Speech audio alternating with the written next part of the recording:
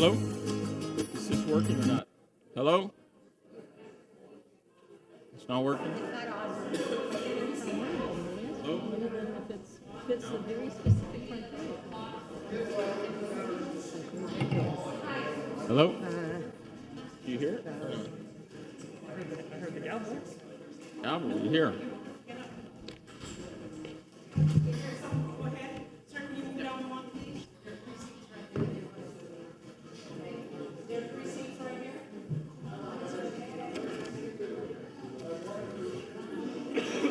Well, another day in paradise. Thanks. We can get those out of the way. I was told that there would be no deferrals today. I don't know. I will double check, but I'm going through my thing. This is going to be interesting.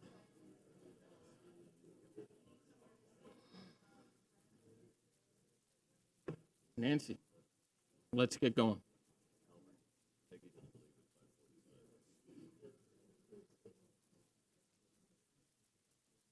No. Well, then you will escape as stealthily as possible. Okay? If Peggy leaves, I leave. I leave with Peggy. Okay. Good afternoon. Large packed audience today. I'm going to ask everybody to turn off their cell phones. I think over there. And to please be as quiet as you can be. And we'll get started. Anyone today who wants to speak needs to sign in with Nancy.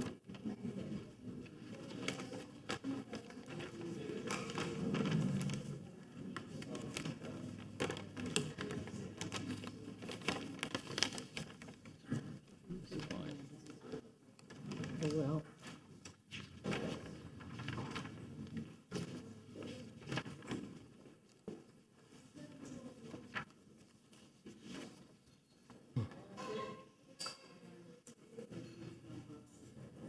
Nancy, we ready?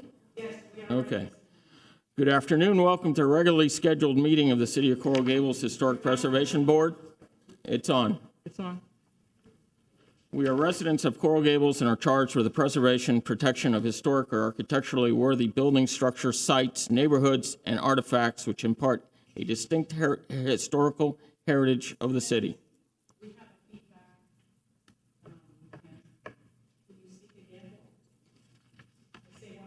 You want me to start from the top? Technical issue. Well, let's have them fix it so we can get started.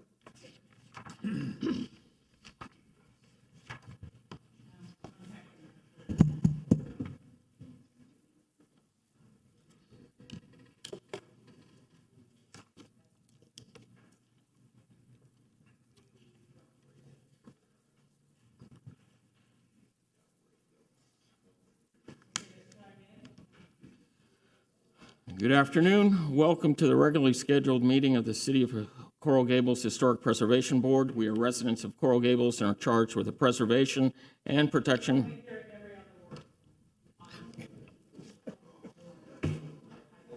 Fella. 5 minutes.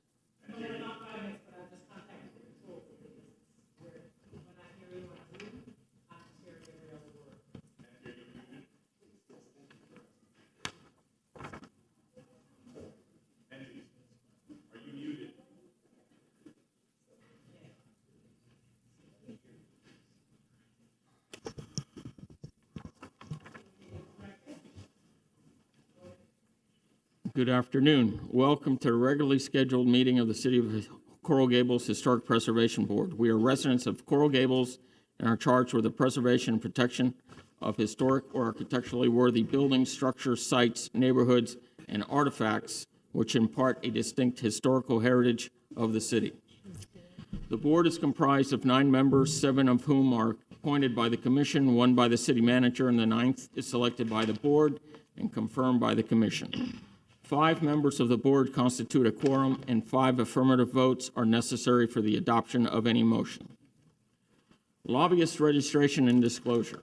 Any person who acts as a lobbyist pursuant to the City of Coral Gables Ordinance Number 2006-11 must register with the city clerk prior to engaging in lobbying activities or presentations before city staff, boards, committees, and/or the city commission. A copy of the ordinance is available in the office of the city clerk. Failure to register and provide proof of registration shall prohibit your ability to present to the Historic Preservation Board on applications under consideration this afternoon. Lobbyist is defined as an individual, corporation, partnership, or other legal entity employed or retained, whether paid or not, by a principal who seeks to encourage the approval, disapproval, adoption, repeal, passage, defeat, or modifications of any ordinance, resolution, action, or decision of any city commissioner, any action, decision, recommendation of the city manager, any city board or committee, including but not limited to quasi-judicial, advisory board, trust, authority, or council, or any action, decision, or recommendation of city personnel during the time period of the entire decision-making process on the action, decision, or recommendation which foreseeably will be heard or reviewed by the city commission or a city board or committee, including but not limited to quasi-judicial, advisory board, trust, authority, or council. Presentations made to this board are subject to the city's False Claims Ordinance, Chapter 39 of the City of Coral Gables City Code. I now officially call the City of Coral Gables Historic Preservation Board meeting of January 19th, 2023 at 4:08 p.m. Present today are Ms. Donna Spain, Ms. Peggy Rolando, Mr. Michael Maxwell, Mr. Cesar Garcia Pons, Mr. John Fullerton, Ms. Alicia Bakovic, Mr. Bruce Herrenhaft, and myself, Albert Menendez. Next item on the agenda is approval of minutes for the meeting held on December 21st, 2022.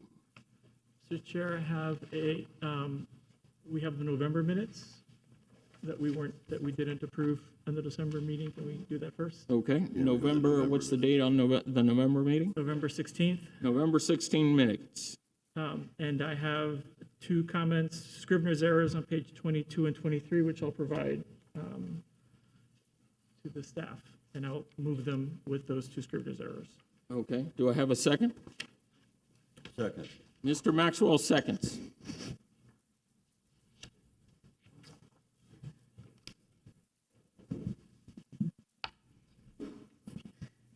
Ms. Rolando, Yes. Mr. Garcia Pons, Yes. Mr. Ehrenhalf, Mr. Maxwell, Yes. Ms. Spain, Yes. Mr. Fullerton, Aye. Mr. Durano. Oh, he's not here. I'm sorry. Ms. Bakovic, Yes. Mr. Menendez. Yes. The motion passes. Okay, we would like to defer the, We still have the December minutes. yeah, we just got them, correct? We just did November's. Did we just get December's? Oh, yeah. they're We right just there. received December's, right? So I'm going to defer December's meeting minutes because we haven't been able to review them yet. Thank you. Okay? All right, next item, notice regarding ex parte communications. Please be advised that this board is a quasi-judicial board and the items on the agenda are quasi-judicial in nature, which requires board members to disclose all ex parte communications. An ex parte communication is defined as any contact, communication, conversation, correspondence, memorandum, or other written or verbal communication that takes place outside a public hearing between a member of the public and a member of a quasi-judicial board regarding matters to be heard by the quasi-judicial board. If anyone has made any contact with a board member when the issue comes before the board, the member must state on the record the existence of the ex parte communication, the party who originated the communication, and whether the communication will affect the board member's ability to impartially consider the evidence to be presented regarding the matter. Deferrals. Mr. Adam, do we have any deferrals today?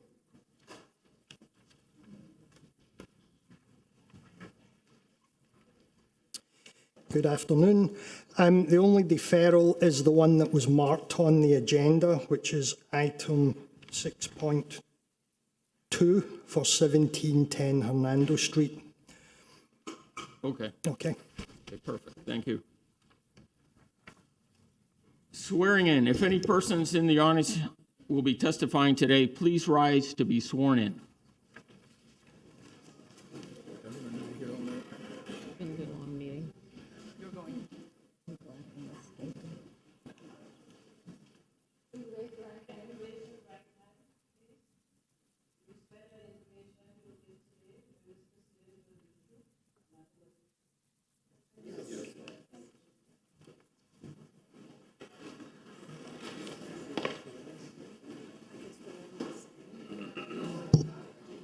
Okay, first case file. Local historic designation, case file LHD 2022-014. Consideration of the local historic designation of the property at 110 Phoenicia Avenue, legally described as lots 1 to 10 inclusive, block 21, Coral Gables, Douglas section, according to the plat thereof, is recorded in Plat Book 25 at page 69 of the Public Records of Miami-Dade County, Florida. Chair, before we start, the owner's representative has a request for the board, if you would be willing to hear it. Sure. Mr. Chair, it's a unique situation, but we have some parents in the audience that have children with autism, and they may get a little rowdy, so I just wanted to give you a heads up before, but also we would like to see if maybe we could take the public comment section a little earlier than normal so that we could accommodate those parents who do have children with learning disabilities. The public comment section will come after the applicant has their presentation. Perfect. And after the city states their presentation. So then could I save my presentation? I represent the property owner here whose property is sought to be designated. Obviously, we have a very important stake in this. We have a presentation to give. Would it be possible to take public comment prior to that? I don't mind holding my presentation until the end. If you don't mind, I don't mind doing Okay, that. I wouldn't mind. I think it's the right thing to do, so. All right, thank you. Okay. Please state your name. Good afternoon. My name is Bonnie D. Bolton, and we filed an application to have the Garden of Our Lord designated historic. And do I start my presentation? Can you start the PowerPoint, please? Thank you. I'm honored to introduce you to the panel of experts who wrote the aesthetic and architectural criteria for this report. Rocco Co, Joanna Lombard, Carlos Marin, and Nanette Martinez. Rocco Co, Joanna Lombard, and Carlos Marin are all Harvard-educated architects with the American Institute of Architects. And Rocco is a fellow. Rocco and Joanna are professors of architecture at the University of Miami, and they are the authors of The Historic Landscapes of Florida, a book which I'm sure many of you are familiar with. Carlos Marin is a practicing architect and former member of the Board of Architects, and Nanette Martinez is an architect and professor of architecture at FIU. Unfortunately, with UM starting their classes this week, Rocco and Joanna are unable to be here today, and Carlos Marin has COVID, so. But the Garden of Our Lord exceeds the city's criteria for historic designation under the categories of aesthetics, architecture, culture, and history. We have applied for designation under 9 different criteria when only one is necessary for designation. The foremost authorities on historic designation in South Florida and the state of Florida support the historic designation of the garden. They are the much beloved founder of the preservation movement in Florida, Sally Jude, who you received a letter from her, and Dolly McIntyre. Dr. Paul George is a very enthusiastic supporter of the gardens designation. Dr. Seth Bramson, Dr. Corellia Carbonell, the Florida Trust for Historic Preservation, the Miami Design and Preservation League, the Historic Preservation Association of Coral Gables, Vizcaya, all 900 members of the American Institute of Architects, and the City of Coral Gables Landmarks Advisory Committee. And their support is demonstrated by the letters which they wrote and which all of you have. The garden's historic designation is also supported by many highly esteemed individuals and organizations, and that's evidenced by the letters of support which have accompanied this application.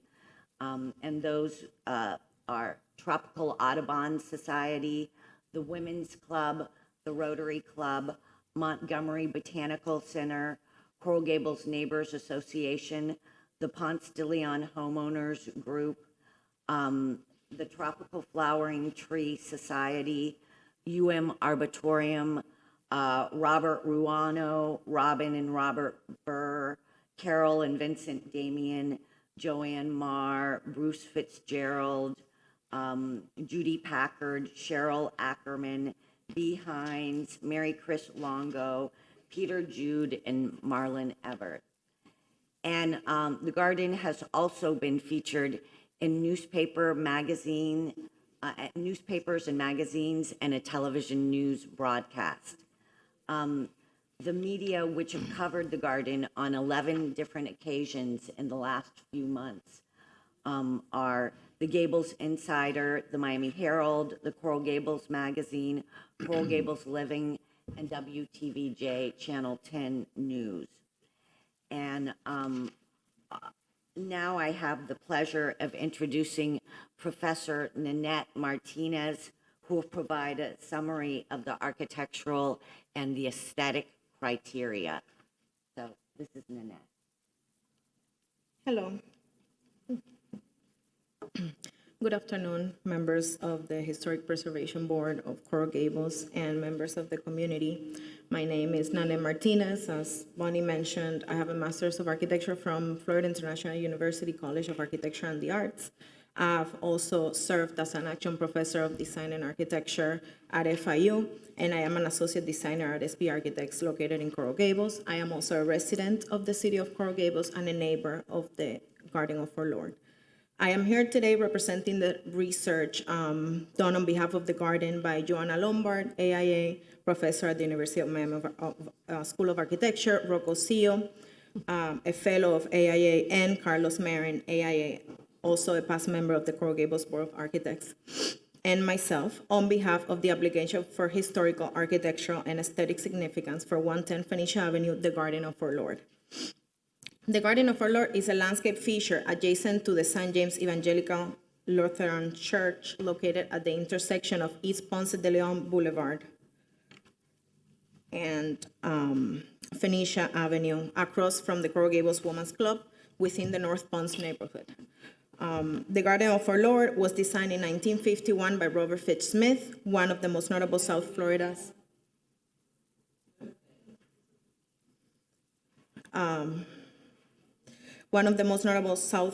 early architects. You might be familiar with him already. So as per Article 8, Section 8103 of the Coral Gables Zoning Code, the criteria for designation of historic landmarks on historic districts states that a local historic landmark must have significant character, interest, or value as part of the historical, cultural, archaeological, aesthetic, or architectural heritage of the city, state, or nation. The eligibility of any potential local historic landmark shall be based on meeting one or more criteria. Today, 110 Phoenicia Avenue, the Garden of Our Lord, is eligible for designation as a local historic landmark based on 7 significance criteria, which you can see on the, right here. All right. So first, criteria A, historical cultural significance. We're applying for item number 5. It's associated in a significant way with past or continuing institution which has contributed substantially to the life of the city.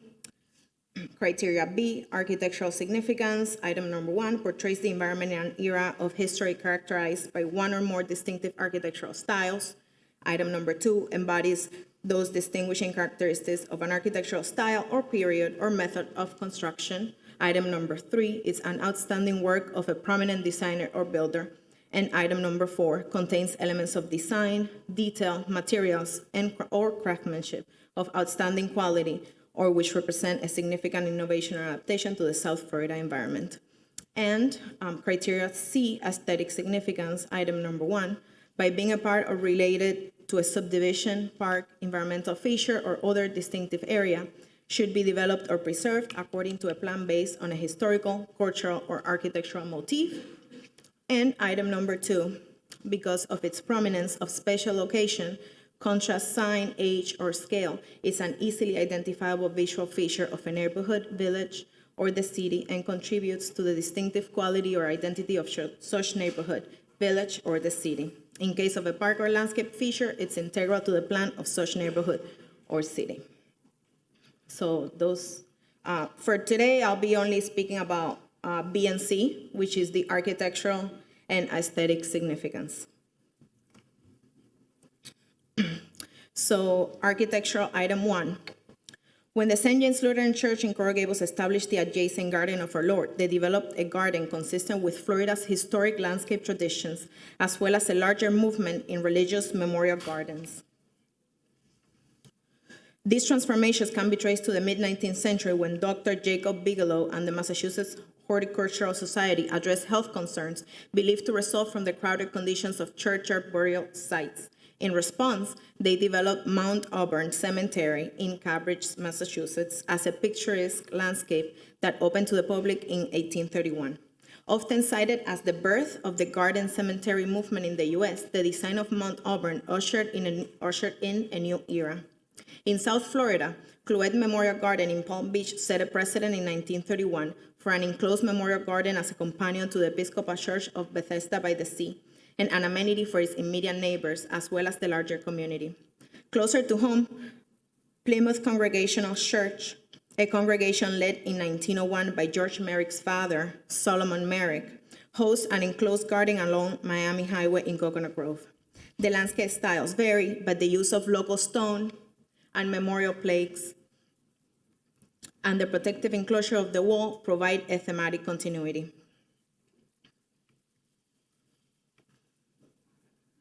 The garden, so for architectural item number 2, the Garden of Our Lord provides architectural elements distinctive of its location and era through its enclosure and application of our architect Robert Fitch Smith's label in his 1951 drawings of the wall as the Florida Keystone. And we can look at his original drawings right here.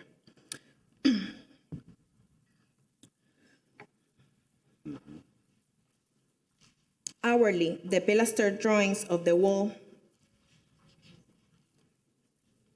respond to the architecture of H. George Fink's landmark structure for the Coral Gables Women's Club, 1936, across the street. And we can see an example of that right here.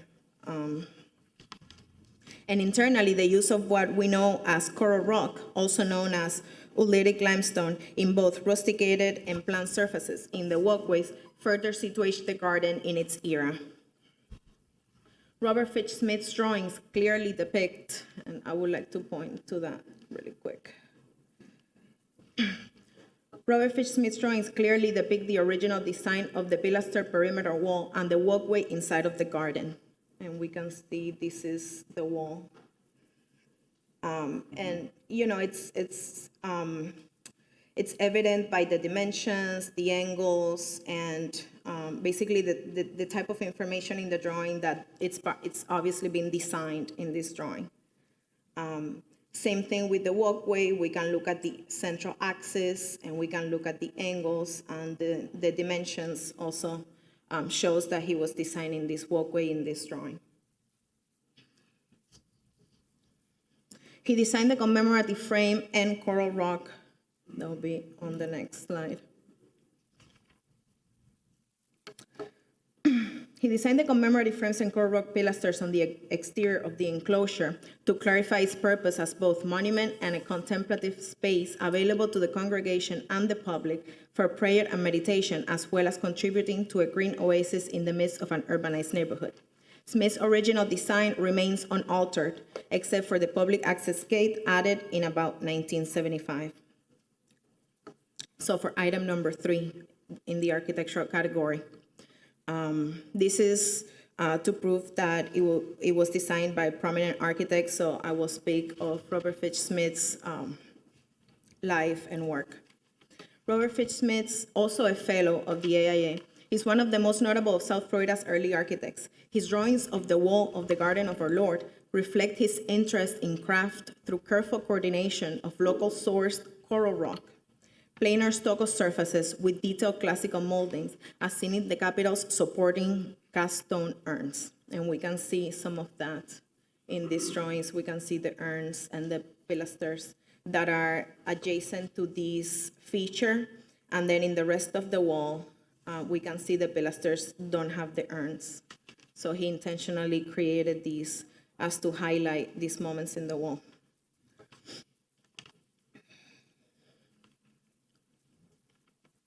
The garden wall today clearly stands out as a significant design, and even a casual observer would likely be unsurprised to learn that this distinctive wall is the work of a prominent architect credited with decades of accomplishment.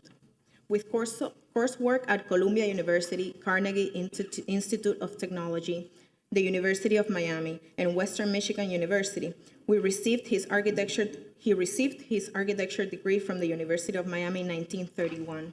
While a student at the University of Miami, Robert Fitch Smith also taught in the newly formed Department of Architecture from 1929 to 1931 as one of its earliest instructors.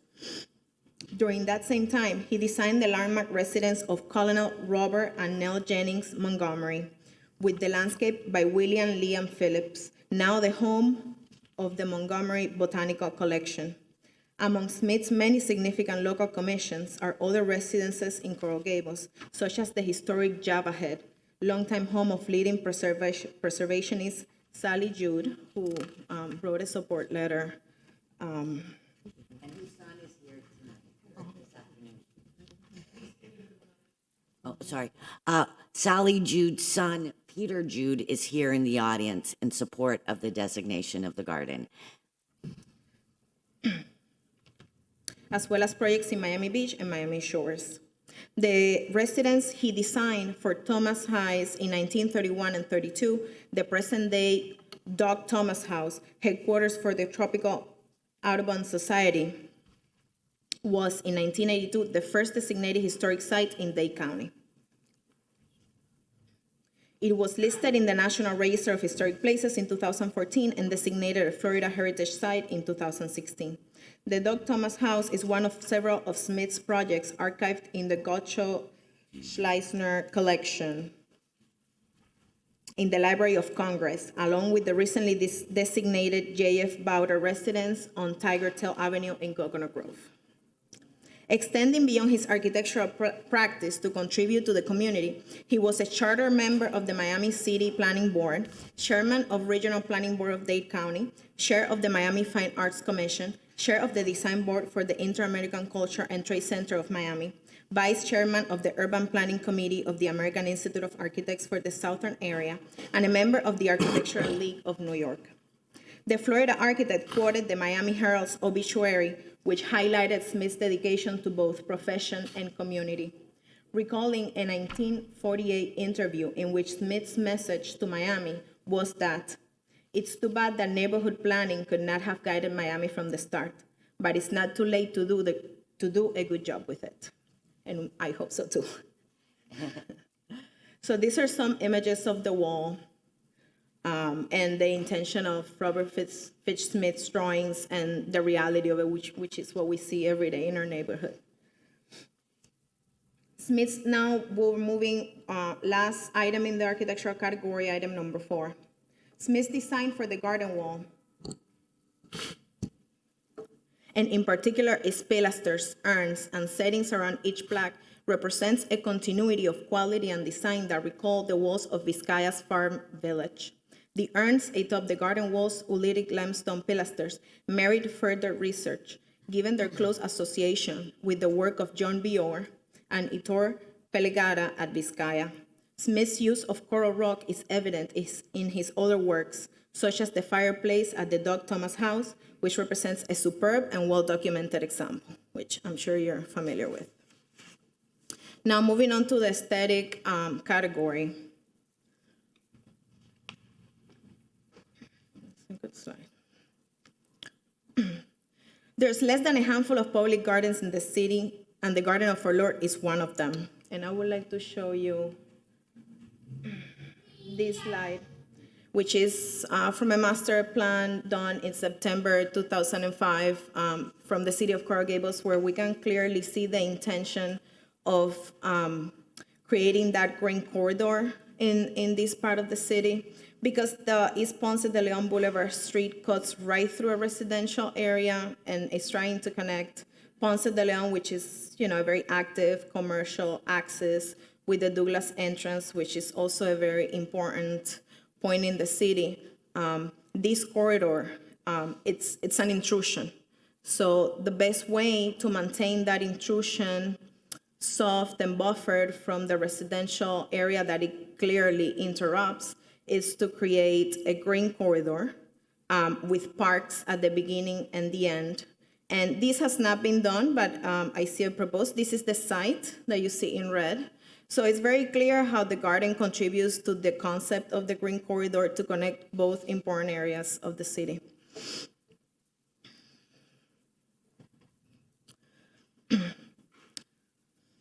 East Ponce de Leon Boulevard follows a curvilinear path leading to the Douglas entrance to the city. The garden is located about halfway along this path, which is what we were looking at just now. A prominent right-of-way in the early years of the city, seen in Merrick's original master plans dating back to the 1920s. So this street was drawn in the original plans connecting the Douglas entrance. East Ponce de Leon Boulevard currently defines the west edge of the neighborhood, largely populated by garden apartments.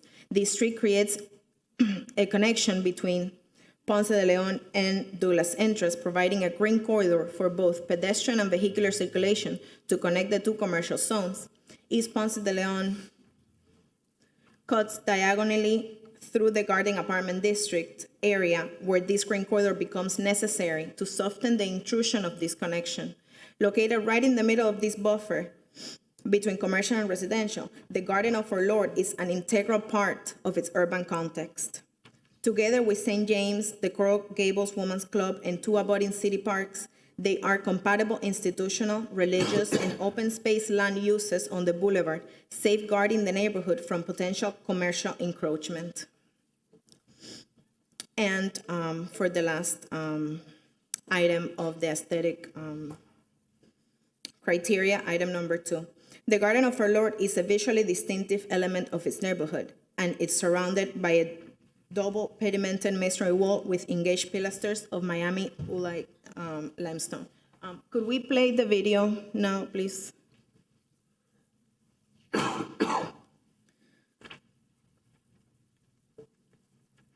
So the video that will play is just me walking on the sidewalk, filming what I see, and just so you get a feel of how the garden feels when you're walking on the neighborhood.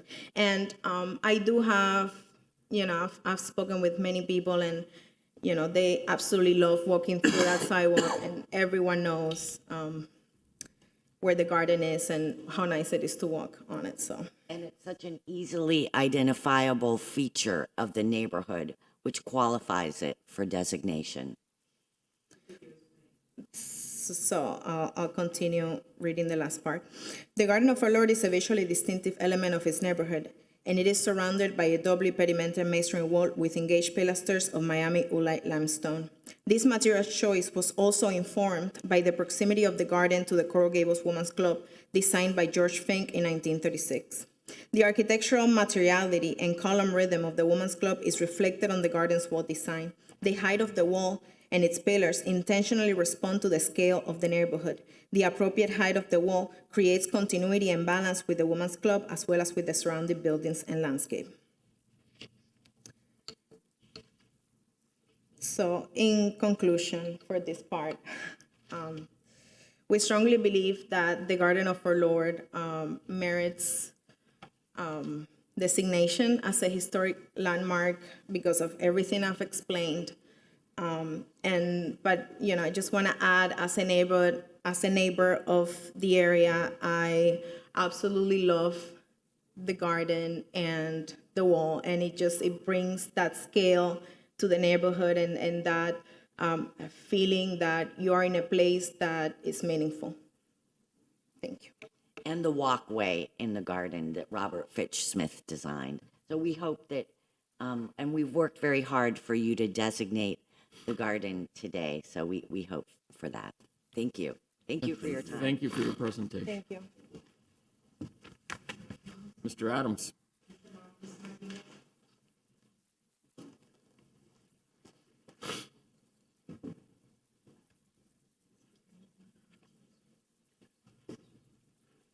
Can you play the PowerPoint, please?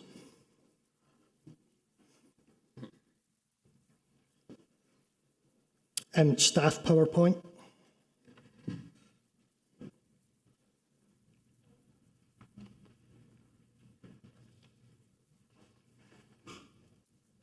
Thank you. Okay, this is my response to the designation request.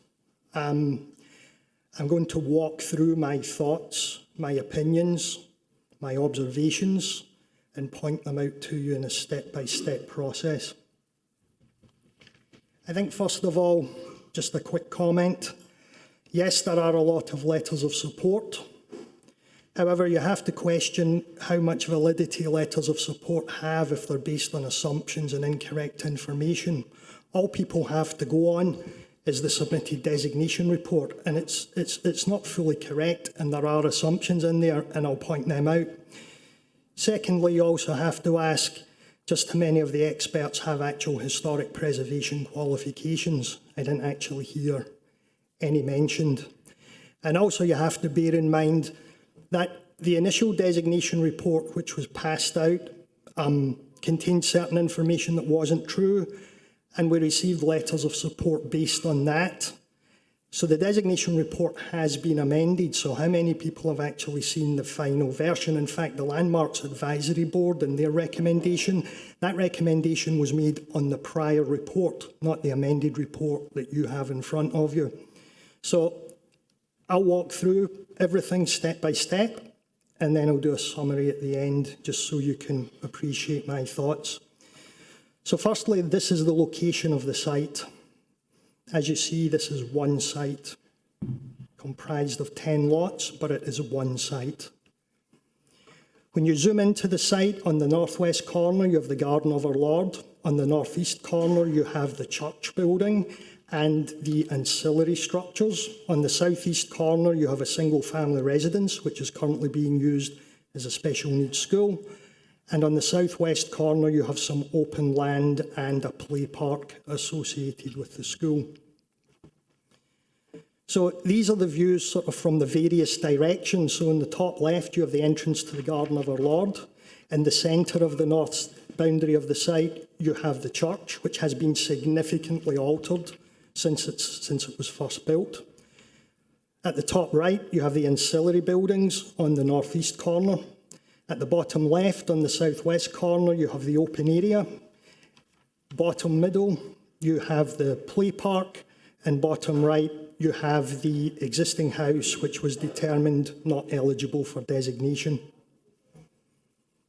So there you have the boundary wall of the site, a couple of general views of the site, and the coral rock pond, and a wall with the plaques on it. I think you saw sufficient photos in the previous presentation. So some background for you.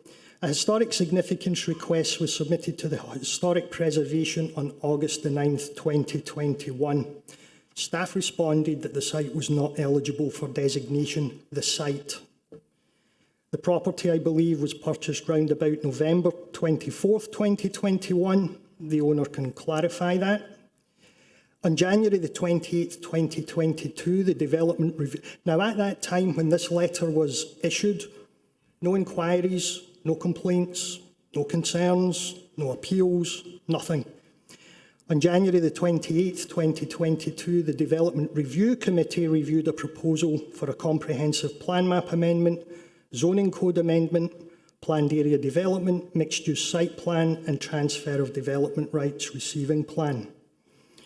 On August the 19th, 2022, the applicant submitted a historic designation application a full year after the initial determination was made.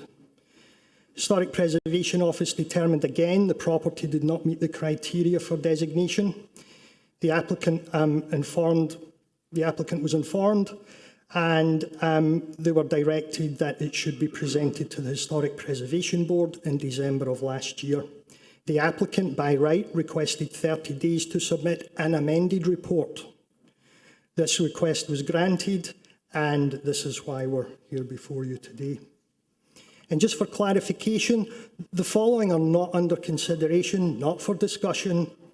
So any comments related to it are not under the board's purview. The proposed mixed-use development, any required rezoning, which the property would need to move ahead with the new development, the creation of a park or tree preservation. So with your purview, it's irrelevant. We have to stick to the code for historic preservation. So just some clarification. Reports based on the initial designation report suggested the garden served as a cemetery.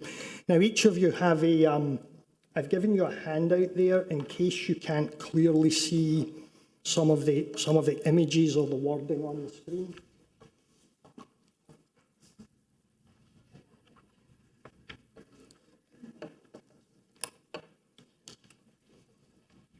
So the handout is titled Board Information as shown in the PowerPoint. This is just exact copies of what's in the PowerPoint in case you can't read anything. So the first thing you have in there is a letter from a funeral director with 40 years experience. So just for clarification, there are no church records identifying burials have been located. Now, this garden was designed in 1951. You would believe there would be records of burials if it was as recent as 1951. There are no historic newspapers identifying any burials have been located there. The previous owner of the site, St James Lutheran Church, did not indicate to the current owner there are any burials there. The current owner exercised their due diligence prior to purchase. There are some bronze memorials set into the ground. These were evaluated by Mr. Ari Oberstein, a funeral director in Miami-Dade County for 30 years, who determined they are in memoriam garden dedications or tree dedications with no urn placements. And you have that there. And just as an added level of protection for any site, regardless of whether it's historic or not, if any remains are found during excavation, work must stop. The county archaeologist must be called. So it does the property owner no good to have everyone there on site ready to start the work and potentially dig up human remains. The second thing for clarification, and it's the second letter that you have, per the owner's representative, 2 urns containing cremated remains were interred in the garden wall. The urns have been removed and given to the family members of the deceased in accordance with all legal requirements, as confirmed in a letter from Wendy Russell Weiner of Death Care Regulatory Legal and Consulting Services. Ms. Weiner is an attorney licensed to practice law in Florida since 1933, who has practiced exclusively in this area for most of her career. So you have the letter there confirming this was done. Now, some people may have an issue with removing cremated remains. Me personally, I believe that's something that the family should determine, and that's their choice, and they agreed to it. So code considerations. A historic landmark means any site, building, structure, landscape feature, improvement or archaeological site which property has been designated as a historic landmark. So my initial review was to review the property, which is this, and if you designate this site, you're designating the block. The way it stands at the moment, you're designating the entire block, so just keep that in mind. Secondly, should this site be designated? Obviously, it's a protected site because it's designated. However, this section of the Code 8-110A states no COA shall be granted for the removal, relocation, concealment or effective destruction or damage of any landscape features, especially designated as significant within the boundaries of a historic landmark, unless one of the following conditions exist. The designated landscape feature or archaeological site is located in the buildable area or yard where a structure may be placed and unreasonably restricts the permitted use of the property. So remember what I said, you're designating the entire site here. The second thing is, and of more importance, the designated vegetation is inappropriate in a historical context. So please keep that in mind, the vegetation in its historical context. And integrity, you know that to be eligible for designation, a site must retain its integrity. Highly important, it must retain sufficient integrity. So let's firstly talk about Robert Fitz-Smith. He was an accomplished architect with some notable sites that meet the criteria for designation. He was not a landscape architect. He designed buildings. As noted in the designation report, by the 1930s, Robert Fitz-Smith developed a keen understanding and talent of subtropical design integration in his designs for the Doc Thomas House and the Colonel and Mrs. Montgomery, which has been dubbed the Stairways to the Sun. He went on to design several buildings related to their environment. When you look at the Tropical Audubon Society website, the owners of the Doc Thomas House, Thomas commissioned Robert Fitz-Smith, newly graduated from the University of Miami Architecture Programme, to design a home that would fit organically in the property's wooded setting. He didn't design the landscape. Then if you look at the Montgomery Botanical Centre website, historically Colonel Montgomery utilised the expertise and professional advice of the landscape architects William H. Rhinesmith and William Lyman Phillips.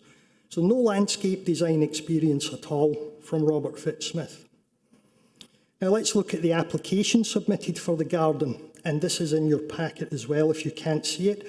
The permit application clearly states wall and walk.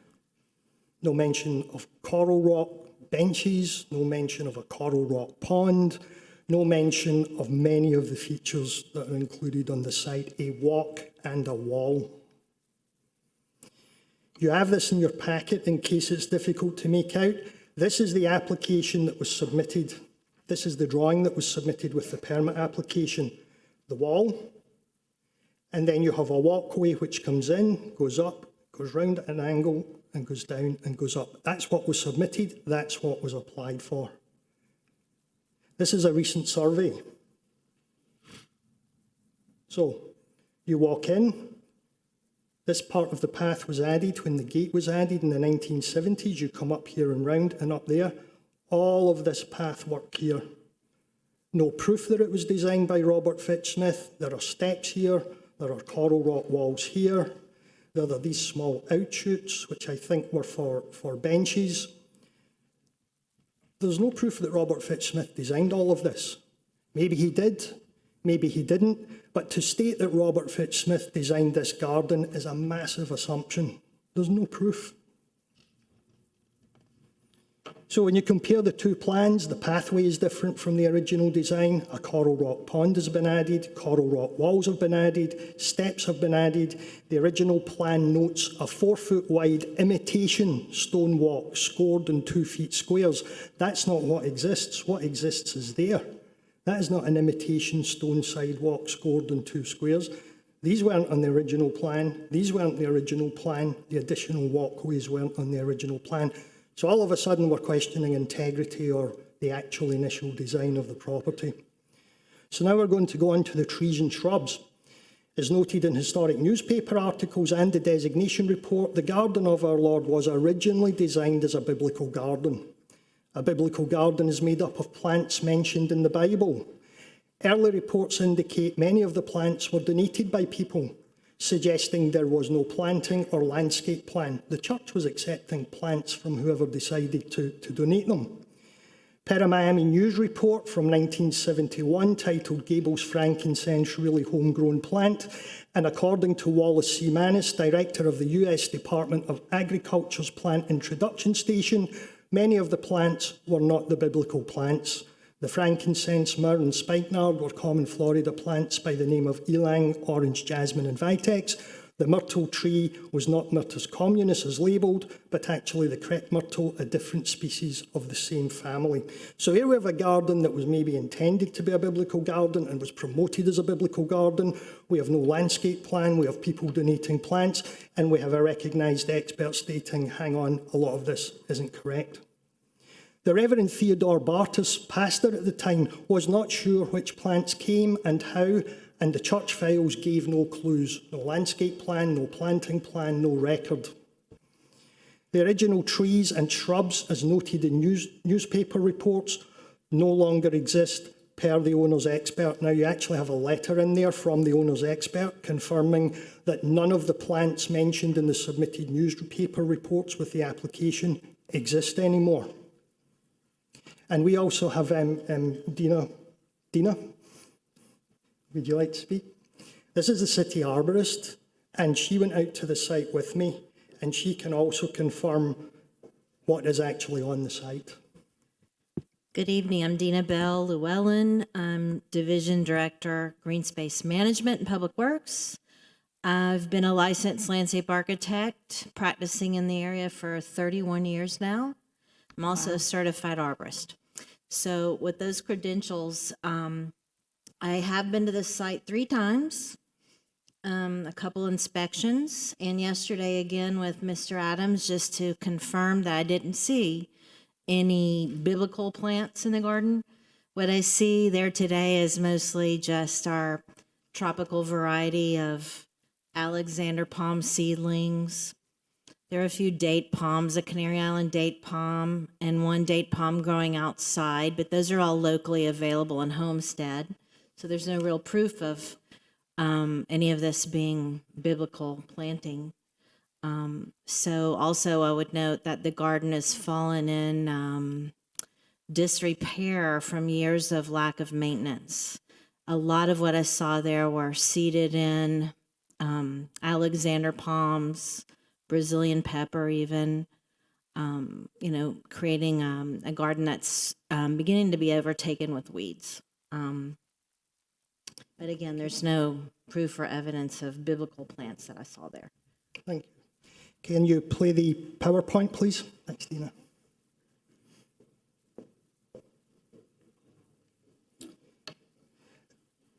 Now, we know the garden was designed, built in 1951, and reports do show that it was a popular attraction at that time in the 50s and the 60s. But per a Miami Herald article from 1974, the garden had started to decline. The report titled Garden of Our Lord Grows in Coral Gables notes the loss of trees, vandalism, the theft of statues, damage to the statue of Christ, and discovering hypodermic needles and marijuana plants on the site. A further Herald article from 1974 notes alteration to the church, including a renovation of the garden. So I think what we had was a site that was, in all good intentions, designed initially as a biblical garden. It did receive a lot of visitors. For some reason, by the 1970s, this had started to decline. The garden was falling into disrepair. And then the church decided to do alterations. So again, there's a question over the integrity of this site. And then from 1974 onwards, there are very few reports on this garden, and they mainly consist of notifications of events and services. So I think really since the 1970s, the garden fell into decline, maybe wasn't used as much, but it certainly wasn't the noted biblical garden that it was originally made out to be. So I've got some additional comments in the submitted report. The expert opinions contained in the report appear to use copy of the applicant's photographs or show only the exterior of the garden wall or contain no photos. This raises the question, how many of those contributing have visited the interior of the garden? And if they haven't, can you truly give an expert and full professional opinion on something that you really haven't seen? The contribution by Nanette Martinez begins with, the Garden of Our Lord was designed by Robert Fitz-Smith. Apparently, or there's no proof that it was. The remainder of the report focuses on the wall and the streetscape and does not really address the garden itself.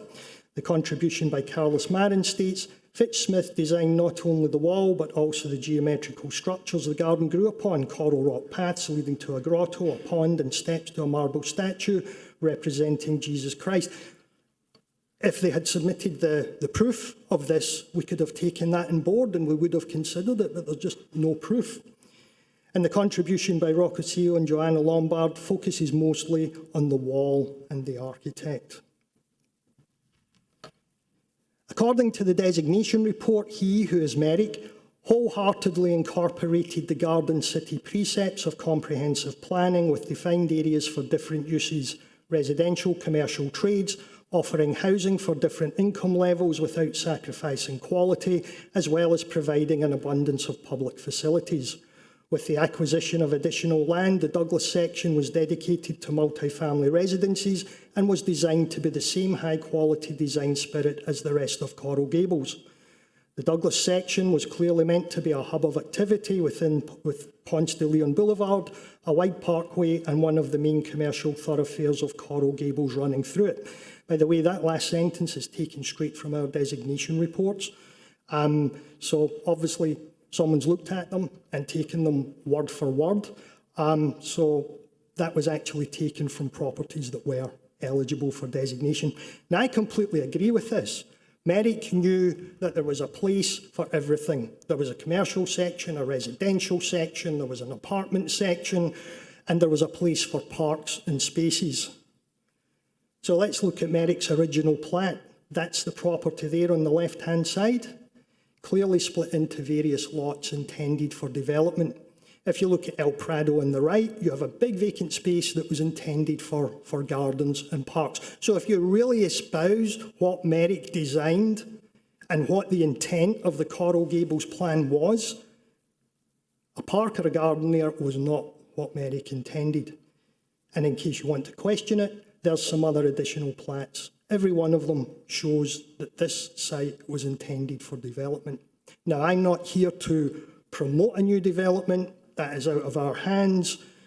That has to go to planning and zoning. It needs a rezoning. That has to go through another process. All I'm saying is, if you're espousing Merrick's plan and his ideals, this is what he had planned. So now I'm going to go through the criteria just to finish up in summary. So I went through the report, and the application form lists slightly different criteria from in the report. However, I'll go through all of them. Number one, historical cultural significance. One is associated in a significant way with the life or activities of a major historic person important in the past. While Robert Fitz-Smith was an accomplished architect, he does not rise to the level of a major historic person important in the past. A 2016 historic designation for a Fitz-Smith property at 229 Ridgewood was approved by the board and successfully appealed to the Commission. This application did not list Robert Fitz-Smith under this criteria. And as you see by our other designation reports, it'd be incredibly rare to list an architect under this criteria.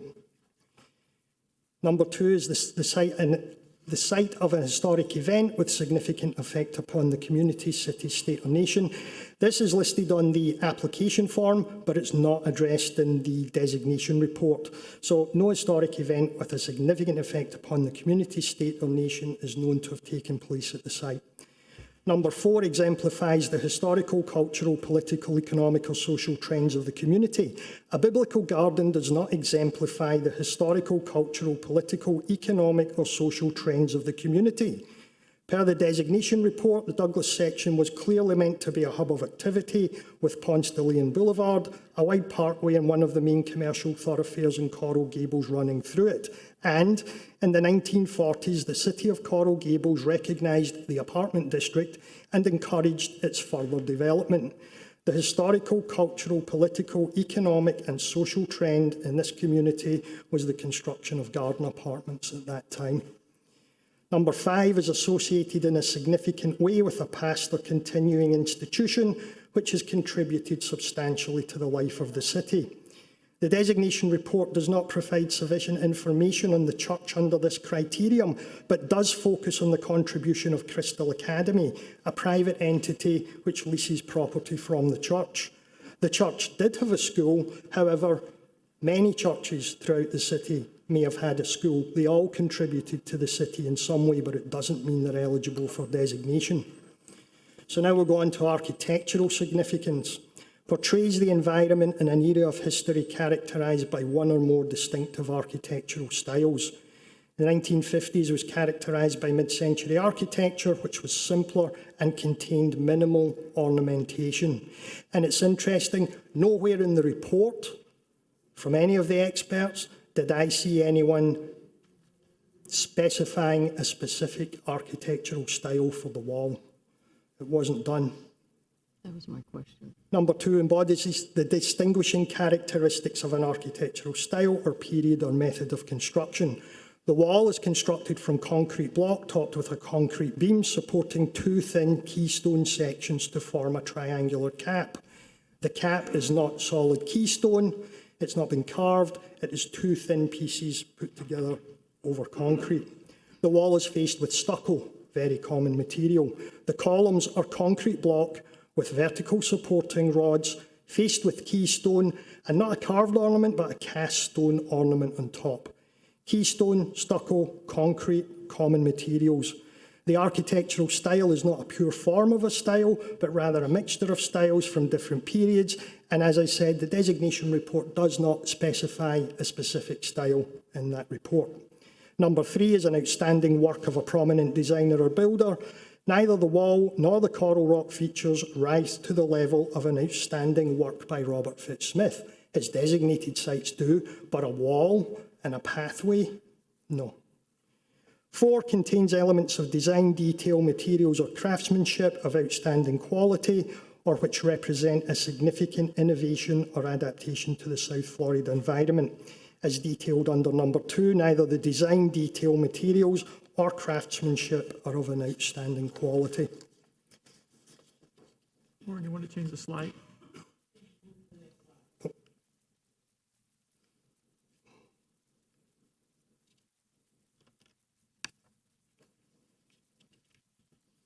Not working.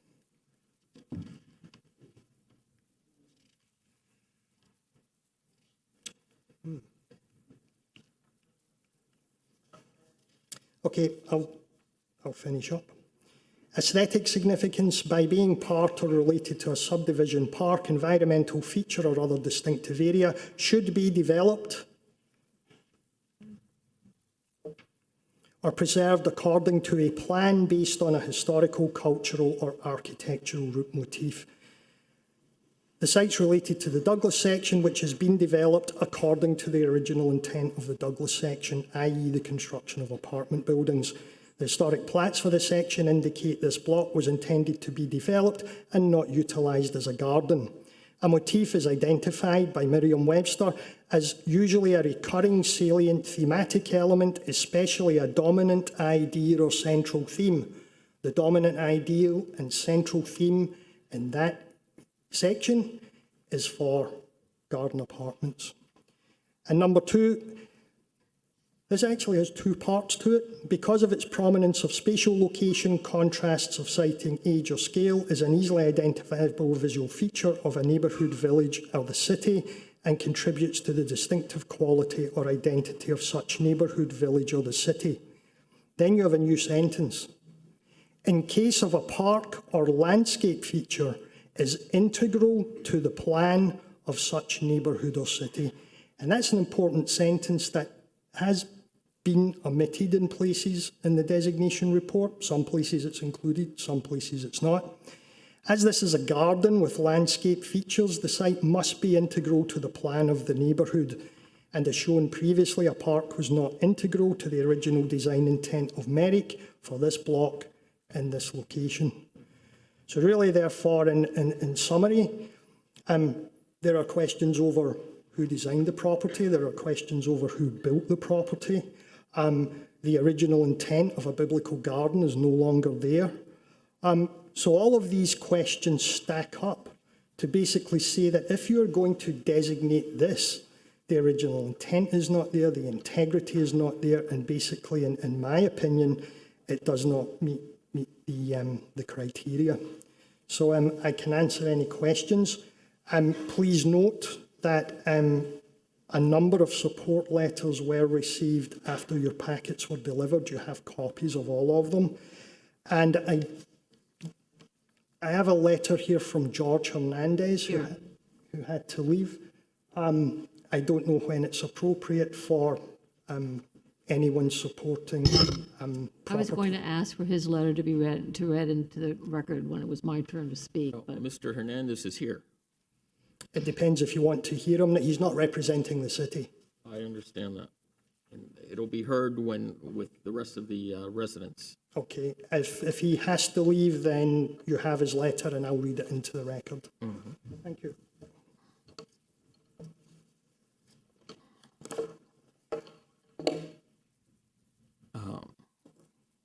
At this time, I'm going to open up for comments either in favor or opposition of this case to the audience. I'm going to ask that people be brief. I'm going to give people, because there are so many residents here today, I'm going to give every resident their turn, but at least maximum 3 minutes per resident. And I'm going to start with the residents who are standing. And if there's anyone who would like to speak in favor or opposition of this, then one by one you can come up, starting with those who are standing. Mr. Chair, I'd just like to remind you that at the end of the public comment, on behalf of the ownership, I would like an opportunity to present as well. Yes, sir. Thank you very much. I'd like to hear from George Hernandez if he has to leave early. Thank you. Excuse me. I'll just read my comments. It won't take 3 minutes. And thank you for allowing me to speak now. But I was standing and I'm against it. So. Confirm that you were sworn in? No, please do.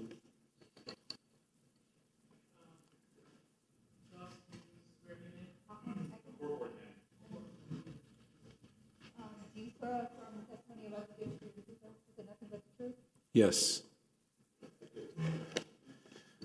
So this is a letter that I sent earlier.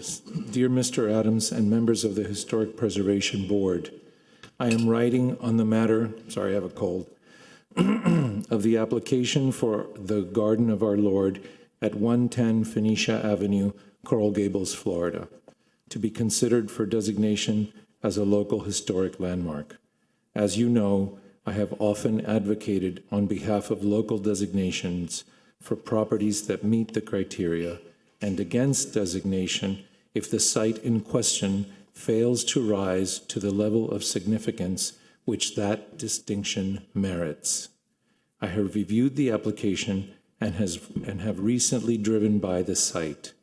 Long ago, I visited the garden itself. In this case, I do not support nomination. The church proper is not being proposed for designation, and rightfully so. The wall of the Garden of Our Lord is a ladder extension, subordinate and dependent on the sanctuary for its spatial and compositional meaning. Without the building, the wall is a fragment, a dangling participle ripped away from its context. I have reviewed the permit plans of the garden wall designed by Robert Fitch Smith, a noted architect whose works have received the distinction of landmark designation. The wall, on its own, is neither significant nor exemplary. There is no known planting plan establishing the layout, composition, or location of specimens in the garden. No landscape architect or master gardener is known to have been involved with what was contained between the wall and the sanctuary in the garden itself. The garden has also not been well maintained, and it would be speculative to reconstruct the design of the biblical garden now lost.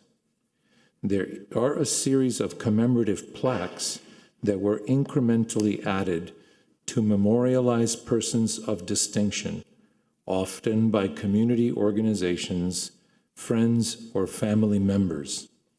But commemorative monuments are not necessarily historical landmarks.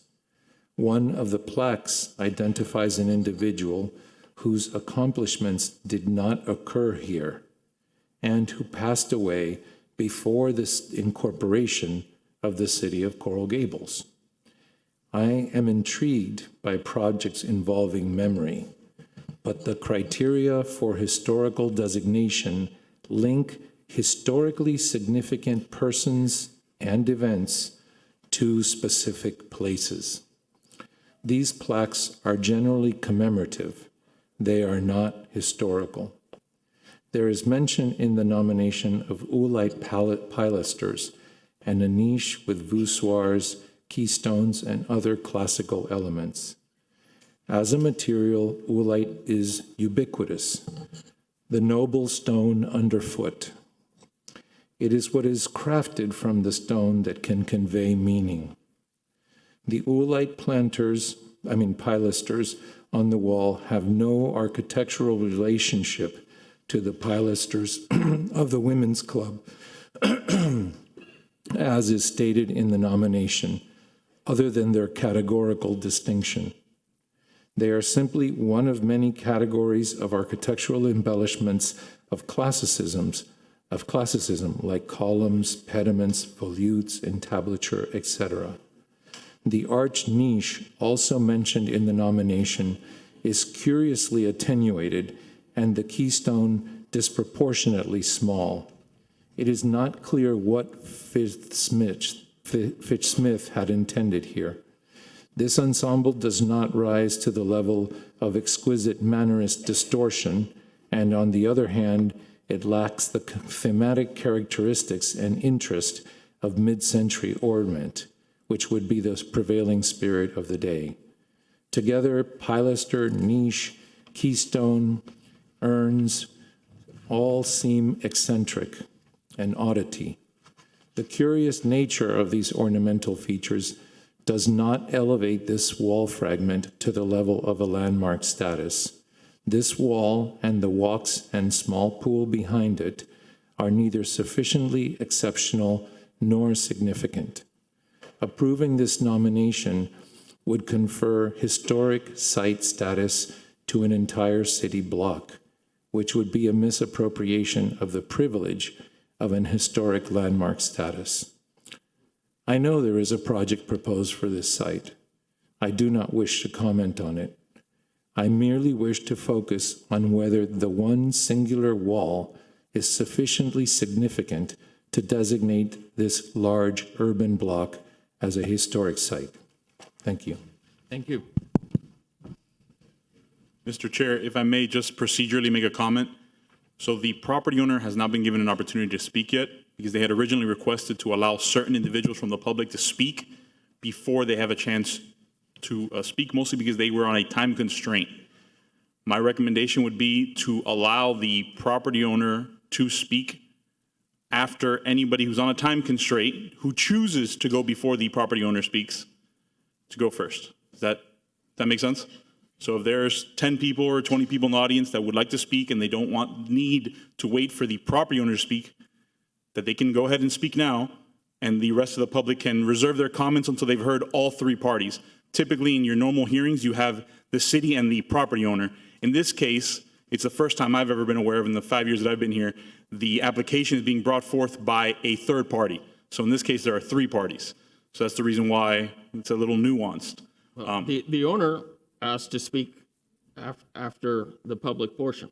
Agreed, but I don't want anybody in the public to feel prejudiced for having to speak before they've heard the property owner speak. So my recommendation would be allow anyone in the public who's on a time constraint or for whatever reason, the opportunity to speak now, which is not unheard of. In the city commission, you can have your entire public comment before every item is even discussed.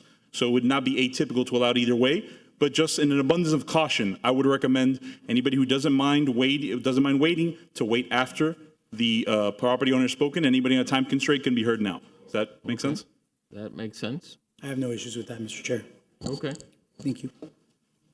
If I may, Mr. Chairman, allow me to present now because I do have a time constraint. So, good afternoon, ladies and gentlemen. For those of you who may not know me, my name is Richard Heisenbuttel, and I'm president of R.J. Heisenbuttel Architects, located right here in downtown Coral Gables. We're like to think of ourselves as one of the premier architectural firms in Florida with a true specialty in historic preservation. The most complex historic preservation assignments and decisions from the Freedom Tower to Vizcaya usually come over our desks. As it relates to the debate over the historic designation of the Garden of Our Lord, I have been asked by both sides to be their expert witness, and I have turned them both down, hoping that this matter would resolve itself without a public preservation battle. The fact that we stand here in front of all of you today tells me that this may not be the case. So as a passionate preservationist myself, I've elected to come forward and speak both as a resident of the city of Coral Gables, as an expert in historic preservation, and to give you my thoughts and remind myself that I sat in Albert's chair for any number of years chairing this board in the past. Now, I applaud the passion of the historic preservation community sitting behind me, Ms. Bolton, and the others who have joined her in this effort to designate the Garden of Our Lord. But preservation is a matter of law. I must say that in my professional opinion, the site simply does not meet the city's criteria for historic designation. I would tell you that while I know the work of Robert French Smith well, I've had the opportunity to restore one of his buildings, the Doc Thomas House restoration just finished last year. This property does not portray the environment in the era of history characterized by one of the distinctive architectural styles. It does not embody the distinguishing characteristics of an architectural style. It is not an outstanding work of a prominent designer. It does not contain the elements of design and craftsmanship that are, quote, outstanding quality. And I could go on, but there's no reason to go on, because quite frankly, Warren Adams has done an exceptional job, and his staff have done an exceptional job in the research of this criteria for designation and for this project. While this is a well-intentioned effort by preservation-minded individuals in our community, it can also be seen as an attempt to use historic preservation as a zoning tool to prohibit new neighborhood redevelopment. Doing this is a tremendous disservice to historic preservation and diminishes the importance of historic preservation. Somehow, these efforts or attempts only occur when a developer announces his intention to redevelop a property. To avoid this sort of thing in the future, the city should regularly, and you should encourage them to do this, Donna. Hi, how are you?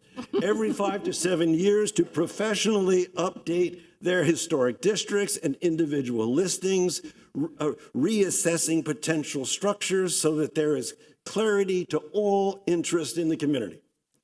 Preservation is an ongoing community effort. Buildings that we may think of today as completely unworthy for designation may be tomorrow's historic landmarks. Thank you very much. Thank you. Okay. If I may, I'm Vincent Damian. I live at 1010 Palermo Avenue. I've been a resident of Coral Gables for 60 years, 55 of those in a historic house. I'm one of the original founders of what then was the Historic Homeowners Association.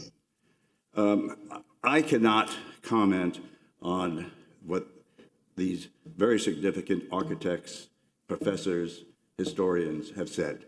They have looked at it, they have said that it does meet the criteria, and they have pointed out in each case how it meets the criteria. Now, there can be people with different opinions, subjective opinions, but I mean, the experts who have come in on this have come down 100% that this is historic in accordance with the criteria of the city. I won't argue any more about that because it's in your report.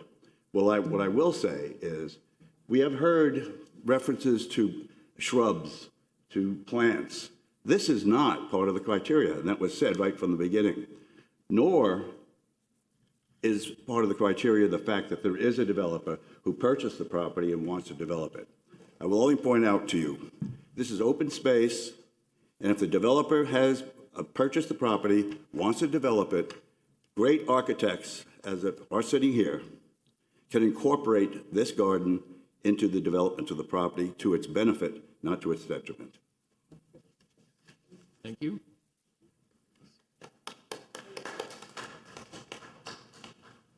Hello, everyone, and thank you for doing what you do. I also serve in one of our advisory boards in the city, and I know this is your personal time. I thank my parents that are here, and I'm sorry this took so long. My name is Maria Palacio. I'm one of the founding members of Crystal Academy. It's a center and the first school in Coral Gables for children with autism. For us, this is a very personal journey because of my own son. And in 13 years that we have been in the St. James Lutheran Church, we have served over 650 families. We are here because we just found out about the impending issue with maybe the development of the area. Years ago, I personally, not because I was thinking that the area was historical, just because of the fear that we had as tenants that a developer would come and would buy us and actually would kick us out of the Gables. I'm a resident of the Gables, and our children live in the Gables. And one of the reasons why we always wanted to be here is because our children live here. We want them to be raised here, we wanted to learn, we wanted to work here, and in the future we want housing for children with disabilities here and students with disabilities. So I reached out to some of you, and back then, this is maybe 7 years ago, there was no historical value in St. James or in the garden. I can tell you that many developers had come. The last developer came during the COVID times, and I'm sorry, this is very emotional for me, and he met with us, and he said, I'm sorry, Mari, but there's not return on investment. And when he said that, I looked at my kids and I said, the return on investment is the kids that we have, that we serve, and it's gonna be the adults in the future, and it's gonna be part of this community. That's a return on investment. So, Please, no clapping, please. Sorry.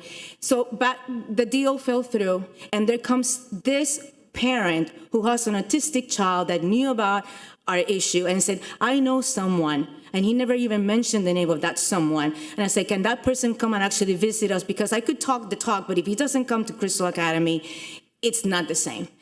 So he came, and he met with the kids, and he said, while you do what you do, it doesn't have to be you, Mari. It has to be Crystal Academy, and the mission is intact.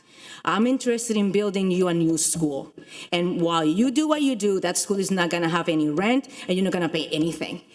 We look at each other, and I look at my kids, and I could not believe that coming out of anybody's words. Because, again, we are in a serving community. What we do is we serve. We are a nonprofit organization. And when this developer, Century Builders, Sergio Pino, even said, you can use the garden of the Lord. And I said, no, thank you, but no, thank you. The garden of the Lord is extremely dangerous for the kids. There's a pond full of mosquitoes and frogs that we actually have to maintain with Clorox. There is sharp edges. There are shrubs that it's like blow and cut. There's nothing else happening in there. So we don't use the garden of the Lord. And again, yes, there are things that we can do in common. I mean, I never even met you, and I'm happy to have met you and talked to you.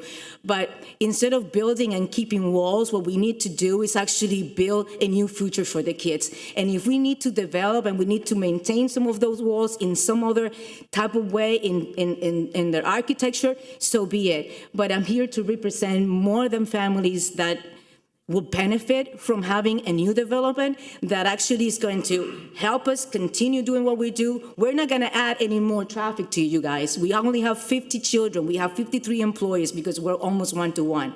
But this new development also gives us the opportunity to perhaps have, and this is something that I'm talking to them, is maybe rent some of their commercial space so our kids can transfer and transition from being young adults to adults, and they have a little business in that development. There's going to be apartments there. Maybe we can also have apartments for people with disabilities. So this opens a new scope of opportunities for Gables residents with disabilities. Again, thank you for your time. I'm bringing you something new to the table, but we're here today to say this is who we are. We want to be here, and we can work together and make it happen. Thank you. Thank you very much. Yes, ma'am.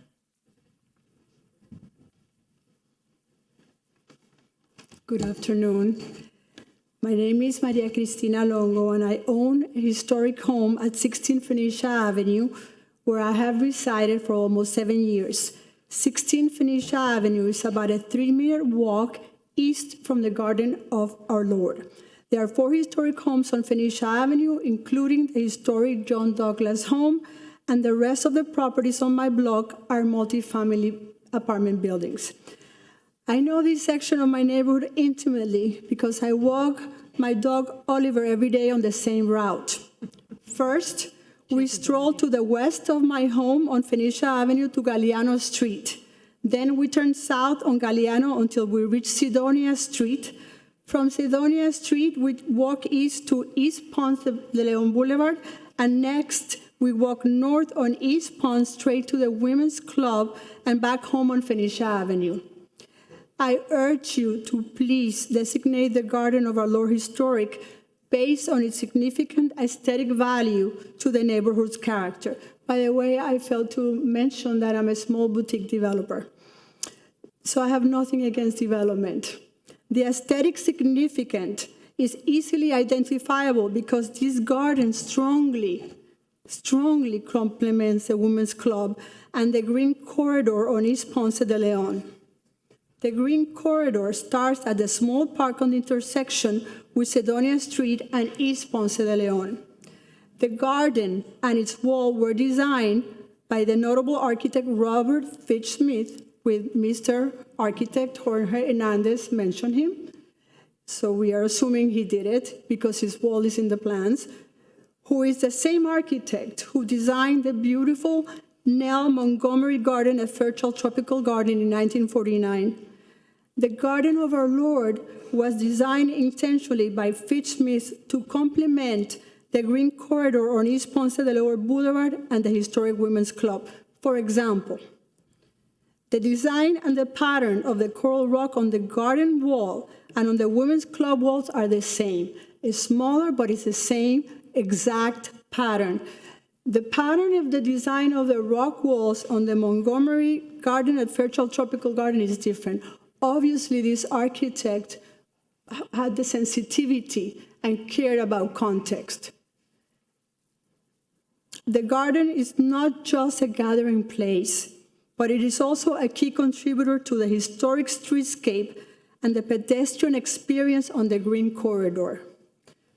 I urge you to please evaluate this garden in the context of its aesthetic contribution to the Green Corridor and the neighborhood, my neighborhood. Additionally, the Ponce neighborhood faces a challenge because property owners of the multifamily properties on Phoenicia Avenue do not reside on the properties, and a large majority don't even reside in Florida. Therefore, they do not know of the potential negative effect of the neighborhood's character and its aesthetic value if this garden is demolished and destroyed. I greatly, greatly appreciate your time and your participation in this very important board. And I urge you again to please have the moral fortitude to designate the Garden of Our Lord historic. Thank you for your time. Thank you.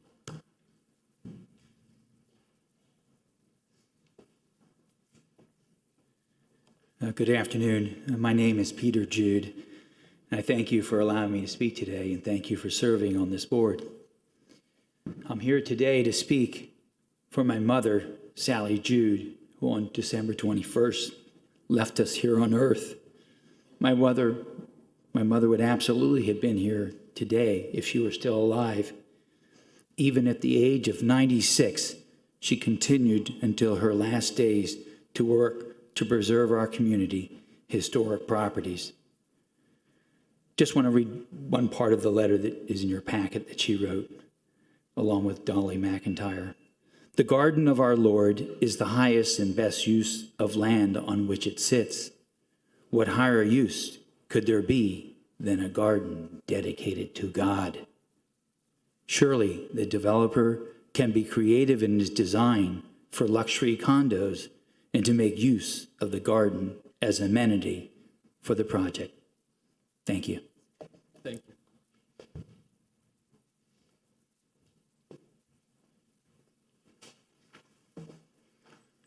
Hello, Elvis Cruz. I have participated in the formation of 4 separate historic districts. I've been a historic preservation activist for over 40 years. And I've read the designation report, and I found it remarkably well written and replete with reasons to historically designate this property.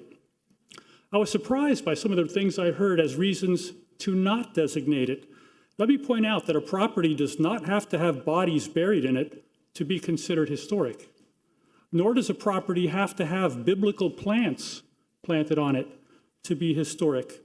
Also, there are many existing parks across our country that were once platted as residential land.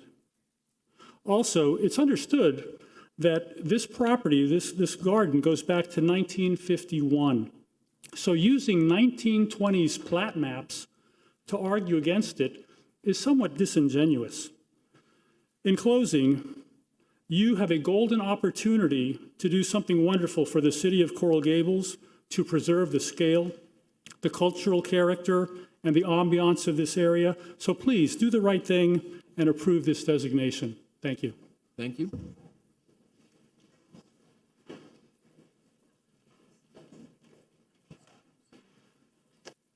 Hello, I'm Jessica Hoppy, and this is my son, Valentino Garcia Rodriguez.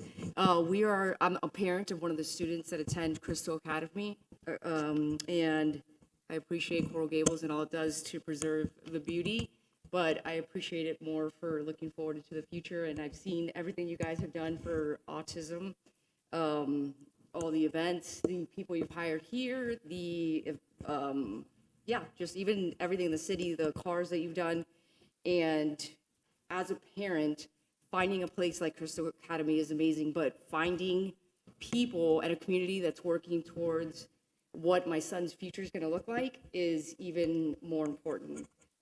Yes, we work very hard since the age of 2, but knowing that he would have a place potentially to live and to work and people that support that means even more to me than, you guys have done a great job. Everything's beautiful here. But now I'd like my son to be able to speak. So I am the older brother of who she was just talking about, and I really don't, if this garden, are you talking about designating a wall historical? You gotta just state what you... Oh, yeah. Okay. So I really do think that it shouldn't, because the school could be built here, and it could help a bunch of kids in their future. And then if you guys don't build this, it will just make so many lives just suffer. It's like you could really designate any place on this earth historical, because it was all made at the same time. But this place could be used as a very useful thing for a lot of other kids that really do need it, like my little brother. So, yeah, I just want to say that. And so, yes, I do think that the school should be built there. Thank you.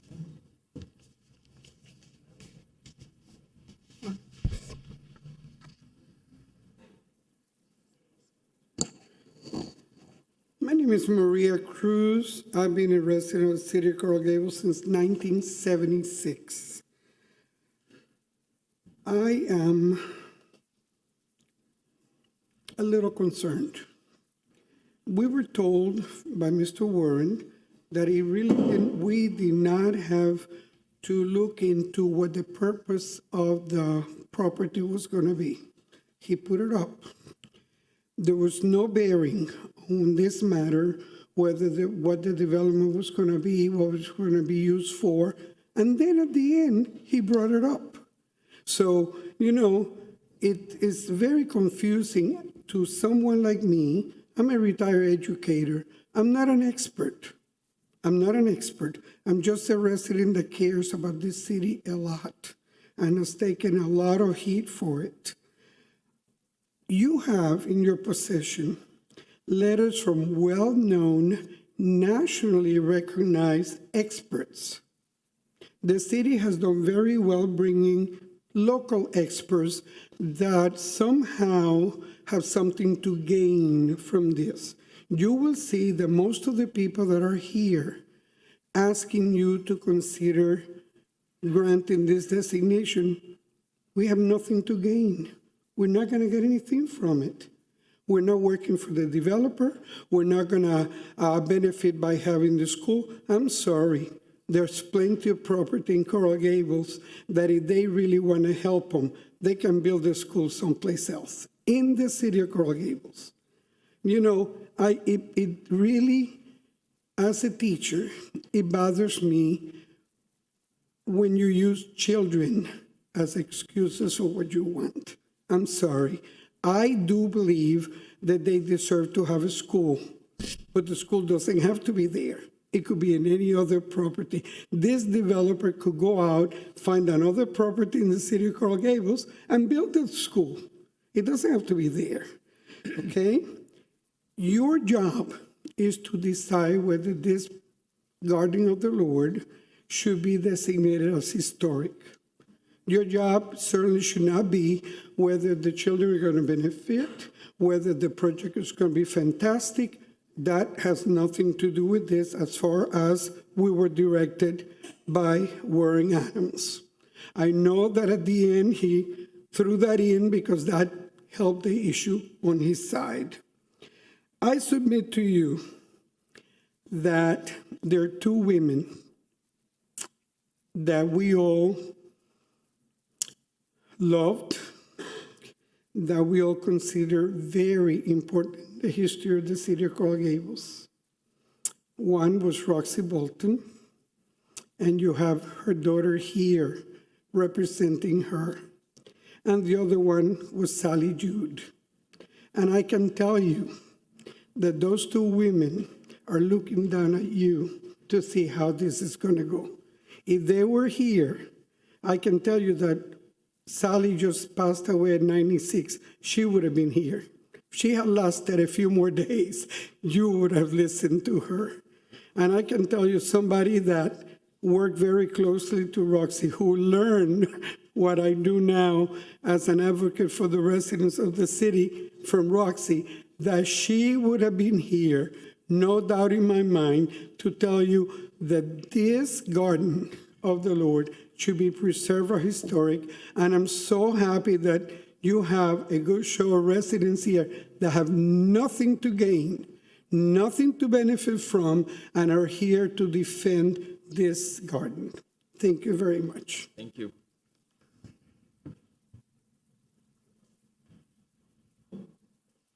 Hello, my name is Rebecca Biondo, and my son Harrison is a student at the Crystal Academy, and I thank you for your time today and your consideration. I would agree that we should keep the comments today focused on the use of the land, and I think that means something different to all of us, because when my son was diagnosed with autism at 1 year old, he began his time at the current property on the Crystal Academy.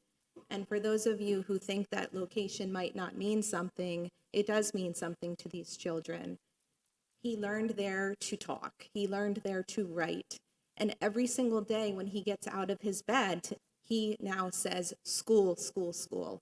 And when we pull in that driveway, if we go the wrong direction, if there's a detour, he starts crying because that property means something to him. It is so great to hear what the residents feel when they're walking down the street, approaching the property, because I have the same feeling, but it means something different to me. My son has been there since he's been 1 year old, as I had mentioned, and I do believe that the residents have something to benefit from having us there. I'm happy that we're focused on the aesthetics of the building, but I implore you to go look in the backyard and look at the garden and look at the children playing there every day. And I would suggest that the residents can go spend time there and they'll get a lot out of it.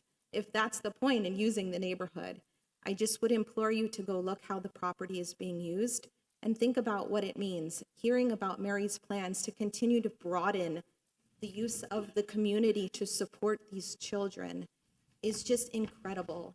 And I would ask you to consider that. Location means something to us. Location is the school, location is the people, location is the community. And it is a part of every day for our children learning to adjust and thrive in this community. And they can thrive and contribute to your community. That's what we're all here for. And so the personal aspect for us as parents, it is the property. It is so much more than that. But please consider what we have there and what we're looking to build and continue to add to the community. My son had to leave. He could not stay for the community or for this meeting. But again, every milestone that he has had has been at that site. So please don't just call it another site. That's not what it is to us. So thank you for your time. Thank you. Hi, my name is Noelle Hobb. My parents owned 1119 Coral Way for 64 years. It's a fake home. I've lived next to this property for 25 years. I think the garden should be designated historic to keep the integrity of the neighborhood, the women's club, and everything. Everyone's talking about like they're going to build this and it's just a school. It's not a school. It has to work within the neighborhood. If we keep our green spaces, it's for the benefit of everyone, including the children. We need the green spaces. To just bulldoze it, to put who knows what, or we do know, it is just criminal. It doesn't work with the integrity of the neighborhood. I've been here my whole life. My mother has come before you guys, fought you guys, won, so you designated the neighborhood. I'm not asking you to designate the neighborhood. I know it's going to be developed, but it's multifamily. Our buildings are 2 and 3 stories. Keep it like a community instead of, if I wanted to live in a high-rise on Ponce and be part of that kind of community, I would go there. But I don't. I like the community. I like being able to walk. I like being able to go into St. James. Is it in disrepair? Sure. That's what people do when they want something to go away. They let it fall into disrepair. They did it to George Merritt's sister's home at the corner of Castile and Coral Way. Gentleman bought it, wanted to tear it down. You guys said no. What did he do? He left it open through the hurricane season. It rotted. It collapsed within itself. He waited out a commission board. Commission changed.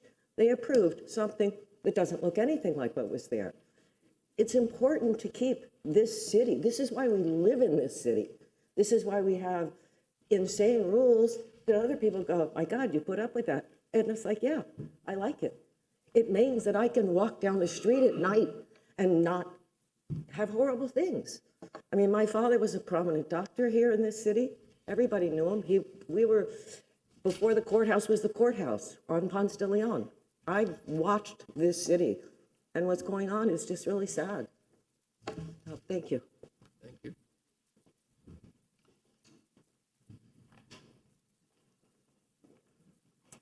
Hello, Joanne Marr, a member of the Villagers, chair of the governing board and docent at the Merrick House. I live at 1225 Valencia Avenue. The Douglas entrance was once called the finest of all of Coral Gables' noble gateways, but for Sally Jude, Dolly McIntyre, and other like-minded individuals who founded the Villagers, it would now be a supermarket and parking lot.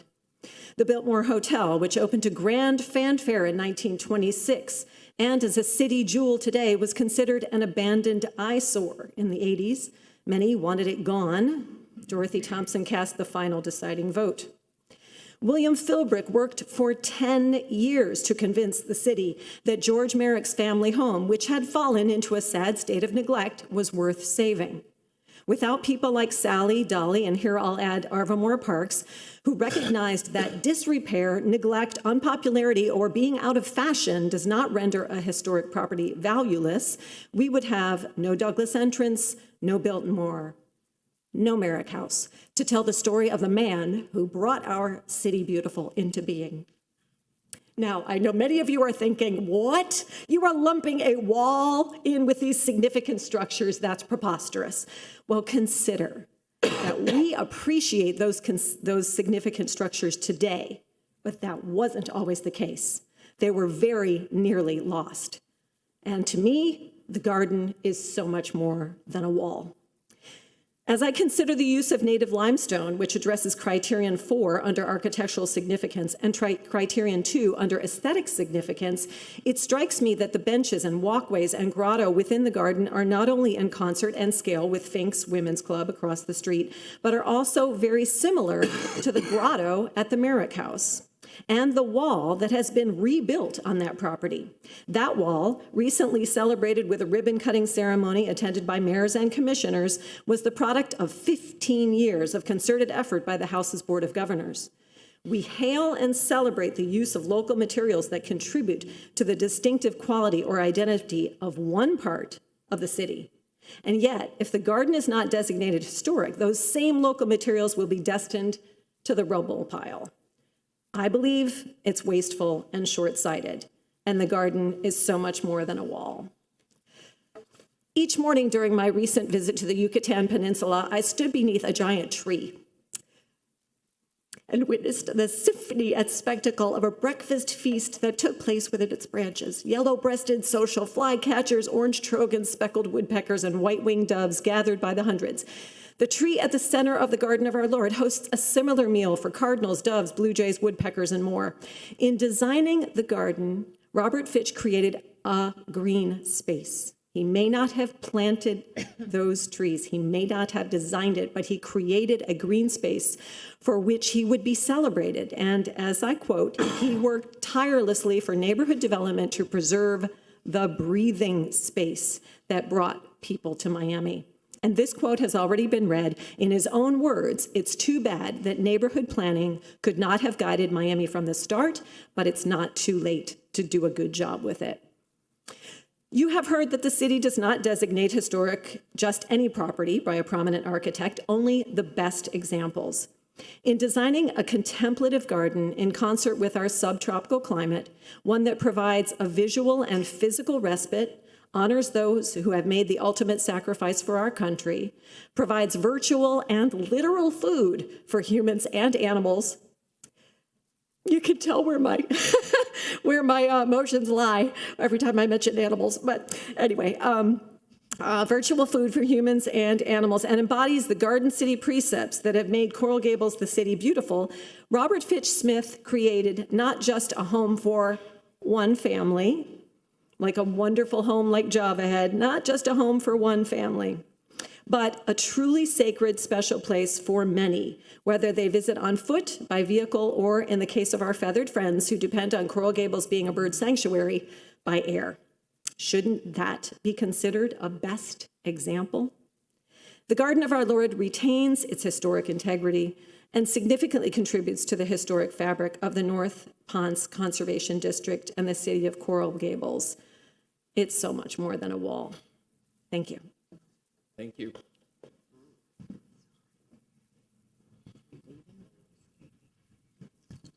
Hi, good afternoon. I'm Gordon Sokoloff, 225 Alessio Avenue, Coral Gables, Florida. I'm born and raised in the Gables. I'm almost as old as the garden that we're talking about. And I used to serve on the Transportation Board for 8 years as its chairman for 2, and as a vice chair of the Parking Advisory Board. I was also president and founder of the Ponce Neighbors Association. And my involvement on these boards and on these committees have been to try to preserve what is always a fight in the city of Coral Gables. And it's not a fight against developers, but it's a fight against overdevelopment and just trying to maintain the quality of Coral Gables. Coral Gables is a special place. We all agree with that. And what keeps it special is the character. And there are 2 previous speakers. One spoke about the environment around this property, and I think the compatibility is something you shouldn't ignore. It's right across the street from the Coral Gables Women's Club, which has the same kind of coral rock configurations. And I think that I'm in favor of you trying to, if it's possible, and I don't know if it is, if there's a way to dissect out the garden. If I heard it correctly, Mr. Adams, I don't know if he's still here, but it was on 10 different lots that comprise this site. If there's a way for the developer to somehow compromise and dissect out the garden and build around it and preserve it, would be something wonderful to do. The garden is just very, very old, and it should remain. Thank you. Thank you. Just as a friendly reminder to the public that's speaking, please let us know if you have not been sworn in. If you were going to be providing sworn testimony, you need to be sworn in. And additionally, the property owner has yet to speak, and an opportunity for public comment will be allowed after that as well.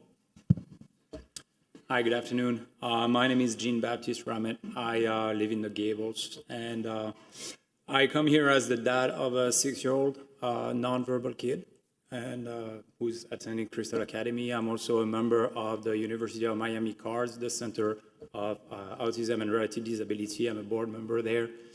And we definitely take this issue seriously. I've dropped my son several times at that school, several times, hundreds of times, and I've walked into that church several times for the shows. I've never seen that garden. I've never noticed it. And I'm not an architect. I'm not an historian. I love living in Coral Gables. I love everything, about the Coral Gables design and history, but I never noticed that garden, and I've been there countless times. I'm not here to talk explicitly about the needs for autism, but the infrastructures is definitely one of them, and finding a project in which a very qualitative school delivering a really qualitative service to a very underserved community is given an opportunity to improve its infrastructures and deliver an even better service to even more kids. I see this as a tremendous opportunity, and I'll finish on just God's work. This is God's garden. I pray God every day, and I thank God every day for having these people in my life, for having people that are able to build school, for the therapists that are able to provide the service, and I'm truly grateful for God's work and these people. To me, this is worth more than the garden, and this is also God's work. So I didn't come as prepared and as organized, but I just wanted to give a heartfelt, opinion from a resident and a parent from a nonverbal kid. Thank you very much. Thank you.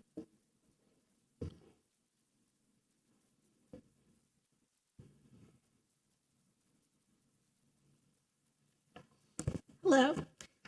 Excuse me, I've had a little bit of an issue for about a month, so I don't think it's a cold. I think it's allergies.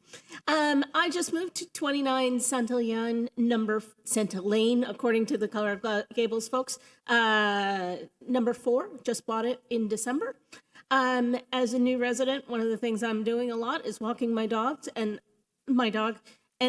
one of the first things I actually noticed was the character of the neighborhood, which is very low key, that people are very friendly, that there are these old growth trees, including in that garden. And one of the first things I noticed was the plaques on the side of the garden wall and the garden wall itself. So to me, the character of that garden really does contribute to the character of the neighborhood. And not just the wall, but the trees and the plants contained within it. I don't really care that they are not plants from Israel, although that would be kind of cool too if you wanted to restore it. I do support development happening to the right tracks in the city. Along my street, there are 7 older multifamily buildings. I'm expecting at least 2 of those probably to get knocked down in the next year, and I don't regret that that's going to happen. I don't think those buildings are historic, but I do think this garden is a historic property, and I urge you to consider designating it as such. Thank you. Bye. Thank you. Anyone in the audience speak in favor or opposition of this case? Hi, good afternoon. My name is Laura Muniz, and I'm a resident of Coral Gables. Laura Muniz. I'm a resident of Coral Gables, and I also work at Crystal Academy. I am the department head for behavior services, and I've been serving children with autism over the last 10 years of my life. I did not come prepared, but I was highly motivated by the speakers that I've been listening to, and I am a fair supporter of the cause of the development. Not only I think history is important. The garden, it's a beautiful place, but honestly, over the last 8 years that I've been at Crystal Academy, no one has ever really visited the garden. The fact is that even the area, it's a little bit dangerous, not only for the kids, but even for people who walk around. If you go and observe, there are syringes on the side, there's food, there's debris, there's a lot of trash. And us there who work at Crystal Academy, we try to maintain it clean. We do have our kids actually working on learning how to do maintenance work, because at the end of the day, this is their community. And we want to keep it clean, we want to keep it safe for them and for everyone that resides in this area. We do love the work that we do and the population that we serve. So today I'm here not only for myself as a resident, but for the kids that I represent, and I advocate for them and their future. So it's not about using children, because I do see myself as an educator, but really like talking about their future and what it's going to be like. A lot of us won't be here for many, many years, but they will. They are our future. And if we don't look out for them, then who will? So it's a very emotional cause for me, because this is my life work, and seeing them fulfill their destiny, it's really important. And I think it's important for us to take care of them and our city as well. So thank you so much for listening today. Thank you.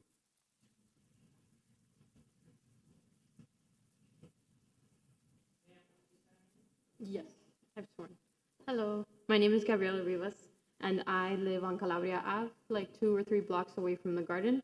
And aside from that, I also work at Crystal Academy.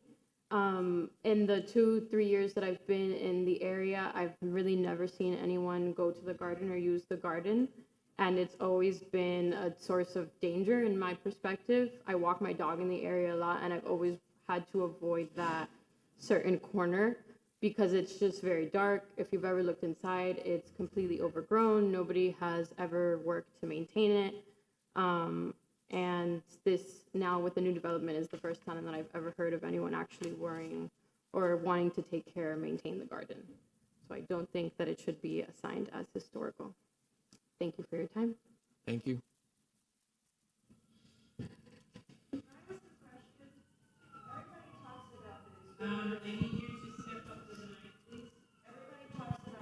The microphone, please. State your name and speak in the microphone. Noel Hobb. They've mentioned that it's dark and it's overgrown on the swale. That's not the garden's responsibility. That's Coral Gables. So if the lights don't work, and that happens on East Ponce all the time, that's not the garden's fault. That's the city of Coral Gables. If the trash cans aren't emptied, that's the city of Coral Gables, not the garden. And I've walked that neighborhood for 25 years. Never have I seen a syringe on the ground. Thank you. Never. Just wanted to clarify, I think the speaker was referring to inside the garden, which is a private area, which is unlit, poorly maintained, and the landscaping is kind of falling apart. So, for the record, George Navarro with office at 333 Southeast 2nd Avenue. Anybody else in the audience who would like to speak in favor or opposition? Please come up. Hi, good evening. My name is Carlos Segrera. My daughter attends Crystal Academy, and I've been dropping her off for the past 10 years. And the way I see it, this is the first time that I really noticed when all this came about this trying to historically preserve this site. It's a dilapidated garden. It's a wall. It's like any other walls that I walk by in Coral Gables.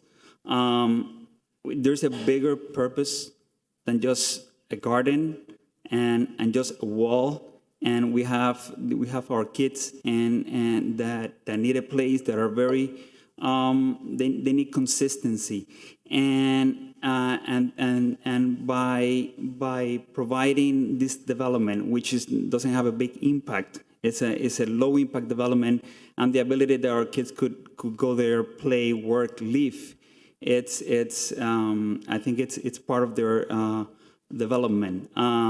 It's very difficult to find a developer that is just giving us this opportunity to provide this to our kids. So don't see anything special with this site. It's just another block. It looks like another backyard of any of the houses in Coral Gables. It doesn't look nothing special. It's a dilapidated church, couple of houses. That's the school on the back. So it's really this is not the Biltmore. You can't compare this with the Biltmore or the Venetian Pool or Merrick's house or anything like that. This is just a wall with a couple of crumbling houses and a church that nobody attended to. So thank you very much. Thank you.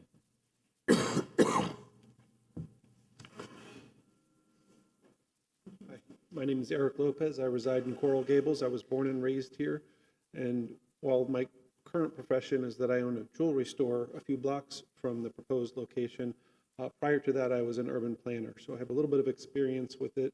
One of my bigger projects that I worked on was the Rouse Project, also known as Merrick Park. I'm very familiar with what is required to make something historically significant. And I do not feel that this dilapidated wall meets the criterion. Aside from that, like many other people here, I have a child that attends Crystal Academy. And the school provides us, the future of Coral Gables, our children, the future of Coral Gables, shelter. And that wall keeps people out. Nobody goes to that park. Nobody goes to that garden. I think anyone suggesting otherwise is not being truthful. And I walk from my home to my store every day, that same neighborhood. And I walk my son after school, that same neighborhood. I don't see people hanging out there. It's not a place that people use. It's not a place that people enjoy. It's a dilapidated wall, and it's not maintained. It's not historically significant. It's not attractive. It doesn't draw people into our community. Walls keep people out. I'm not in favor.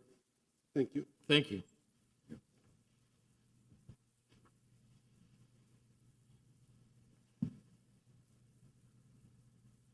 Hello, my name is Omar Yassin. I live on Ponce de Leon Boulevard. Good afternoon, and thank you for the opportunity to come up here and speak to you today. I stand before you to advocate for the historic designation of the Garden of Our Lord.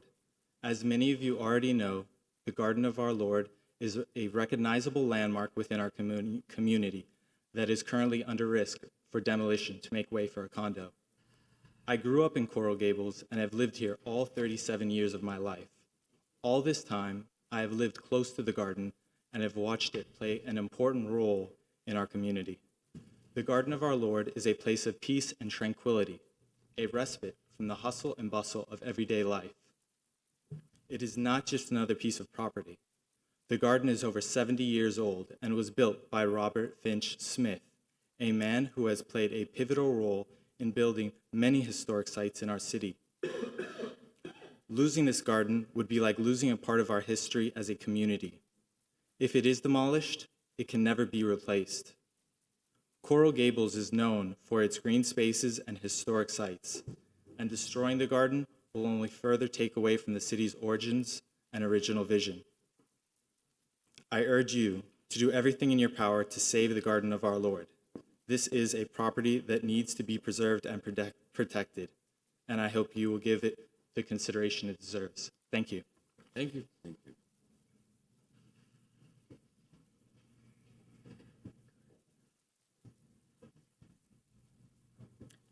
Good evening. My name is Robin Burr. I'm a member of the Coral Gables Women's Club for 22 years, and I'm currently the historian, and we're about to celebrate our centennial. So we're very proud of that and the history in our block. I would like to see the garden be preserved because it has great historical, cultural, and architectural significance. But not only that, think about the tree canopy, the large trees that have been there for 72 years. I know that people have to get permits to cut down trees in their yards.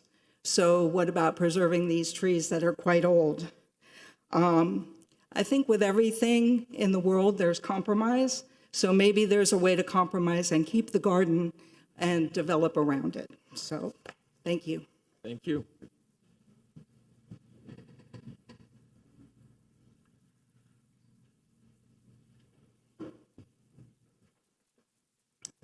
Good evening. My name is Ruth Martinez. I'm a resident of Coral Gables. I live at 35 Sevilla Avenue.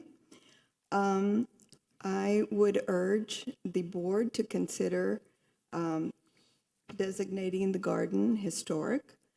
It is a very significant area within that, that community. And it complements the aesthetic value of the green corridor.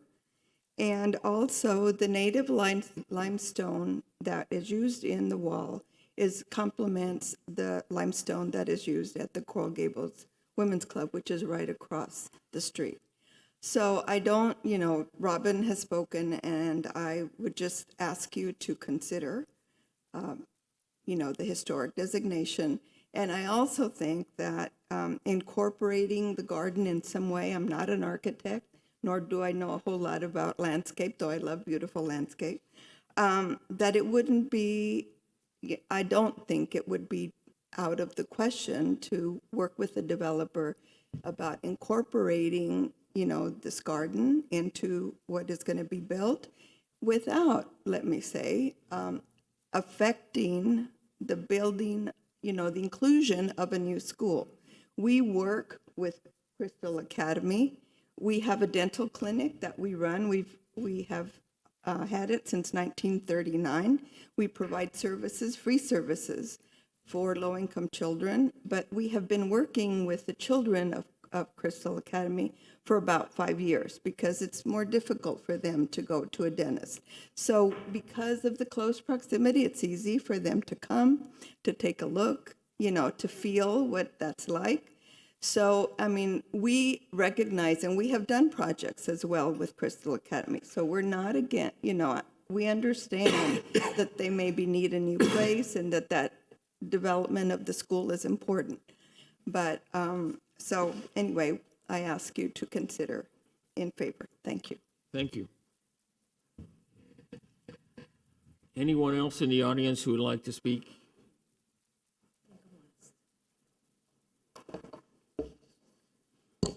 My name is Carelia Martinez Carbonell. I am president of the Historic Preservation Association, and as you have heard, our organization is 100% supportive of this request. But today, I am speaking personally, and I live at 532 Altera Avenue. I've been a resident of Coral Gables for over 30 years, and I do have a statement that I'd like to read. But first, I'd like to just make 3 points. And the request in the beginning to abide by the fact that the development should not be mentioned was not abided by. And for that reason, with all due respect, with Crystal Academy, all that should obviously not be considered because that we're here for a historic designation.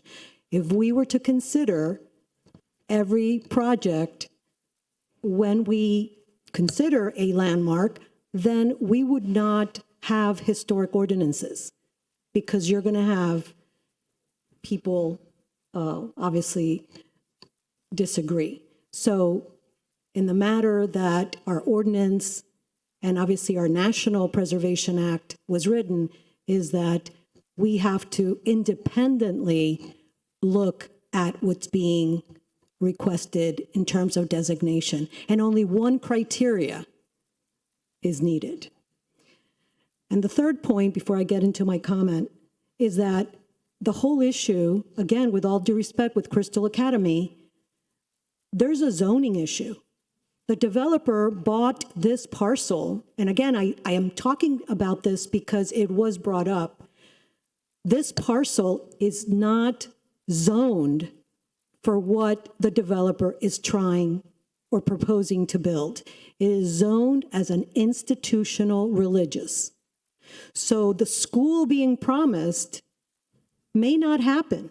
It's a promise, but he has no control over that zoning issue. only the commissioners.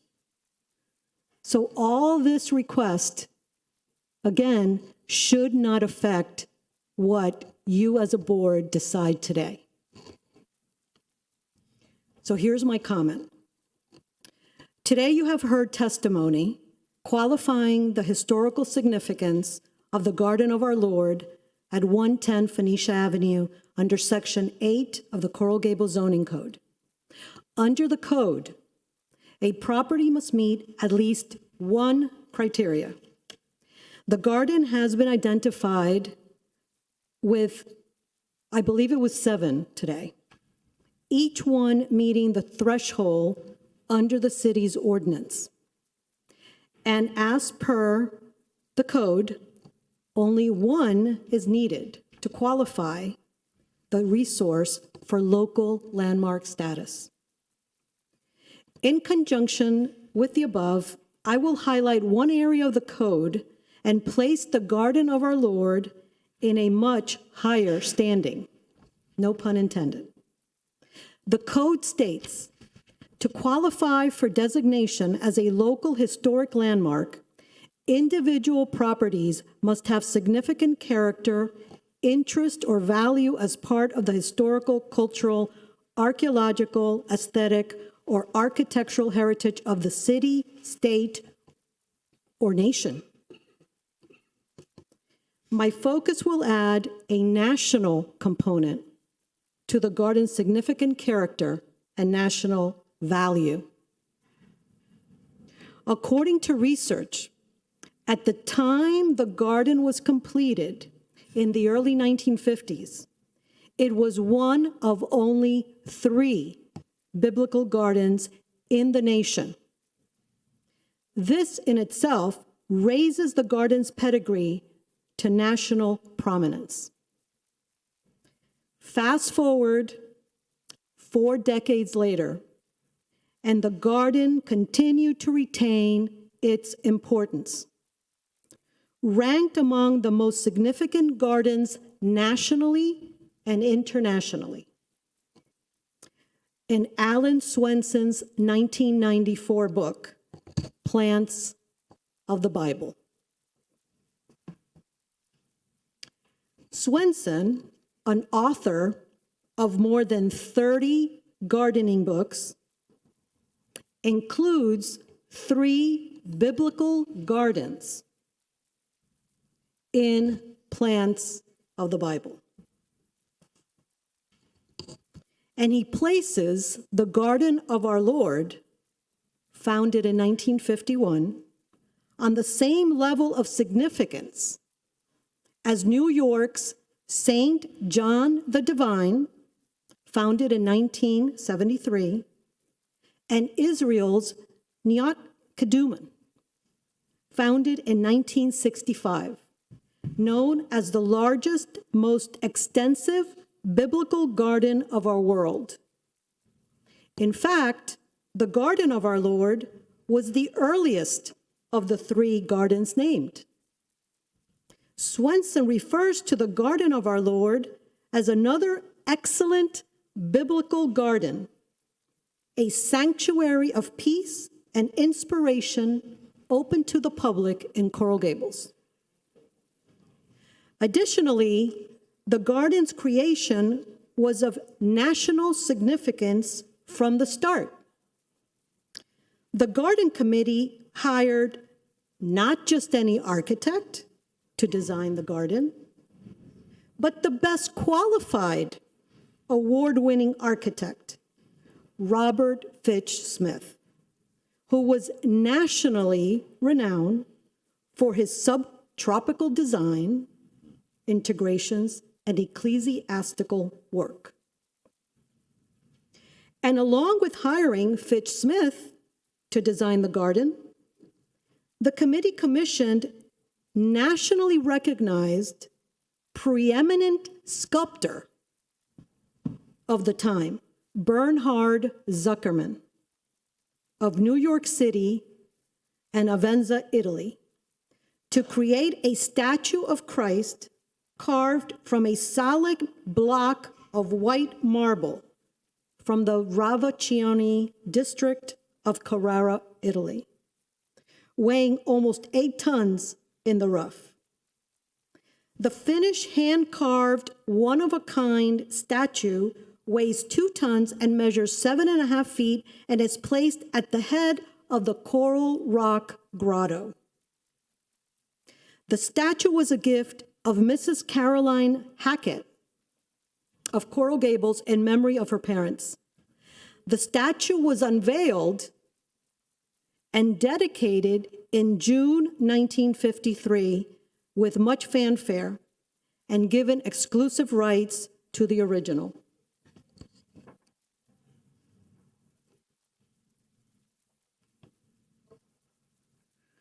The master statue continues to stand today in situ in the garden. Zuckerman, who died in 1980, and I'm going to put his work in perspective, had an extensive portfolio. His work comprises many bronze and marble statues throughout the country, including one, the largest reproduction in marble in the world of Leonardo da Vinci's famous painting of the Last Supper, placed in the center of Woodlawn's Garden of the Last Supper in Orlando. Zuckerman's Miami's Pietà, placed at Woodlawn Cemetery, is a reproduction in marble taken from the same quarry in Carrara, Italy, used by the 16th century master artist Michelangelo. Zuckerman had exclusive rights from the Vatican to reproduce the iconic sculpture.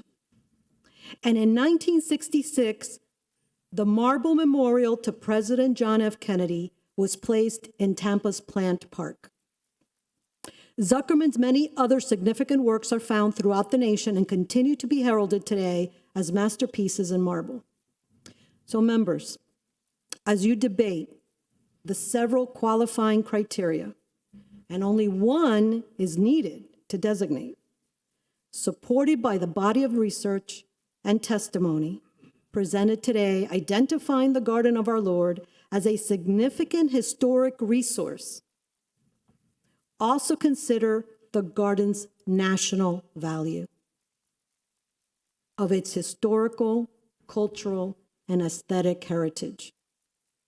Robert Fitch Smith and Bernhard Zuckerman's works qualify for national importance under Section 8 of the Coral Gables Zoning Code. 70 plus years ago, 2 national luminaries came together in Coral Gables to create masterpieces of biblical proportions, blessing our city beautifully with national significance. And for that reason, this garden is worthy of a miraculous intervention. Thank you. Thank you.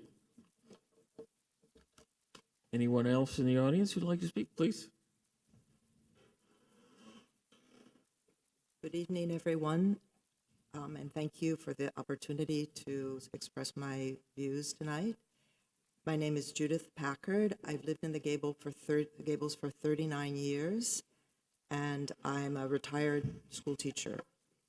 So I was very saddened to hear that the Garden of Our Lord could be taken down and replaced with offices and condos. This historic site is not only a charming and beautiful oasis in the city, as many have said, but it serves an important educational purposes, teaching the public about botany, biblical history, and honoring heroic individuals. I would like to request that those responsible please approve a historic designation for this unique garden since it meets the criteria. Its destruction would make the area less desirable to live in and would be a terrible loss for the city of Coral Gables. Thank you. Thank you.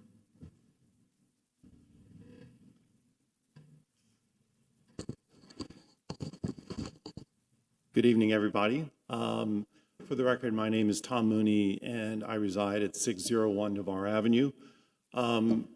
For transparency purposes, I am a member of the Crystal Academy Board, and my son has attended Crystal Academy since 2010. However, I am here before you this evening speaking as a 22-year resident of Coral Gables. I live in North Gables, and I very much appreciate the context of North Gables. When my wife and I bought our home in 2002, we knew we wanted to live in the north area of the city. And I'm very familiar with this particular area where the proposed designation would occur. It's a very walkable, context-sensitive area. And I think that one of the important things to keep in mind with regard to designation, as you well know, is that there's a big difference between the designation of a local historic district, which typically will include blocks and numbers of property, and each one of those blocks and each one of those properties may or may not have different attributes and its own contributing status. However, when you're looking at a designated historic site, whether it's an individual building or a landscape feature or a monument, that's a much higher bar. And it's the type of designation that really has to go above and beyond. And I think that while I certainly commend the applicant on a well put together research application, as evidenced by the city's historic preservation director, Mr. Adams, in this particular instance, the proposal clearly does not meet the criteria for designation. And that's the one narrow thing that I do want to encourage you to take a look at. It is very important that decisions made with regard to the designation of historic sites be based upon that criteria and the satisfaction of that criteria. And in this particular instance, I don't believe that the criteria has been satisfied. I won't go into the details. I think the city's done an excellent job of doing that, and it's very well documented in the record here. So with that, I just want to encourage you not to move forward with the designation. Thank you very much. Thank you.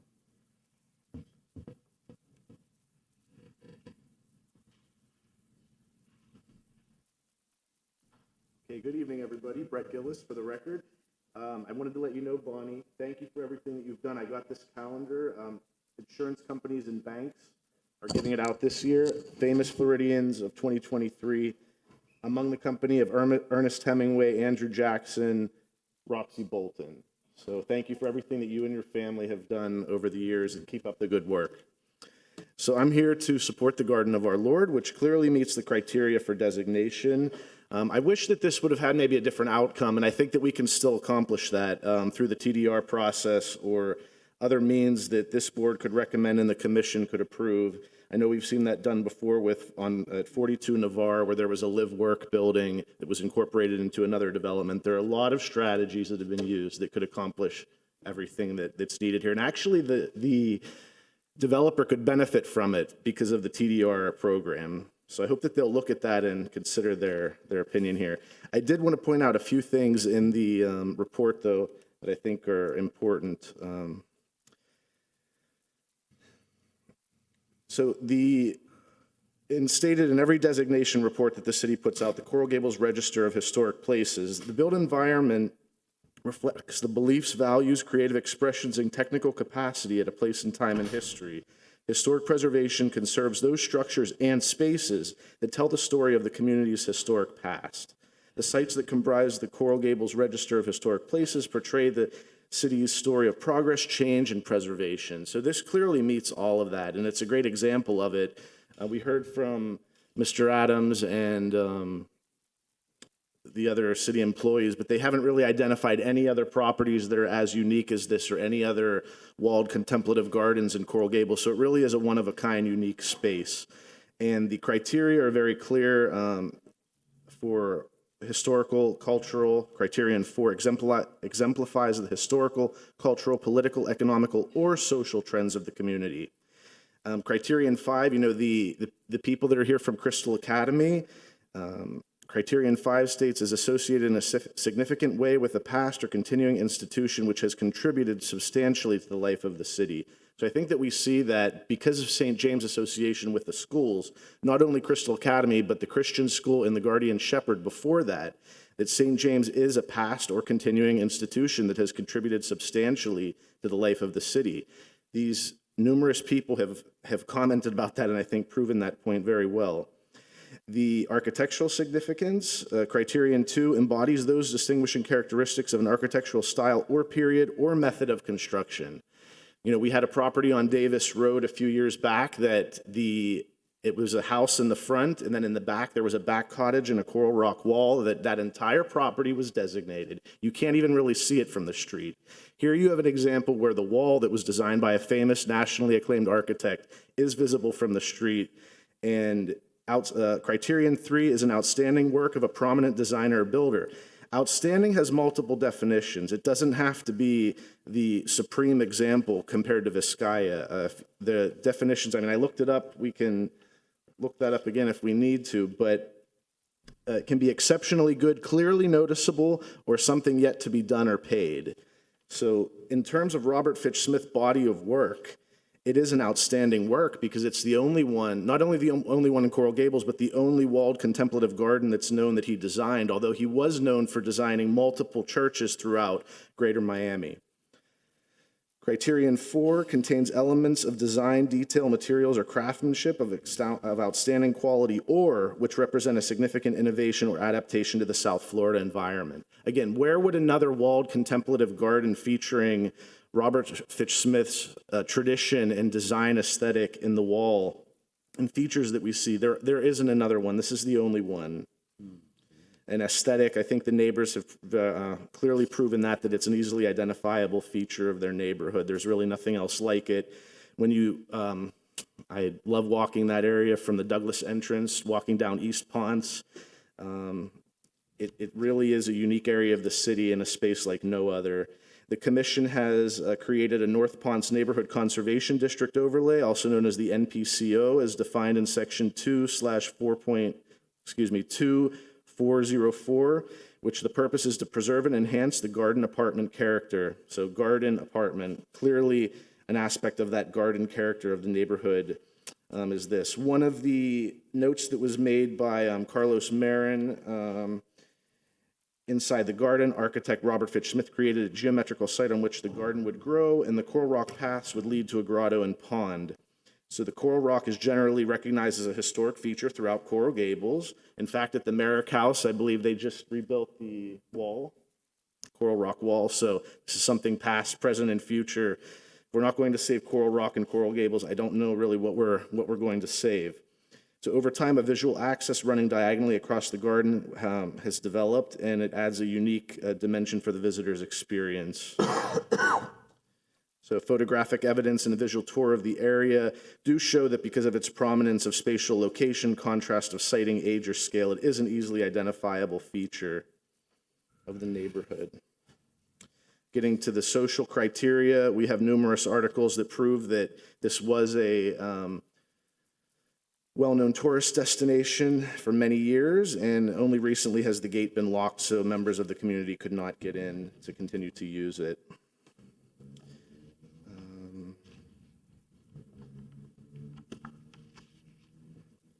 Aside from that, we do have in the report a picture of Robert Fitch-Smith with George Merrick, so I thought that was great. They were part of the zoning commission that was created to help solve some of the issues in Greater Miami. Aside from that, I think that it's just an important note here to go over some of the, fortunately, the aspects of working with historic preservation. That, this board, I'd like you to be known as the Historic Preservation Board and not the Historic Demolition Board. We've seen cases where, sometimes I've lost faith, but this time I have full faith that you're going to do the right thing and save this garden. So thank you very much. Thank you. Anyone else who would like to speak? Either in favor or opposition? No?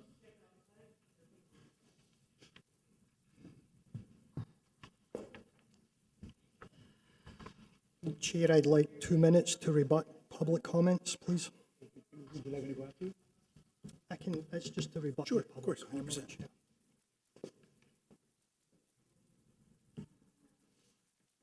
Go ahead, Mr. Adams. Okay, just to address some of the comments that were made. Yes, the board must follow the criteria. Anything that is not related to what's within your purview, you really can't take into account. I think someone here said that, shrubs and trees aren't significant, one of the first people to speak, but historic integrity is the authenticity of a property's historic identity. evidenced by the survival of physical characteristics that existed during the property's prehistoric or historic period. So it's very much an important part of this site.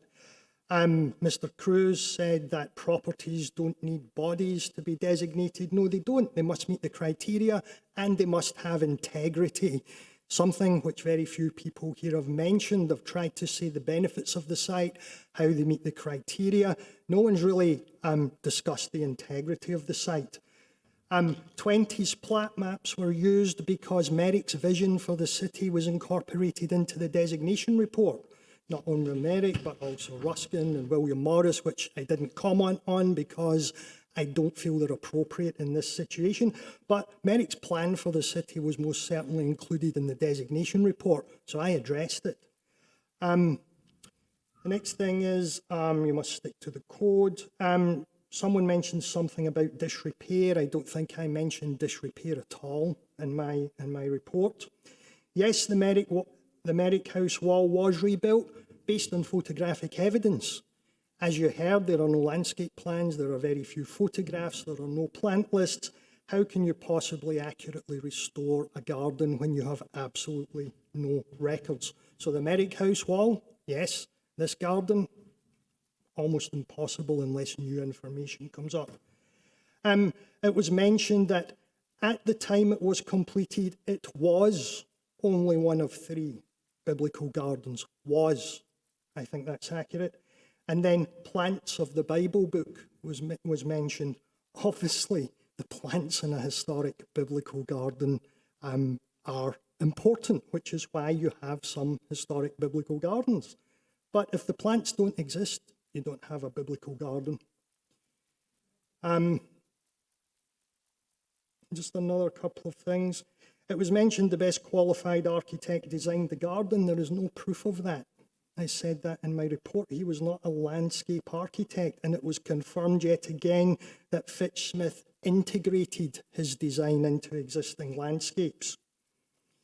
And it was mentioned a lot that this is one of a kind, the wall's one of a kind, the garden's one of a kind. Well, some cities do have one of a kind properties in their designation criteria, but Coral Gables doesn't.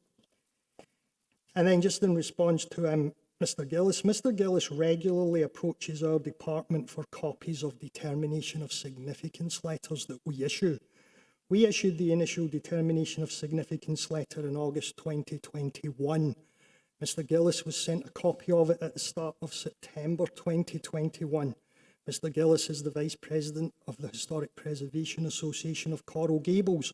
No one at that time made any comment or any complaint or any appeal or any question about the determination at that time. Thank you. Thank you. The representative for the owner, would you like to speak now?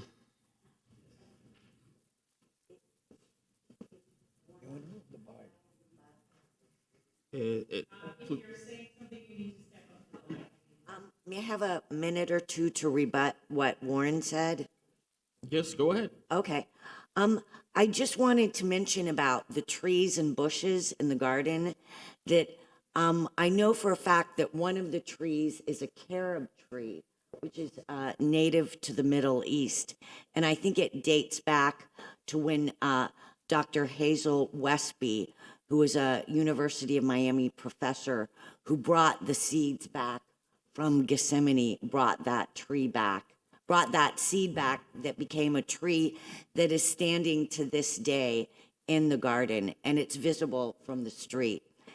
And then also I wanted to mention that Robert Fitch-Smith designed the University Baptist Church garden and patio and won awards for that. So just thought I would mention that. So thank you. Thank you. Go ahead. Good evening, Mr. Chair. Thank you for your patience this evening. I appreciate you accommodating some of the parents that had to head home with their children. I have a PowerPoint, if we could pull it up. But for the record, my office is George Navarro, with offices at 333 Southeast 2nd Avenue. I'm joined by my colleague, David Butter. I'm also joined by ownership. The principal is here with us this evening, Mr. Sergio Pino. We're here today because the applicant has submitted an application to designate my client's property as a historical resource, even though the owner does not agree. I'm just one of the first times I think an application like this may be before you. While the garden at one time was a nicely landscaped and tranquil open space that served the St. James Church, the church has since closed, has sold the property, and due to the financial issues that they were having with dwindling memberships, this garden really fell into disrepair. And it's lost its overall aesthetic appearance, and the integrity of it suffered. This was a garden that was improved by the church, similar to what any other church in Coral Gables would do. They have memorial plaques to important figures. They also have memorial plaques to families and their loved ones. They also planted trees in order to beautify this area. However, there are two important points that I would like to note before I go into some of the criteria, which I think is critical for your analysis. It's been established by your professional staff that there's no evidence presented that Mr. Fitch designed the landscape for the garden. The original permit drawings that are with the city only show a wall and a path. There is no plot plan or design of the landscape features nor the pond that's in this property. Rather, the evidence on record shows that the landscape was installed at random in an arbitrary manner by members of the church and the community who were not licensed landscape architects, and that is a key point. Secondly, the plaques at the property commemorating the individuals, there is no relationship whatsoever to the accomplishments of these individuals and this property. They're simply commemorative in nature, and that is key because Article 8 of your code expressly provides that properties which are commemorative in nature, such as this, are not eligible for designation unless they meet a higher standard of scrutiny, which your historic preservation officer has found that this application does not meet. I know the historic preservation officer went through the timeline, but I think it's really important. I want to just quickly go through it so you could understand how we got here today. This site was first issued a letter of determination finding that there was no historical resources in August of 2021. My client shortly after purchased the property in November 2021. In January of the following year, January 2022, my client submitted an application to the Development Review Committee in order to redevelop the property. If we could go to slide 2, or the first, second slide, please. I think you have the ability to control it somehow. Is there a... Oh, there we go. Perfect. Oh, this is okay, great. The top one?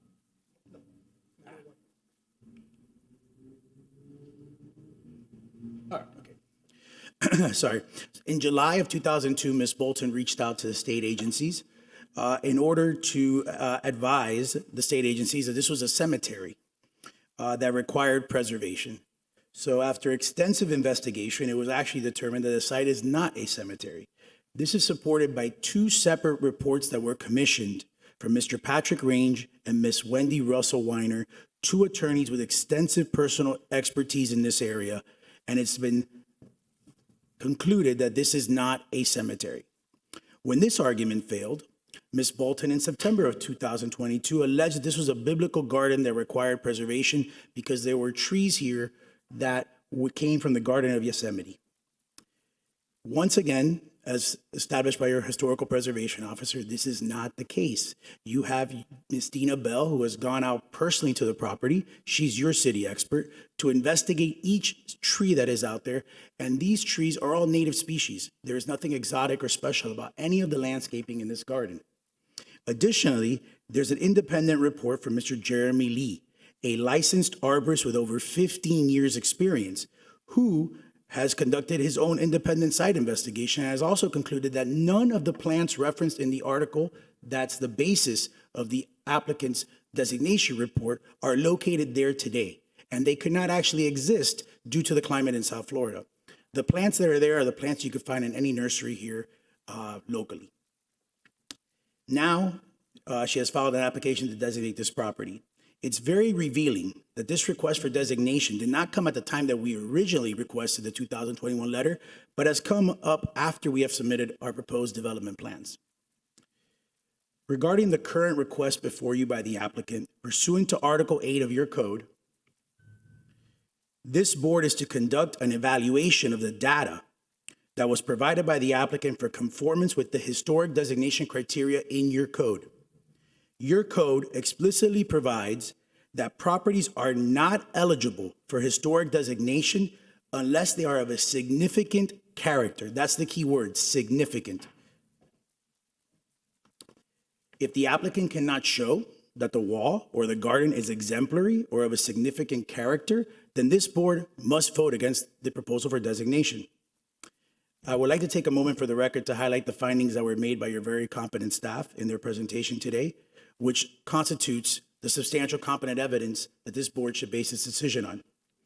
As to the significance criteria for historical cultural significance, your staff has found that while Mr. Fitch was an important architect, which we all are aware, he's done very, very many prominent buildings that have reached historic significance and have been designated. There's no evidence he designed the wall. There's no evidence he designed the garden, and the wall cannot be regarded as one of his outstanding works. Not every building that Mr. Fitch Smith did is designated, actually. And just because he designed it does not mean that it should be designated. It needs to be significant. Staff has also found that the wall does not embody an innovative method of construction, nor does it embody any distinguishing characteristics of the architecture that was prevalent during the period in which it was constructed. By the time this wall was constructed, Mediterranean revival had already passed. As to the criteria for aesthetic significance, your staff has found that the garden and wall is not part of a subdivision, park, environmental feature, or other distinctive area that should be preserved according to a plan. There's two things I like to highlight. This property is not part of the original park system that was designed by the founder, George Merrick. It's also not part of the plan from the charrette that was done for this area. In 2018, after 5 years of studying and working with neighbors in this area, the city created a charrette for this area. And this property is not shown as one of the proposed park areas. It's not in the original park system. It's platted for development, actually. It's platted as developable lots. And it's not in the plan that the city created for this area just a few years ago. And that was actually admitted by the applicant's expert in their testimony. I believe I have a photo in here and I'll get to it, but as a preservation officer has established, the applicant's request is inconsistent with every single criteria for designation in your code because it's not of significant character. So what is significance? That's the question. One way to compare what's significant is to compare other landscapes that have been designated by the city of Coral Gables as a significant work of art that meets the legal criteria for approval. I have 3 examples that I'd like to show you just to understand how high the bar is to designate a landscape. Out of the 1,200 properties in the list of historic landmarks in the city of Coral Gables, only 4 of them are parks. That is how high of a bar you have to meet to show that this is a significant landscape work by a significant landscape architect, which is not the case here, as Mr. Fitch is not a landscape professional. So in these very limited and unique cases is where we get to the criteria of these reaching the standard. This is the North Ponce area. Sorry, it came up here. This is the map. As you can see, the area that is highlighted in red, which was completely red in the applicant's initial presentation, is actually not a proposed park area. So I wanted to just clarify that. That's the North Park Community Visiting Workshop Report. So this is Matheson Hammocks. I'm sure you're all aware of this. Matheson Hammocks, designed by legendary landscape architect William Lyman Phillips. It was the first public park established in Miami-Dade County, a real big deal. The structures within this park were built by the Civilian Conservation Corps, which was a voluntary relief program established by President Roosevelt and considered one of Roosevelt's most successful New Deal programs. This is a significant property from a historical and social perspective that merits designation, not the Garden of Our Lord. Field Park, designed by legendary golf course and landscape designer Donald Ross. This is a landscape architect who dedicated his who dedicated his life to designing world-class landscapes. Arguably, he's one of the most notable and famous golf course landscape designers in U.S. history. This is a significant work from a legendary landscape designer and is worthy of designation. Young Park. The friendship tree was planted in this property in 1940 by the Coral Gables chapter of the Daughters of the American Revolution. What's impressive about this park, for those of you who may not know, is that the soil from the tree was sent from each state of the Union: Cuba, Alaska, France, England, among others. This site is a unique park with strong ties to our nation's history, to our local history, not the Garden of Our Lord. This is the Garden of Our Lord. I think we have some photos. And I think the question is to ask ourselves, does this garden rise to the standard of being significant? Does the wall that surrounds this garden, which was really part of the church, not the garden, does it rise to a level of significance that warrants designation in accordance with the other true works of art that this city has designated? Because this city takes historic preservation seriously, and it's an important legal matter. It does have implications. You have an awesome responsibility in front of you, one that cannot be taken lightly. You have the responsibility of relying on the criteria in your code, and only these criteria, to determine whether a property owner's site should be designated by a third-party application. Your staff has spoken clearly and unequivocally that even with further analysis since it's time that it issued its initial determination in 2021, staff still cannot support this application and that the request does not meet the legal criteria in your code. You also have heard testimony from two of the most respected architects in the historic preservation community that neither the wall nor the garden can be considered significant. This was from Mr. George Hernandez and Mr. Richard Heisenbottle, who I believe their resumes speak for themselves, and if there's no objections, I would like to qualify them as experts. I would also like to clarify that these individuals came in their own capacity. They were not retained by the owner, and they were not compensated for their time here by the owner. I know one of the speakers mentioned that, and I wanted to clarify that for the record. They're both Coral Gables residents. It's hard to say with everything you've heard today that this application meets the criteria of being a significant work. We believe there's no reason to proceed further and deploy additional staff resources on this request. We ask that the board deny the applicant's request consistent with the requirements of law. Proving historic designations for properties that do not warrant historic designation diminishes the entire process. And we ask that you maintain the integrity of historic designation and deny this request. I thank you very much for your time and your patience here this evening. Thank you. Thank you. Let the record show that Mr. Durana has joined us and that Ms. Rolando needed to leave. I'm going to close the public portion of the hearing, open it up for discussion here. I've been waiting on the phone, and then I decided to come over. I wonder if I could get a public. Have you been sworn in? No. Well, you need to raise your hand and get sworn in.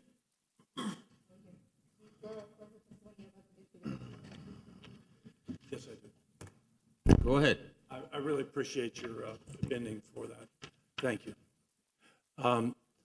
So my name is Jackson Rip Holmes. I live near this site, and I just can't turn my back on these children. We know that Mr. Pino is one of our best developers, but I'm surprised that he would choose this site because we had the Wawa project, which was finally, they gave up because they realized they were hurting children. And the people I've heard from the school today, I walk by, I see these children. I just cannot fail to speak up for children. I think it would be a disgrace to our city if we don't designate this historic. Thanks. Thank you. Okay, I am now closing the public portion of this hearing, opening up to discussion among the board members. Mr. Chair. Yes, sir, Mr. Maxwell. Thank you. We've heard a lot of information today. We've heard a lot of counter statements and for pros and cons. We've heard a lot of information that's information. There's a lot more of Mr. Fitch. As a matter of fact, I believe Ms. Jude's home was designed by Mr. Fitch. And there's a wonderful wall that's designed by Mr. Fitch at the intersection of Edgewater and Main. It's a moon gate. It's beautiful. Lots on Country Club Prado have been turned into a park. They were part of the original plan, but, you know, they were fronting on Coral Way. All you have to do is look at the old plans, and there's the lots. But I think what's really important here is two things. One, this is a war memorial. A war memorial. This is not, it's just called the Garden of the Lord. Go look at what's on the plaques. To the men who died in Bataan. My father and most of your parents served in the Second World War. This garden honored them at that time, to the dead and to the living. Old places matter, and I would encourage all of you to read a wonderful book by Tom Mays from the National Trust called Why Old Places Matter. And it's important that this 71-year-old space, whose time is obviously historic, because I remember being here many, many years ago, fighting over 50, 60-year-old buildings that many people said, oh, this is not historic because it's only 50 or 60 years old. Well, I'm 71, and my kids call me historic. There's a lot of options that we can do here. First of all, spaces like this are why everybody in Coral Gables lives here. They are what makes Coral Gables Coral Gables. I understand competing economic interests. I too am a developer, but I've also redeveloped and historically renovated many, many historic buildings. Opelika City Hall, a number of buildings downtown. I was the president of the Dade Heritage Trust. I understand what we have lost. And we've lost a lot. Old places matter because they are the places we love. We live here because of them. What's important is that we seek compromise. Yes, the application is flawed. There's no doubt about that. It's people who are seriously trying to preserve our community. But there's also lots of opportunity that the developer can take and utilize for his own benefit as well as the benefit of the community. This garden is less than 20% of the entire site. By the way, when we go under construction, the school's going to be out of business for a couple of years because it's going to take 2 to 3 years to build that. And all the people in the neighborhood are going to be mowing all the traffic that's going to be there because, you know, you've got to have 2.5 spaces, you know, for a two-bedroom unit, plus service. So traffic's going to go up. But that's not an issue. We all know that. What's really important is that we all look to see why old places matter. This is a memorial, and we need to preserve and work with the developer to preserve the memorial. Architecturally, I've heard a lot of things. I disagree with Richard Heisenbottle quite a bit. I also disagree with George Hernandez. I've worked on Thomas Jefferson buildings as well. And, you know, I can tell you that those of us in preservation all have different opinions. And we talk about something is not architecturally important. That wall is very architecturally important. And the space, even more so. Is it run down? You bet. I can remember when Merrick Manor was run down. So let's not look at that. And Fuel Park, well, you know, some of the things that the attorney showed don't really go with the park. They're not there. Fuel Park has no development in it. It's just an open spot, okay? The little wonderful garden, hey, that was designed by George Fink. And H. George, well, he was a pretty good architect. So when we consider these things, let's just think about that. It's a historic green space made by our community to remember our community.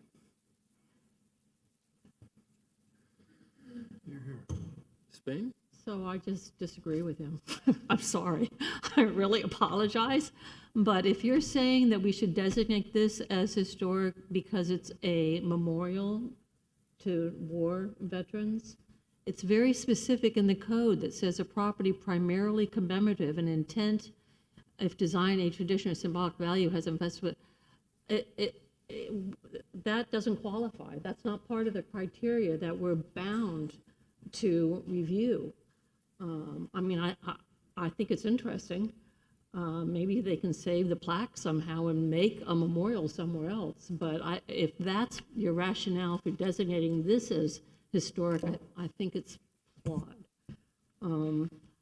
I will tell you, I very much appreciate Warren's step-by-step thought process, because I went through the same thing. When I was reading the designation report, I had the criteria there, I was going through. No one mentioned in that designation report the very first, and I'm just speaking about the garden now, the very first sentence where it says criteria for designation of historic landmarks. It talks about districts, sites, buildings, structures, and objects. And if we're only talking about the garden, that doesn't qualify as any of those. I ran into this when Roxy Bolton, Bonnie Bolton's mother, who I battled for 30 years and loved, but she wanted to designate Merrick Park across the street from City Hall, but it didn't fit any of the criteria. And that's why the end result of that is that we added the sentence that you referred to. In the case of a park or landscape feature is integral to the plan of such a neighborhood or city. And that was when that was added, because otherwise that would not have fit any of this. I don't believe that this property fits the criteria. I do so appreciate all the people showing up, though, and being for preservation, because it's rare that we see this many people. And I honestly wish I could say it fit the criteria, but in my mind, it doesn't. Mr. Ehrenhoff?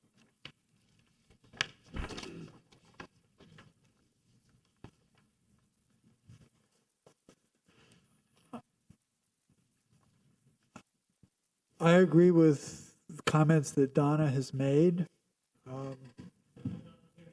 Cannot hear me? Okay. I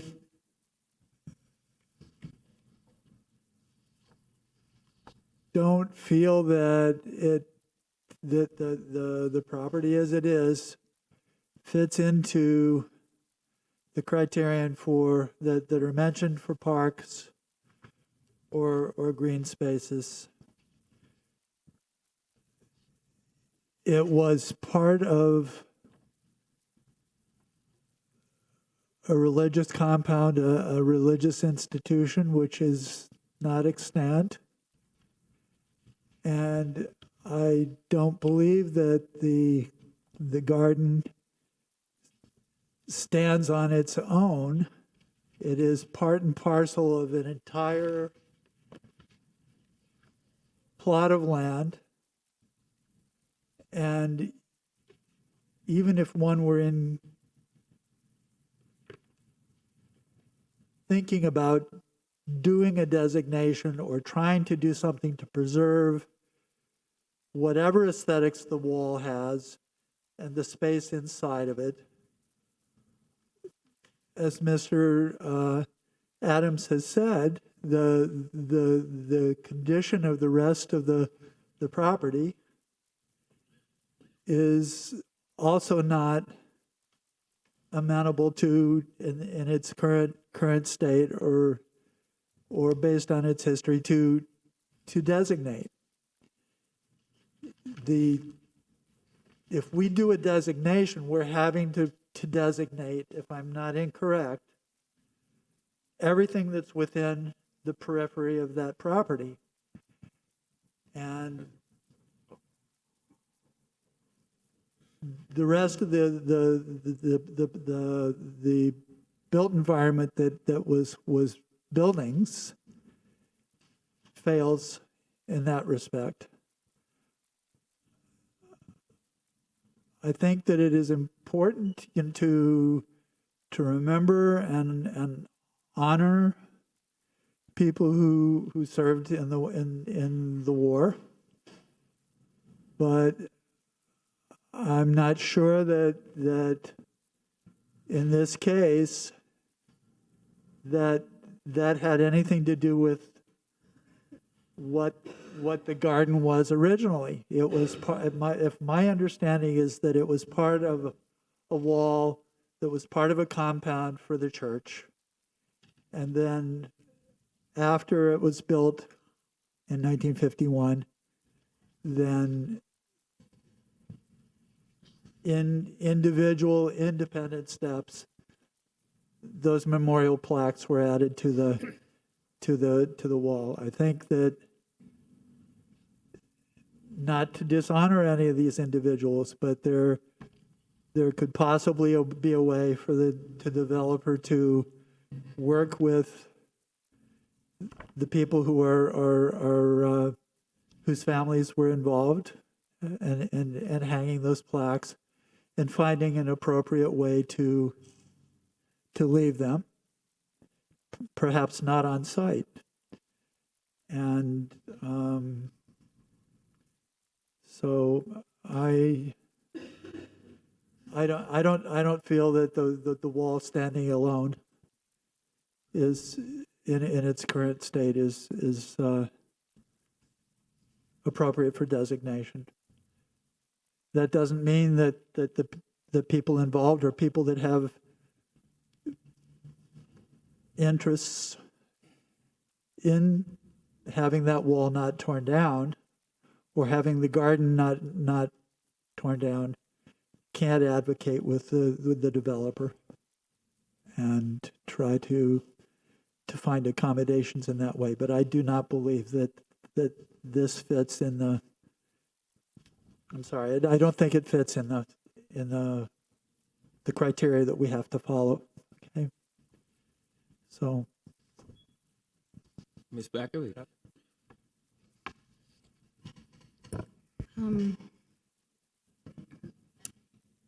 I would like to echo Ms. Spain's comments, Bruce's comments. I think that the city historic preservation officer and staff did an excellent job of taking us through their report and their findings. I think the most important components of what they outlined was, you know, the buildings, they're not just old, but they have to be significantly contributing. And I think that's the distinguishing factor. I think, you know, just mention of the construction type, the style of the components that we're talking about being significant here. You know, we're not in the spirit of the prevailing time, you know, at that time, right?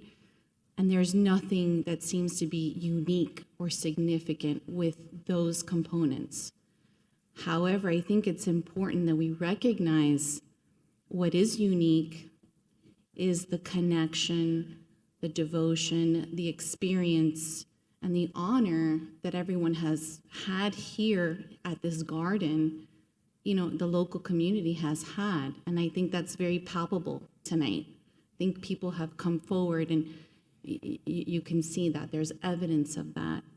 So, and I can certainly appreciate that. I mean, my church is Church of the Little Flower here in Coral Gables. And I can just appreciate the experience one has with your, you know, religious institution locally. However, I think that component, unfortunately, doesn't fit into the criteria that's before us today. We're not bound by that. We're bound by very specific criteria that talks about, events and aesthetics, that in my professional opinion, I don't think it's meeting it in a significant way that we can call this property historic and designate it accordingly. Mr. Durana.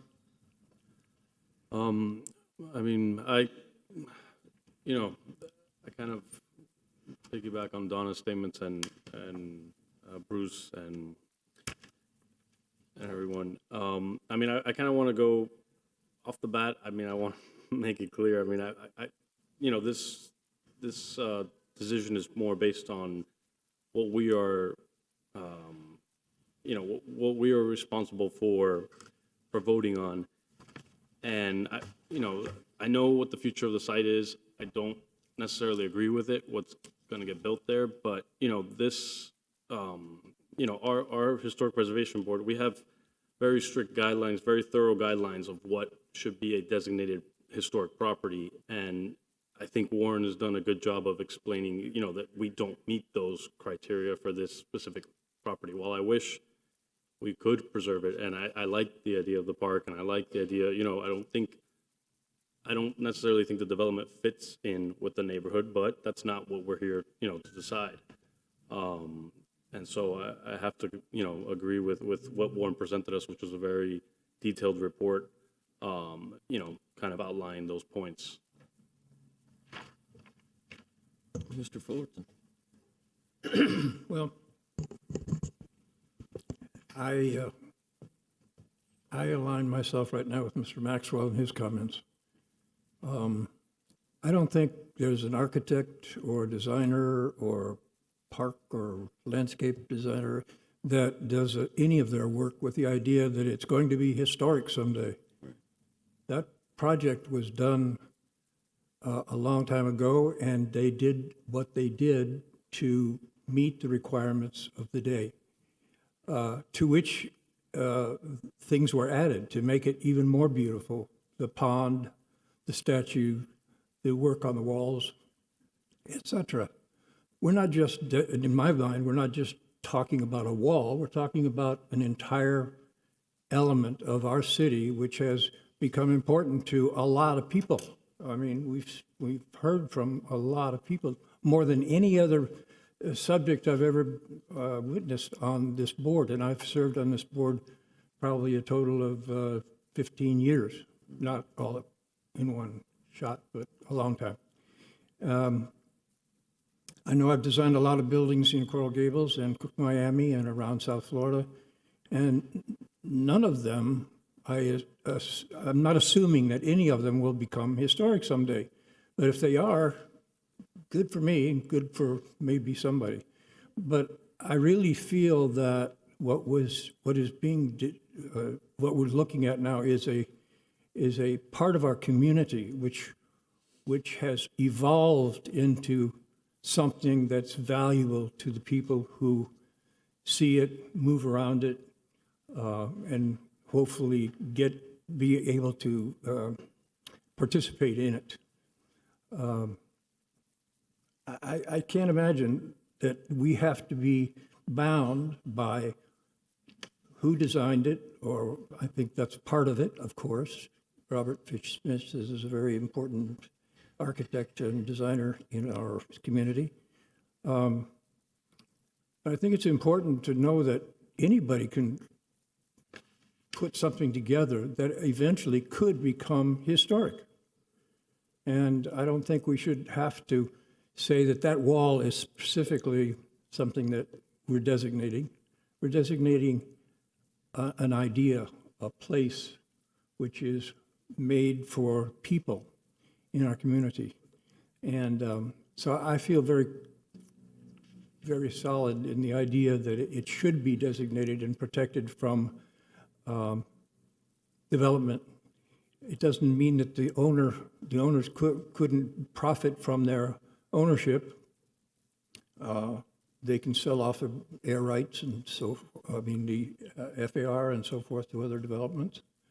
I'm usually on the side of development because I have been an architect in Miami and Coral Gables for 57, 56 years, I think it is now.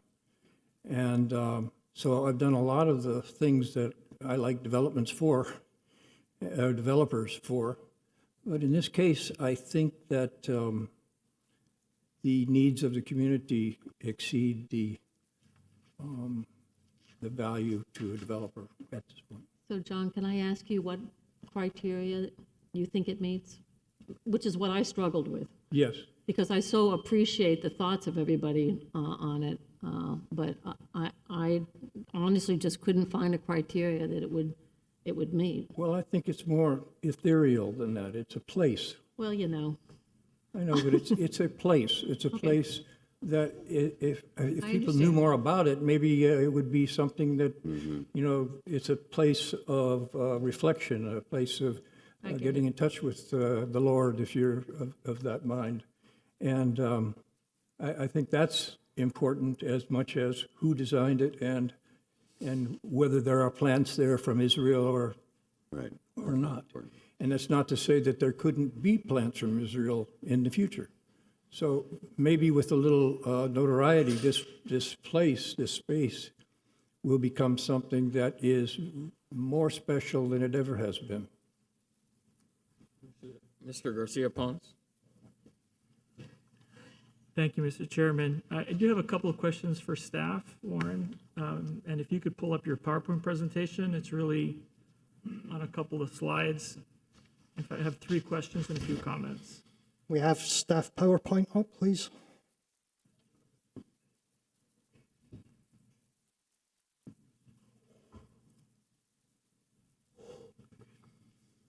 And it's right at the beginning. What slide? Right at the beginning, the what are we not doing today slide. It's the first one. You want the text. The text. Oh. Go back. It's the what are we not doing today? Oh, sorry. Right. So I think this is important because some of the members of the public and all of us on the board, I appreciated you showing this, and I know that the developer's attorney showed this, and some of us mentioned it. As an architecturally trained urban designer and planner, I have thoughts and opinions on all of these things, all of them. I just, as a member of the Historic Preservation Board, I cannot take these in consideration today as far as the preservation of this property. So I just want that to be clear, and I know that's what Mr. Girana has said as well, and I believe all of us, and I've heard all of us talk about what we think about these things outside of our roles as Historic Preservation Board members. And it's maybe not the same feelings on either side, but we have a duty to do what we're required to do as part of this board. The second slide is the site diagram with the outline of the one parcel, or excuse me, the one lot. And it's a question, you had mentioned that it is one site. Yeah. And that the designation today is of a site and not of an element of that site. Yes. There was a question by one of the speakers, the last one, talking about, can you dissect out the garden? And that's a great question, and I hate asking you like this, but can you dissect out the garden from this site? I mean, my opinion, that the code says you designate the site. That's what you do. You don't designate the building, you designate the site. So you designate the site, and then you can specify specific elements within that site? Everything would require review because it's within the site. Some elements may be more important than others, but everything would require review within the site. So any future development on this site would have to go through a certificate of appropriateness if it is designated. And then if there are specific elements that were called out, a future Historic Preservation Board would have to take note of that. If the site were designated and there was an application to demolish the church, it would have to come to the board. If there was an application to build something new, it would have to come to the board. Thank you. And then the third question, sorry, I have these written down, has to do with the, and I appreciate the early site plans of showing the Merrick's drawings of what was intended for this site. And I think you showed that the original ones were from 1920s, the original plan. And this is leading to the question that I also struggle with, which is what Ms. Spain struggles with, is under what criterion can we designate? And the closest one to me is C2, which is the last one that you had mentioned. Right, that's the only one. And I'm just saying the closest one for me. You Yes. guys have your thoughts. Go to the historic drawing of the site from Merrick that shows the lots, the residential lots. It was the last thing that you did. And I see it here, and there was a comment, and I agree with this comment, that preservation is an ongoing thing, right? We're not going to freeze it here.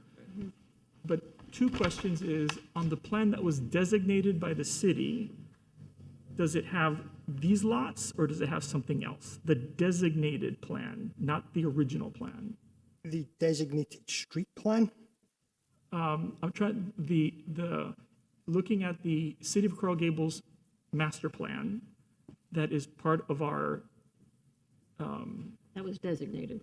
that was, but what's the word? Is the City of Coral Gables master plan or street plan? Or what is the plan that is the historic? The historic street plan. Right, so in the historic street plan, does it identify lots or uses on these lots? And just like you have an image of this one, I was hoping that we could have an image of the adopted plan of that block. Okay. I can maybe pull one up on the computer, but remember the designated street plan is for review of alterations to the street only.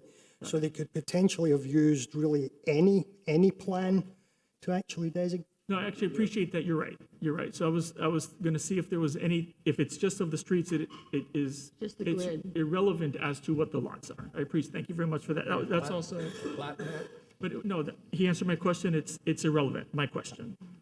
Thank you, Mr. Adams. So the comments that I have is, first, I'd like to thank Ms. Bolton and Professors Martinez and Cheo and Lombard.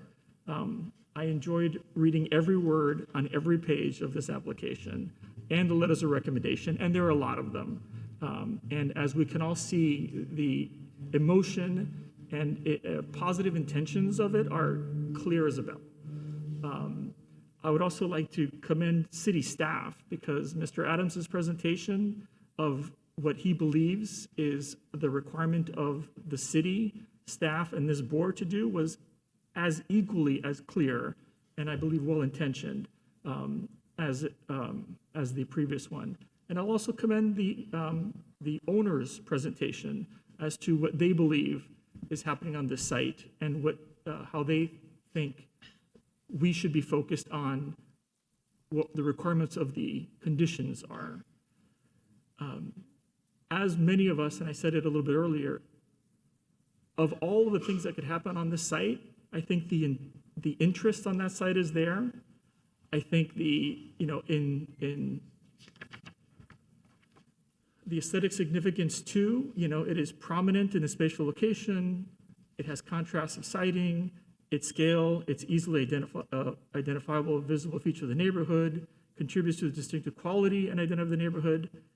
Where it falls down, in my opinion, is in case of a park or landscape feature, is integral to the plan of such a neighborhood of the city. That's right.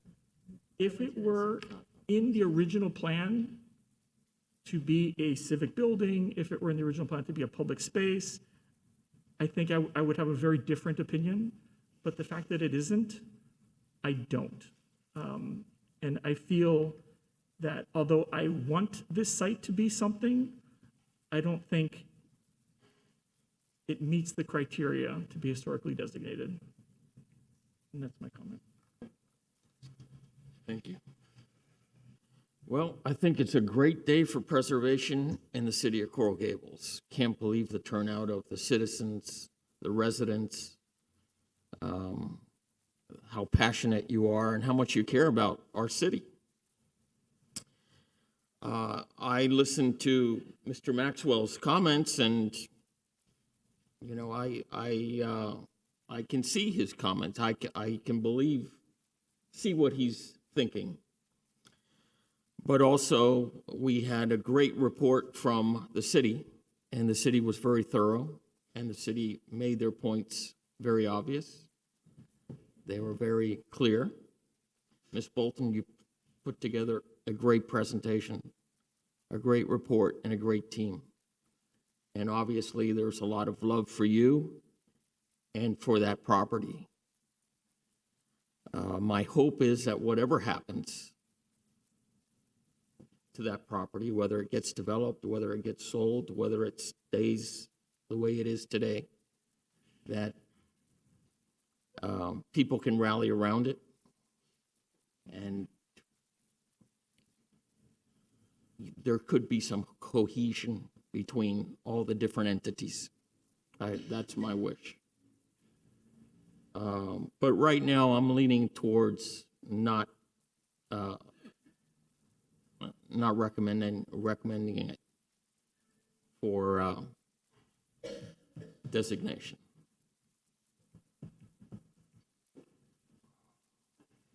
Mr. Chair, if I can, I know I had a chance to talk to my client about some of the concerns regarding the plaques.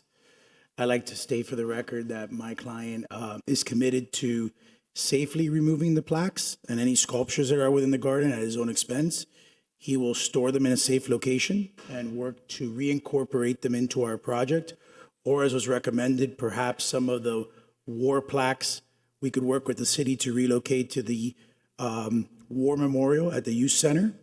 And we could also work if we could try to find some of the relatives of the people that are referenced in these plaques. We would be committed to doing so to make sure these memories are preserved in one of those three ways, either reincorporating them into the project, returning them to the families, or finding another location for them. I would encourage your client to look at his open space requirements and meet the community a minimum of halfway. Your client will propose an exceedingly large building to be on this property, okay, which will And we'd be happy to discuss that with them during the correct process. If you'll excuse me, please. Yes, of course. Which will forever change the nature of that community, okay? And the scale of it, will have an impact. The traffic will have an impact. It's going to impact everybody there, okay? So rather than be negative, reach out to the community and be positive. Look to seek, just as Mr. Menendez has said, look to seek a compromise. Don't talk about removing plaques. Don't talk about removing walls. Look and see what you can do to create harmony within the community, because that is what the community is looking for. You don't have to save all the garden. That's not what's at question. The question is, you can't create more green space, okay? And you can't recreate the history and the love that is there. So, that I would ask you to take back to Mr. Pino and to work with the community to do something more than what you are suggesting, and actually talk to people and try to come up with what makes the community great rather than what is solely financially most profitable. And we're committed to doing that. We're committed to meeting with the neighbors and discussing that project. But I believe that discussion is in a different setting. It's in our zoning hearing and not in this legal proceeding, which is a very serious legal matter where you have certain criteria, and we're only looking at what the property is today and whether what's in that property is significant and meets your criteria. But we are committed to that. I'll speak to my client, and obviously, I don't have your information. It's an honor to be up here with you, actually. But I would love to, obviously continue those discussions. I'm sure at your zoning hearing, you're going to have, quite an army. Yes. So I would also encourage you to work with the community. Yes. And yes, compromise would be great for all. And I had a question that I'm a little confused, and maybe you can explain to me. Ms. Bolton, can you speak into the microphone? Oh, I'm a little confused, and I'm hoping you could explain to me why, because to me, the garden is a very easily identifiable feature of the neighborhood, like distinct, very clear. Why does it have to be attached to the other elements in that paragraph? Well, by on the code- criteria. By code, that's a requirement. that last sentence of C2 specifically talks about a garden, a landscape. And now I don't have it in front of me, but it says, Yeah, because, Would you like me to read it? yeah. The last line of C2 states, in case of a park or landscape feature is integral to the plan of such neighborhood or the city. Which I don't believe it fits that criteria. That was the issue for me. And I just want to tell you, your mother would be so proud of you. well, I knew her well, and she would be so proud of you. but I think it is an integral part of the neighborhood because it's in like the green corridor It says to the plan, integral to the plan. of the city, but it was city. on the graphs that Professor Martinez presented, the green areas, the trees, the parks, at the beginning of East Ponce and Ponce, there's the park. Then all the way when you go to, even once you reach Douglas entrance, there's continuous span of green space and open green spaces and park-like. That was the North Plan, the North Pond Charrette. And what had happened was our property was highlighted in red in that exhibit. And that's why I wanted to show the North Pond Charrette, which I was actually honored to be a part of when it got approved. They designated certain areas in that plan where prospective parks could go, but this site was not one of them in that plan. And that's why I think in my exhibit, I just wanted to clarify for the board that this site, even though it was identified on that plan, and I think even though it was identified on that plan, I think it was more for showing the relationship to it. We are going to have to comply with all the beautification of East Ponce as every other project does, but that site is not a designated park in that plan. And I think that's something that when they go to zoning, for example, that's something that is valid, and they have to consider where is that green space? How does it affect the corridor? I mean, what's the opportunity there? And I just want to say to Mr. Navarro, I think it's important, our board, we're obliged to look at the criteria. But I think, like what John was saying about how this is more than, it's beyond, it's ethereal. Ethereal. And I think, and even to Ms. Carbonell's, comment about we need something miraculous, like a miraculous intervention. I think that all of these words mean something because this is a sacred space that is important. And when you come in and develop, you have to recognize that. And maybe just this is not the forum for that because it's the historic board, but definitely I think the zoning, there's validity there. There's a conversation that needs to be had there. Okay, and I also have a couple of other questions.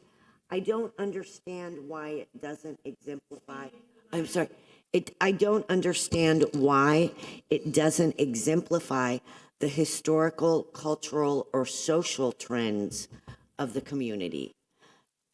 Like, why doesn't it? It does. It does. I believe that it does. Yes, I think it does very clearly. It does. Why are you saying it doesn't? Donna? That's that general Yeah. comment. We're bound to the individual criteria. That falls below what you're reading. What about? It's. At this time, And can I make one more? Mr. Gillis, you can sit down. Yes, One go more. ahead. And the addition, another criteria is it's associated in a significant way with a past or continuing institution which has contributed substantially to the life of the city. That, definitely the school, even, the Crystal Academy families that spoke, and there has been a school on that site continuously since the 50s. So why is that, why is it that it's not meeting that criteria? Good point. Donna? Good point.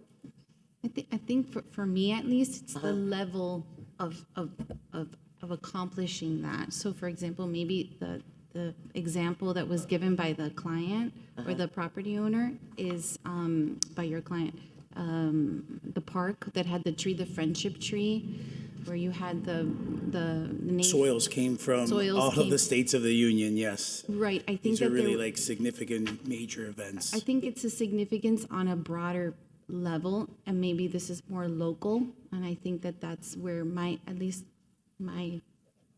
me. Usually it's tied to But this was one of the first 3 biblical gardens in America. But it's no longer a biblical garden. But it is. Well, Could I become think one. it is because actually before Pino purchased the property, there were little nameplates by every plant and tree and bush in the garden, like carob bush. And there's still like a little fragment of a couple of those left on the property. Apparently right before or about the time that Pino purchased the property, those nameplates disappeared. But there was frankincense. There were different little plates that identified each plant and where they were mentioned in the Bible. So that's But I think what Warren was saying was that there's no planting plan, there's no landscape plan that documents that. So the evidence is and that's another issue that I spoke with Sally Jude about a week before she died about the garden, and I was talking to her about the water features and why the plans didn't have a lot of details. And she specifically stated to me, and Professor Martinez substantiated it to me after I spoke to her, that during the 1950s and at that time, plans did not have a lot of detail. Right. That it wasn't until recent years and, you know, the developments in technology. So I think that's the reason why they're missing.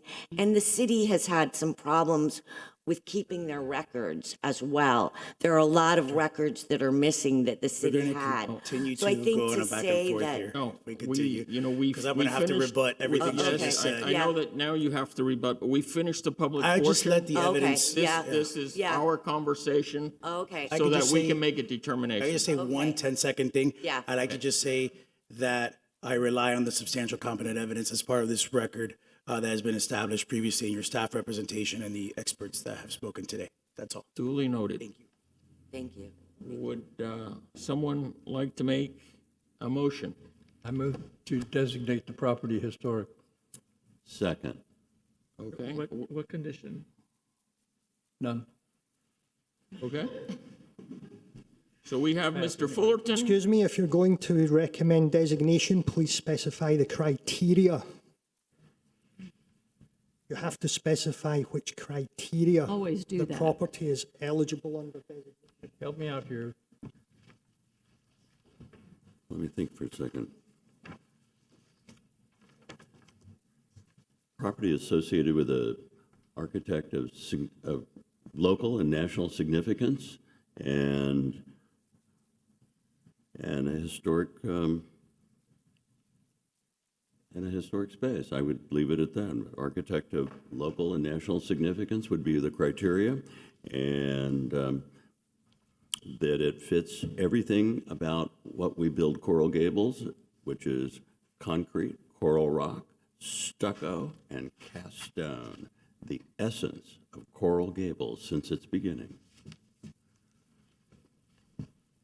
Okay. With all due respect, the essence of Coral Gables is not a designation criteria. If this is to be appealed. I understand that, If this is Mr. Adams. And is a it- piece of advice, if this is. And it is an outstanding work of a prominent designer or builder. That's what we said, Mr. Yeah, there you go. Okay, it's Mr. Fullerton with Mr. Maxwell's second. F.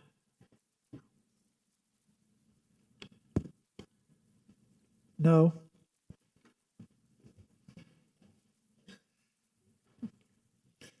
Mr. Fullerton, Yes. Ms. Bakavig, no. Mr. Garcia Pons, No. Mr. Durana, No. Mr. Maxwell, Yes. Ms. Spain, No. Mr. Menendez. No. The motion fails. All right, I'll make another motion. No, does it? I think we need another motion, don't we? We don't. Gus? There needs to be an affirmative vote. Right. The board took no action when the motion failed. Even if it's Yeah. Yes. I went through that stated before. in the positive? Yeah. You need, basically, the yeses have to be a dominant in order to pass anything. It needs to be affirmative vote. So I'd like to make a motion stating that the designation does not meet the minimum eligibility criteria for designation as a local historic landmark. What? Is there, what other motion is there? And deny the designation? Do I have a second? I'll second it. Okay, it's Ms. Spain and Mr. Garcia Ponce. Ms. Spain, That would be a yes. Mr. Maxwell, No. Mr. Durana, Yes. Mr. Garcia Pon, Yes. Ms. Bakavig, Yes. Mr. Menendez, Yes. Mr. Fullerton, No. Mr. Aaron Happ.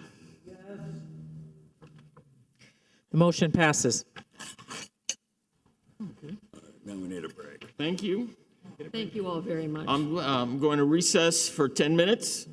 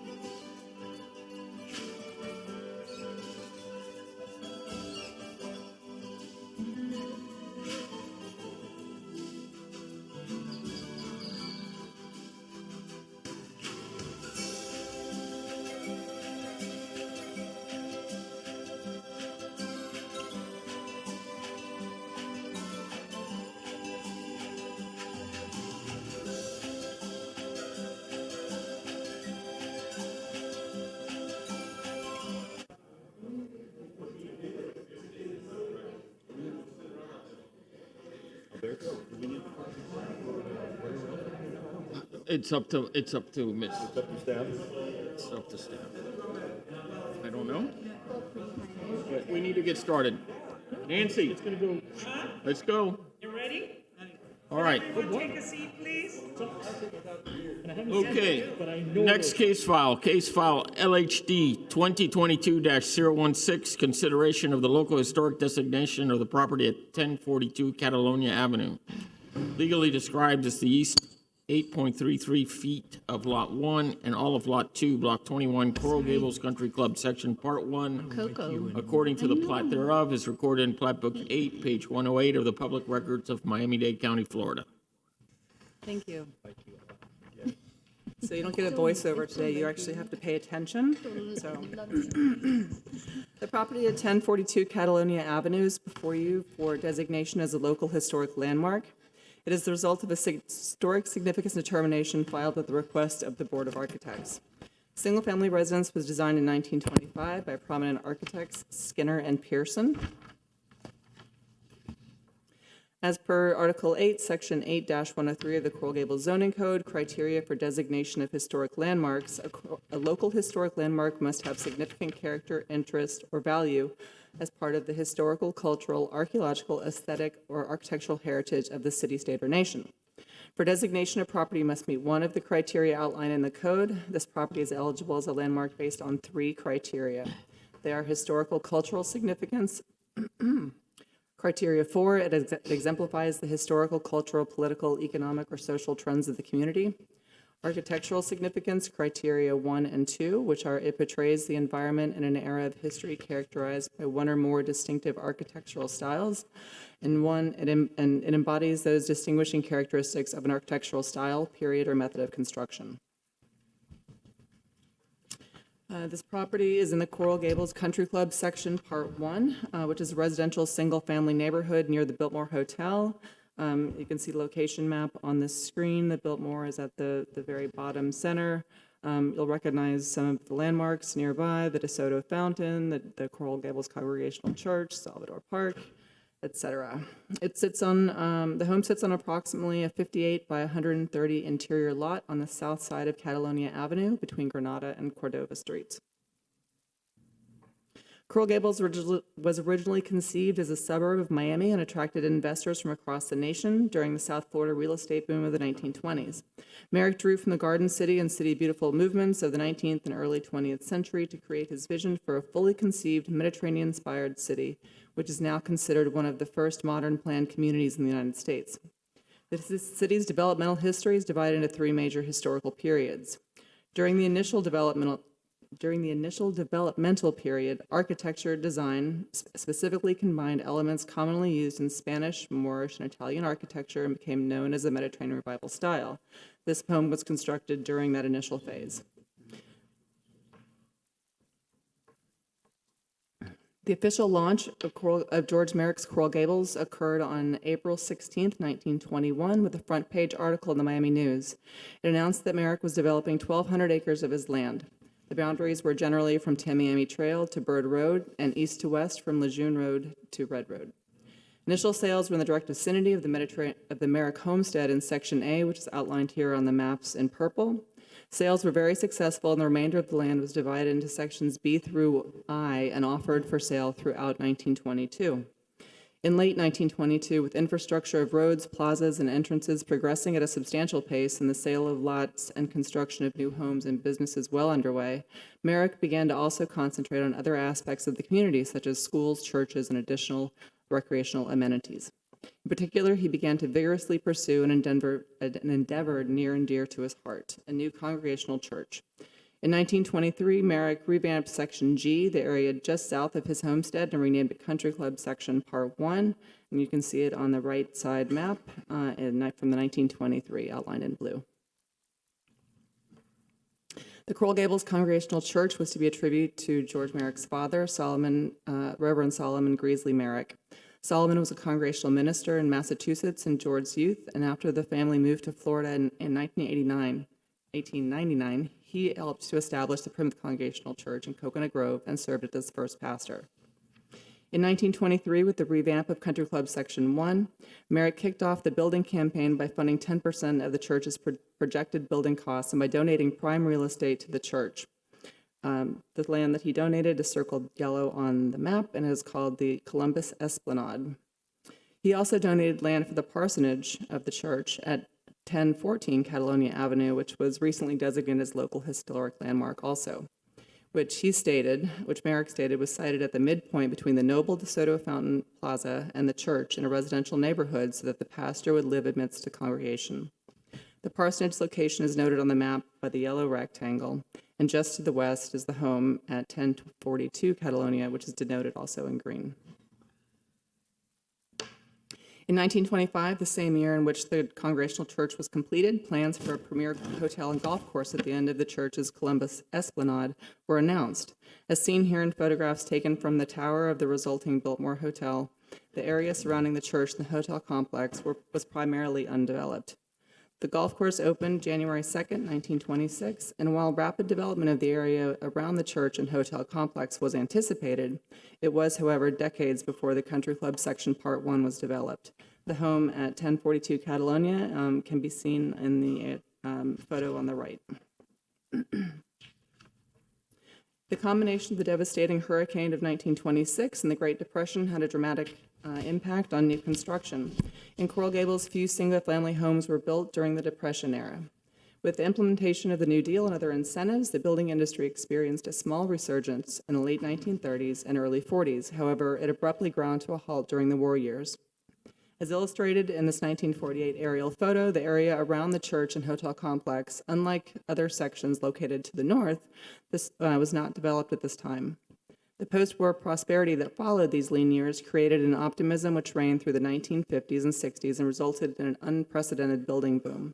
During this era, single-family homes in Coral Gables followed national trends both in numbers and style and were a distinct departure from the ornamented and picturesque Mediterranean Revival style that had dominated the city's landscape since its inception. By the late 1950s, Coral Gables Country Club Part 1 was built out with new residences, and the area retains this context of single-family homes to this day. Hence, the home at 1042 Catalonia remains as one of the few residences built in this area during the early years of the city and is representative of that era. During this time, architecture was predominantly in the Mediterranean Revival style. The home exhibits character-defining features of the style that include projecting and recessed planes, including a projecting entry bay, rectilinear massing and floor plan, combination of roof types clad in barrel tile, textured stucco, prominent and distinctive chimney, decorative grouped vents, arched openings, slightly raised front entry masonry coins surround the front door, carved rafter tails, decorative cascading protruding, recessed casement windows of various shapes and sizes with projecting sills. The detached two-story auxiliary structure also exhibits many of the same character-defining features of the style as seen on the residence. Additional features include the exterior staircase to the right, large scroll pieces that bookend the terrace, and barrel tile coping at the terrace parapet. The home was originally designed as a two-story, three-bedroom home with a detached two-story, two-car garage at the southeast corner of the property. In 1943, a permit was granted for the extension of the pergola screen porch at the southeast corner of the home. This permit has not been located to date. Historic photos seem to indicate that this configuration has been maintained since then. In 1944, a permit was issued for the construction of the screen porch on the west side. It is labeled as laundry porch in the left image. The permit has not also been located to date. Original drawings of the home indicate an interior porch that existed at this location that was subsequently closed in with this 1944 porch addition. No other additions have been made to the home. These photos show the front north-facing facade of the home. Many of the character-defining features are found on this facade, such as the prominent chimney, the coin surround, projecting bays, and varied roofs. Note that the arched front door and the arched pair of the French doors appear to be original to the home. In the photo on the right, you can see the 1944 porch addition to the west facade, kind of in the background. These are two views of the west side facade. At the center of the right photo is the shed roof 1944 porch addition. These are views of the rear of the home, which is comprised of the two-story L-shaped living space, which opens onto a second-floor open-air terrace that's enclosed with a parapet wall along the interior east facade. The southern portion of the second story originally a sleeping porch, and the windows that wrap around this area on the west, south, and east sides are distinctly different in proportion than the other windows on the home. In the right photo, you can see the porch at the southeast corner of the home that was originally a screened pergola space. As noted, this porch or Florida room was roofed and expanded in 1943. Carved rafter tails support a large eave on the east side and keep the memory of the original pergola feature. The current screen frame configuration is also reminiscent of the original feature. The views of the east facade are looking to the south on the left and looking to the north on the right. This facade retains its original fenestration, and the east facade of the porch is visible on the photo on the left. At the southeast corner of the property is a north-facing two-story auxiliary building. The first story is a two-car garage enclosed with carriage doors. The second story is living space with an open terrace. Two scroll features bookend the terrace along the east and west sides, and an exterior staircase along the west facade provides access to the living quarters above. And these are photos that range from 1926, 1968, and then current photos. So the property at 1042 Catalonia Avenue retains its historic integrity and significantly contributes to the historic fabric of the city of Coral Gables. It is part of a collection of quality buildings that serve as a visible reminder of the history and cultural heritage of the city, and we recommend approval of the local historic designation based on its historical, cultural, and architectural significance.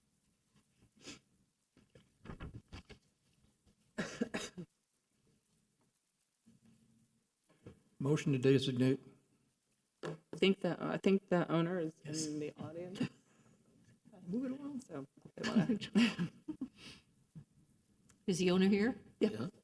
Oh, hi. You can take the PowerPoint down, please. Would the owner like to speak, or? We're just excited to, to have the honor of owning this home and we're looking forward to Please come up to me. Oh, yeah, sorry. Yeah, I must apologize. I know it's late, and most of you sat through the 3.5-hour marathon. We have those from time to time. But thanks again. Go ahead. Yeah, no, we're really, hi, Theodore Mayer. As I mentioned, we are excited to be new homeowners in Coral Gables of this potentially historic home, we hope. It's always been a dream of ours to own a historic home, and we look forward to building our family in this neighborhood and look forward to collaborating to really bring this preservation project to the starting gate, really. Great. So that's all. Great It's house. a Okay. beautiful beautiful home. home. Beautiful home. And as Mr. Fullerton has already, recommended.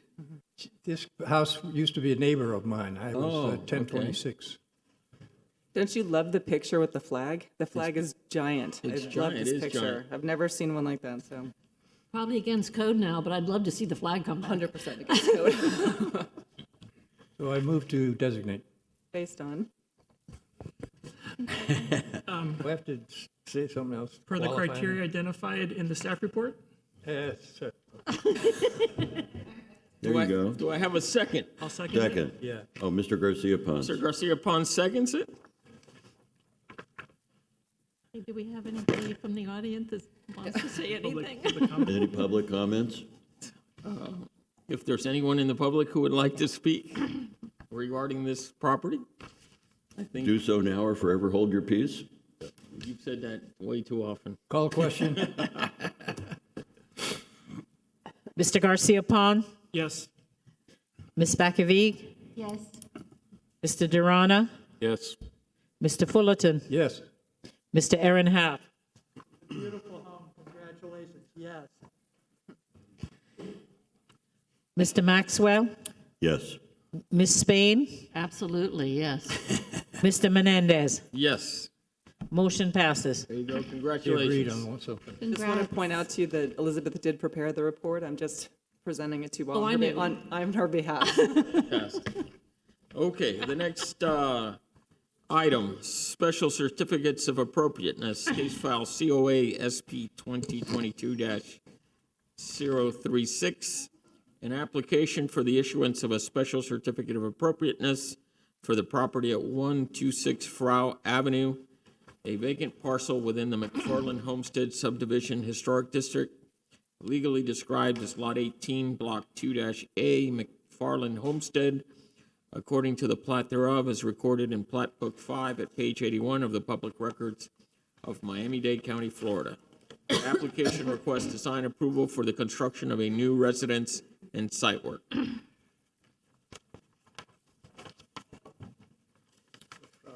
Okay, so the property is at 126 Fro Avenue. It's currently a vacant lot within the McFarland Historic District, on both the local and national register.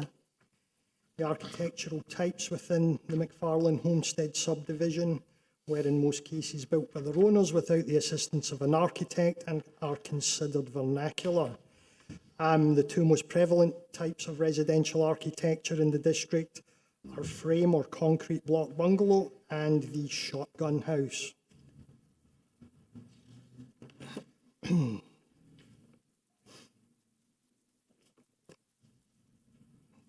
A new two-storey residence is proposed.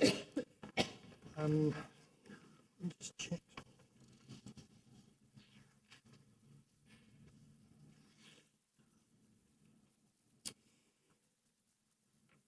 So the parcel originally was included as a contributing resource within the McFarland Homestead subdivision when it was established in 1989.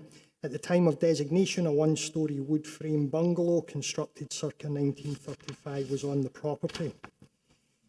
In 1993, the Preservation Board denied a request to demolish the structure, but the structure was demolished sometime after 1993. There's currently only one historic two-storey wood frame vernacular residence remaining in the district, located at 119A Grand Avenue. A new two-storey residence at 106 Florida Avenue was approved in 2011, and a second new two-storey residence at 112 Florida Avenue was approved by the board in 2019. The proposed residence is rectangular in plan, consists of 1,200 square feet of floor area on the first floor and 1,200 square feet on the second floor. First floor consists of a 8-foot 5-inch deep covered entry porch, vestibule, bedroom with bathroom, living room, dining room and kitchen. To the west of the residence is a one-storey hipped roof carport, and the second floor consists of 3 bedrooms with bathrooms. The structure has been designed with many of the characteristics present in the existing historic vernacular homes, including a front porch with hipped roof supported by columns, hipped metal roof, double hung windows, hardy plank siding to the second-storey elevations, to mimic wood siding, operable wood shutters, brackets and rafter tails. There's also some site work. No variances have been requested. This proposal was reviewed and approved by the Board of Architects on September 15th, 2022, with the following comments which were incorporated into the submission you have. Change the carport to be more open, remove terrace on carport, remove cupola, and restudy materials of the front porch. The Preservation Office comment prior to Board of Architects review stated scale massing architectural features not consistent with the historic district. The application presented requests new construction. Per the applicant's letter of intent, it states, at this time, the Lullaby Walker Homeowners Association cannot approve the submitted plans for inclusion in our historic neighbourhood. The design and scale are not compatible with the character of the surrounding structures. This design would set a precedent leading to the demise of a historic jewel within the city beautiful. I've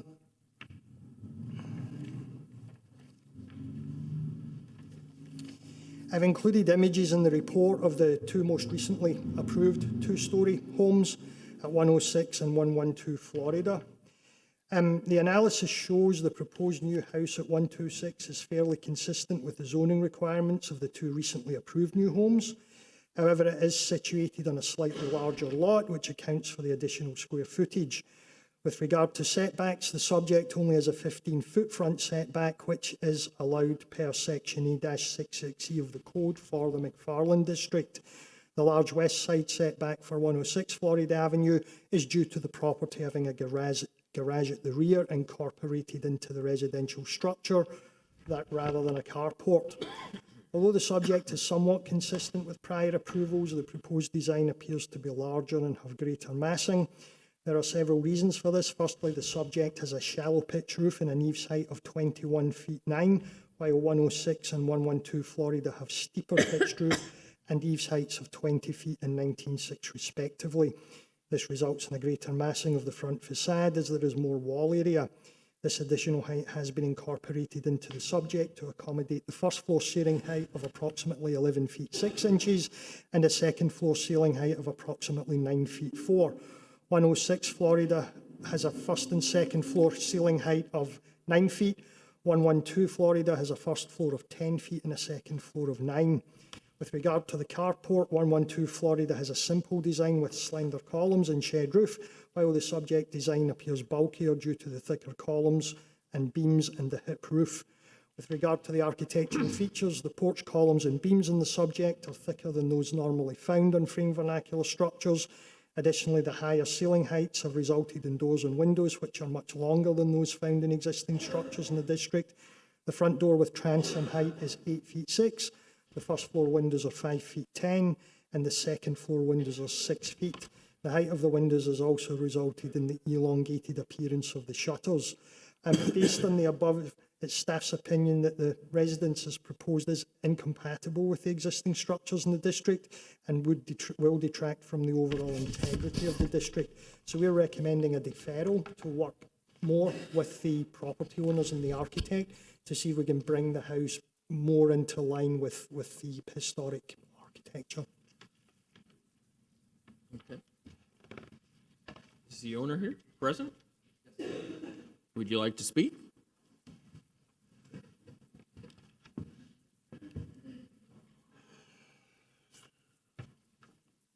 We have a presentation. I don't know how that works, but Into the mic.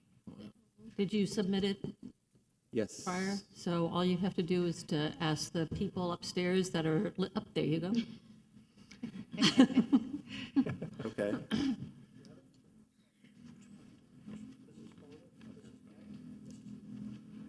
I see.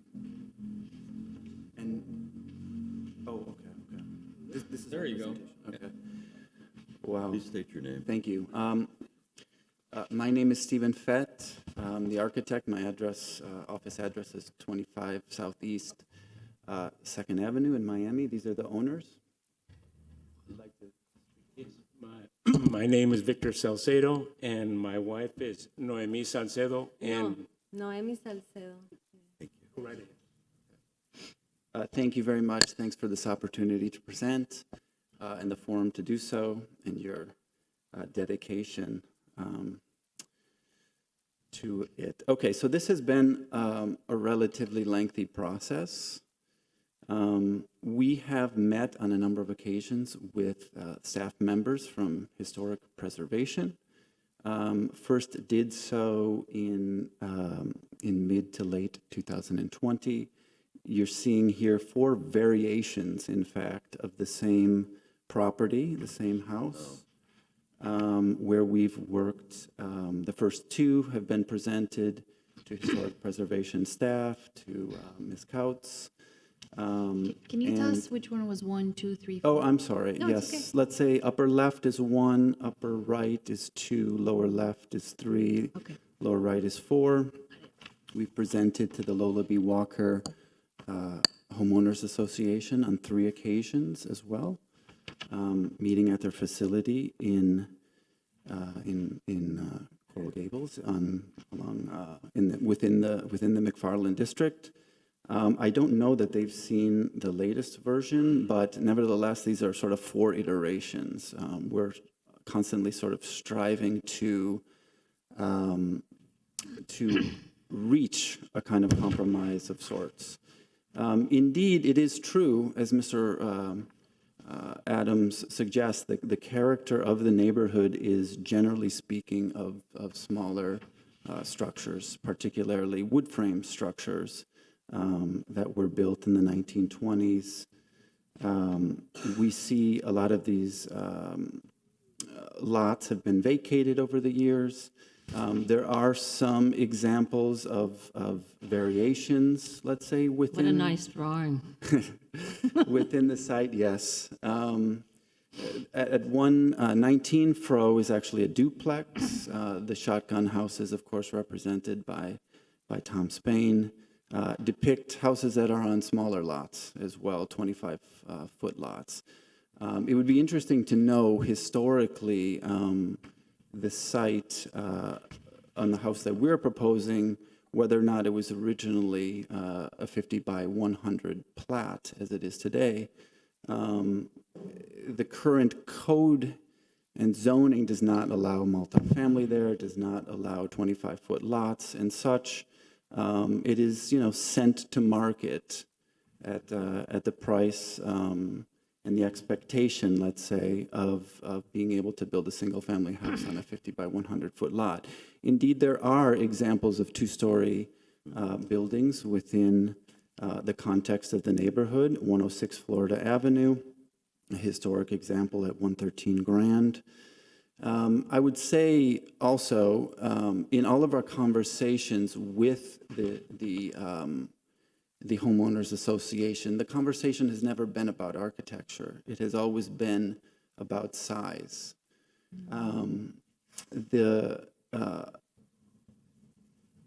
Just maybe to follow this sort of train of thought, there are, in the immediate adjacency, these are in the city of Miami, but nevertheless within the sort of Coconut Grove district, there are other examples of two-story buildings.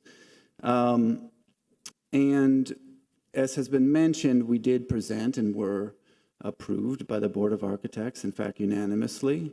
The sort of changes that they suggested helped to reduce the scale of the house somewhat from its initial sort of conception. We reduced the floor height and we reduced a little bit of the massing. We adjusted some of the things to make the house appear smaller. It does have some distinct sort of historic features. It, of course, is not wood framed. It is not allowed by code. It also has the presence of a carport, which is also required by code. Indeed, not historic to the district. Our initial proposal, if you remember from the upper left, actually proposed a kind of independent carport. And one of the recommendations by the board was that, in fact, we had to add an attached carport to it. So upon receiving this approval, this is our happy homeowners here. They, I should say, also represent a family of 6 who will be living in the home. The house requirement, let's say, of buildable space within the lot, the 50 by 100-foot lot, is 35%. And so having, let's say, a minimum 4-bedroom house on a lot where 35% of it is allowed to be built makes it essentially impossible to put all of the necessary program on one floor. So the option really is then sort of directed towards having a 2-story home. And, indeed, the owners have, I should say a bit about them as well. They've spent the majority of their life in Los Angeles. They're moving here. Noemi's family, indeed, is from Miami as well. And so they hope to spend, God willing, a long, healthy life in this home, in this neighborhood. They're excited to be a part of the neighborhood and very much engaged in community affairs in all of the places that they've lived. They also had the reasonable expectation, I should add, that when they bought the property that they would be allowed to build per right, as is denoted in the city zoning code. We are asking for no variances, no exceptions. By extension, perhaps, one could assume that by the Burt-Harris Act of Private Property Protection from 1995, that there would be no unnecessary obstacles, in the way. And so they pursued the purchase of the lot, and we've been, working with them for some time now to try and satisfy their needs and find a balance between what they're after and what the community is hoping to get out of this as well. And it should be noted that it's a tricky situation. The neighborhood is at a smaller scale. It is in direct opposition to the allowable zoning code. This house in some ways will set a precedent because not a lot of development has happened in that neighborhood. We've done our very best to try and accommodate, to try and compromise. But a family of six, nevertheless, is a family of six. And if we can, sort of review some of the floor plans, reducing a few inches here and there are things that we've done. And quite frankly, the plan, we believe, is compatible. Here you see the plan view as well as a sort of street elevation. It's probably sort of uniquely sited in so much as the fact that there is a sort of larger church to the north. To the west, which has a kind of, even larger scale to it. There's an empty lot which is owned by that same entity, which may or may not become a parking lot in the future. So this sort of bookends one side of the neighborhood. And, in plan view, certainly the house is not larger really than adjacent structures. In elevation view, the ceiling heights, actually, I would dispute one comment made about ceiling height. In fact, our first floor ceiling height is 9'8". The 11'8" that was mentioned includes the height of a presumed 2-foot wooden truss.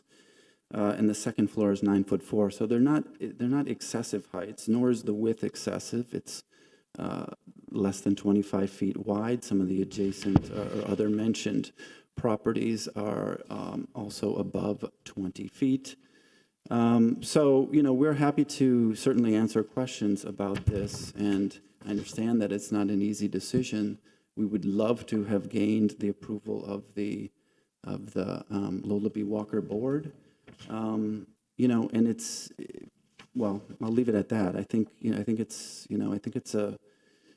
reasonable. Certainly, we've done our best to design something that imbues the character of the historic structures within the neighborhood, while also accommodating, the needs and desires of the clients, who are very invested in the community. So thank you. Thank you. Thank you. Thank you. Just for the purposes of clarification, because I feel the need to make a comment, there was a reference to a Burt J. Harris claim or act. I'm not sure how that's relevant to this property. The Board of Architects and the Historic Preservation Board predate 1995 substantially. This district, I believe, was designated in the 80s. I'm not sure how that would factor into any of these considerations. Okay. Is there anyone in the audience who would like to speak in favor or opposition of this case? Stephen, did you say that the Lola B. Walker Homeowners Association has not seen this final version? I'm sorry, I apologize, but I think it's important. I can't, it's my understanding, we've never presented it to them. Okay. If they've seen it, it's not because that I we've see. shown it to them. Because it's substantially different than the ones before, so. Good evening. Good evening. Carl Leon Prime, 209 Florida Avenue. Mr. Chairman, members of the board, I stand before you today as a lifelong resident and citizen of Coral Gables. Lifelong resident of the same neighborhood. and I currently serve as president of the Lola B. Walker Homeowners Association. Our namesake saw to the need to preserve our unique community. And carrying on in that vein, the late Mr. Cooper, William Cooper, Carl Prime, my father, along with the city of Coral Gables,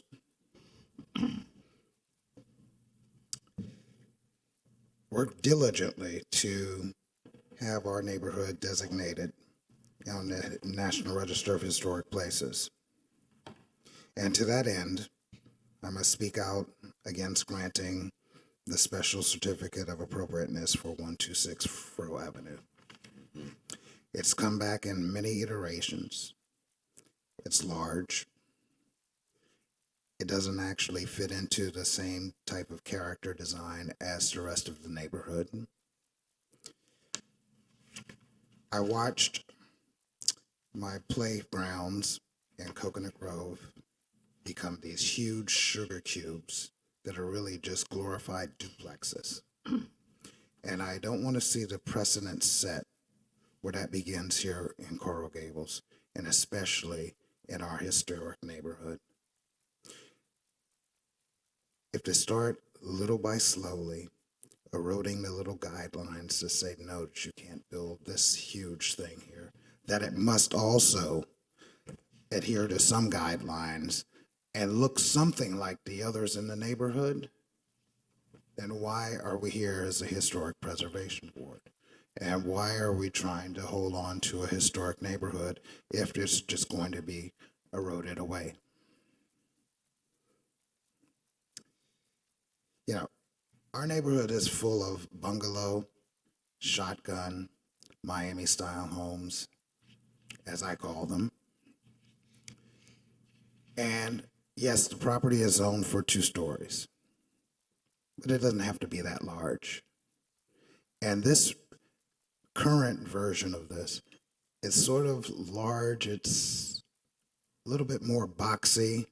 It fits a little bit more in, but it doesn't have any character from what I'm looking at. Members of the Homeowners Association said, no, come back, build something a little smaller, try some split level, something else. They didn't listen to us. Progress is what it is. There comes a point where you have to draw the line and just say, look, you bought into a historic neighborhood. There are certain guidelines. We have design standards, and you need to fit in. And I believe that basically, let's see, I think that covered most of what I wanted to say. As they always say, it's remarks you want to make, the ones you write down, and then the ones that you think about at 2:30 in the morning as, this is what I should have said. So with that, okay, just one last thing here. It has been said that a journey of 1,000 miles begins with the first step. Do not let this be the first step of the journey in degrading our neighborhood. Thank you. Thank you. Mr. Prime, I have a question while you're up. First of all, how are you? I I'm see doing you well, here thank all you. the time now. And I loved your dad. He was such a nice man. But you don't have a problem with it being 2-story? No, I don't. Okay. All right. You're not saying that they should not build a 2-story home, because there have been 2-story homes that have. We have no problem with the 2-story home. All right. I believe it's zoned for that, and it would be appropriate. Okay. We're not saying you can't build a home. It's just let's keep it in the same style and design of the rest of the neighborhood.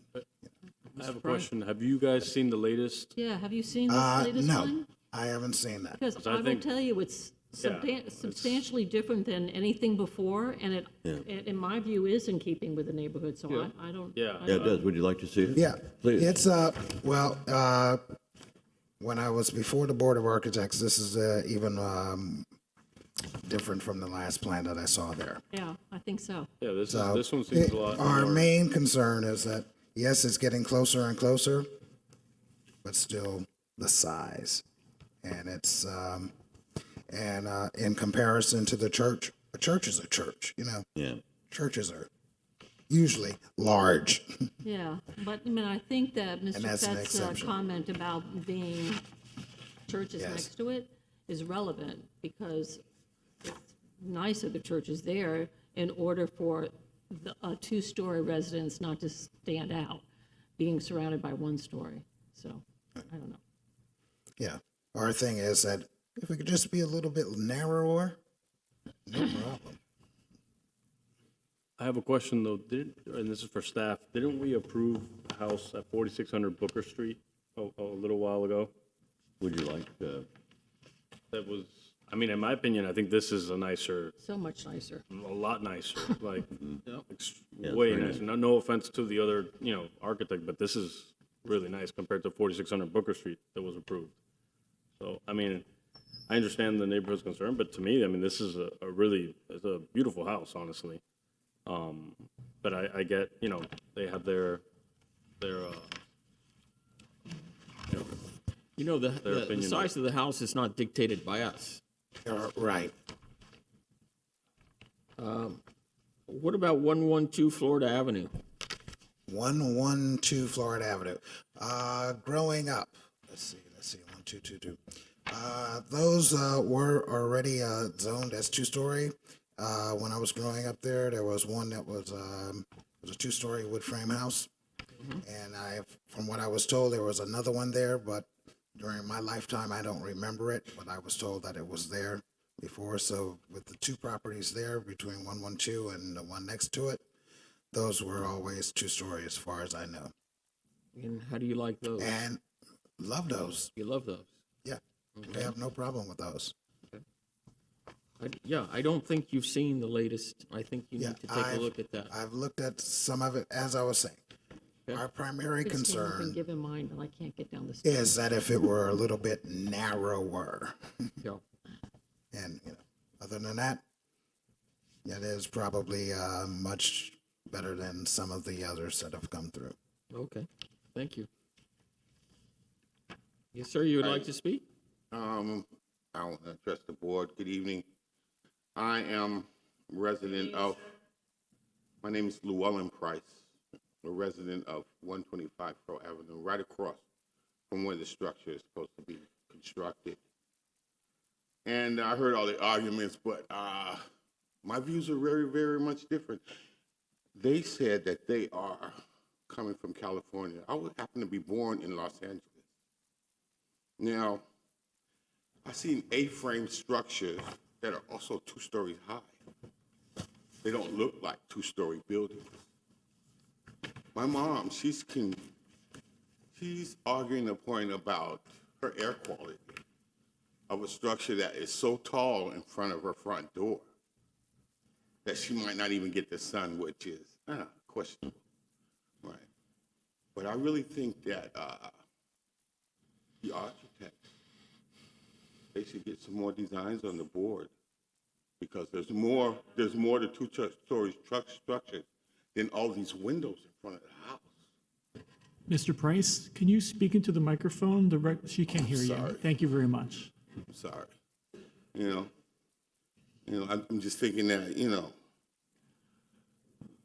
there's kind of like a narrow view of what they want to put. I'm thinking they just want to destroy the contour of the neighborhood with this 2-story structure. Those houses that was done on Brooker, those are on the edge of the neighborhood. The actual neighborhood consists of a colonial-style, Caribbean, historical, wood frame, A-frame homes. I'm not against the 2-story house, but there are better constructions.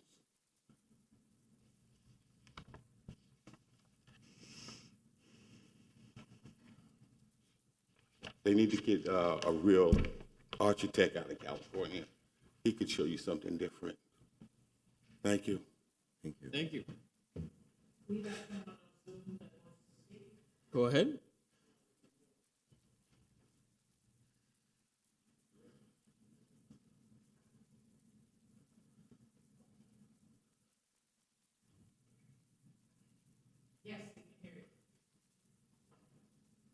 No, we can't. No. No. Hold on one second, ma'am. Hold on one second, the board cannot hear you.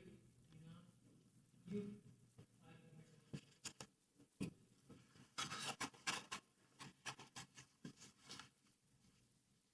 In the meantime, can I ask Warren a question?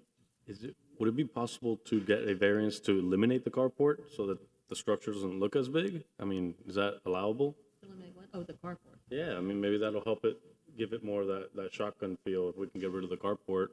And I know the code requires a carport, but maybe we can give a variance. Because it's a new structure, it's sort of difficult to Okay. argue. Because I like the design. I think it fits in. I mean, it's a really pretty. What happened? Maybe the carport. I think that's what's kind of making it seem a lot bigger than what it is. And this was one of the reasons I included the chart in the report, just so you can compare what had been approved before with what's here. So Carport's set back quite a bit, though. Yeah. I don't think you're going to. Mr. Adams, Is, in your comments, you're requesting a deferral, or recommending a deferral, excuse me. Can you specifically say, what it is that you'd like to work with? Yes, ma'am. Thank you.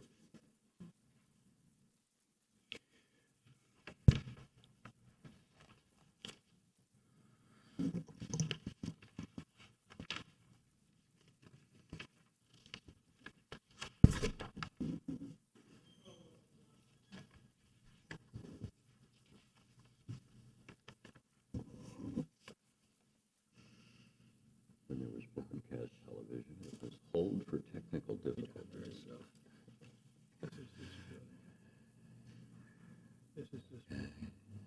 what are we doing?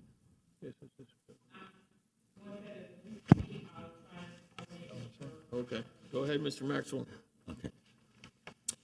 Well, as you heard the architect, Mr. Fett, and Mr. Prime, and when you see the examples that were given before, I don't think anyone can deny it's all moving in the right direction.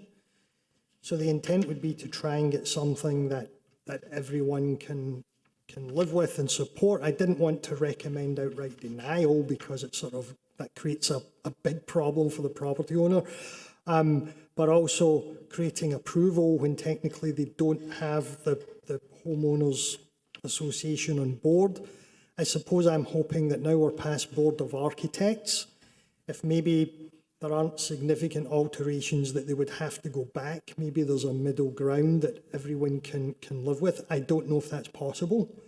But recommending either approval or denial seem to be,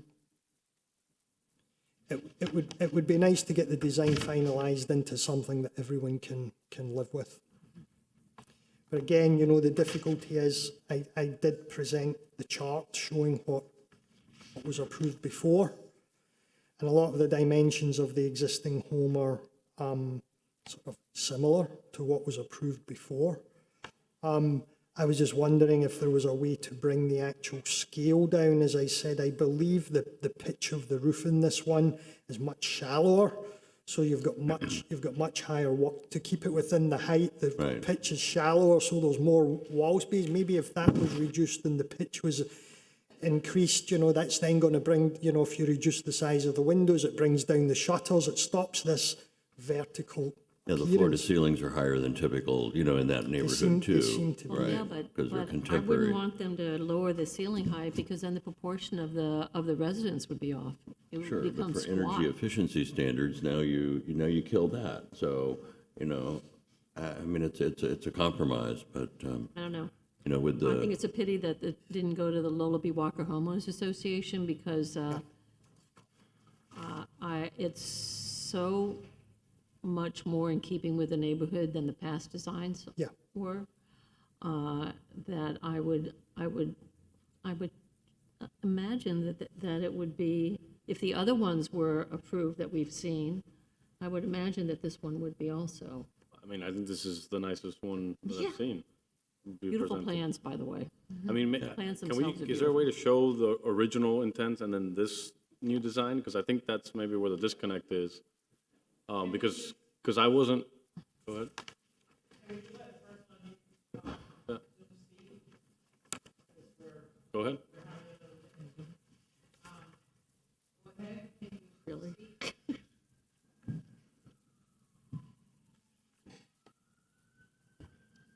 Okay, we still can't hear this person. It's sign language. Nope. No. Here. You can hear? No. No. You can see. Here we go. Wait. Is that her? Anybody lip read? Nope. You lip read? We're not getting any voice. Yeah.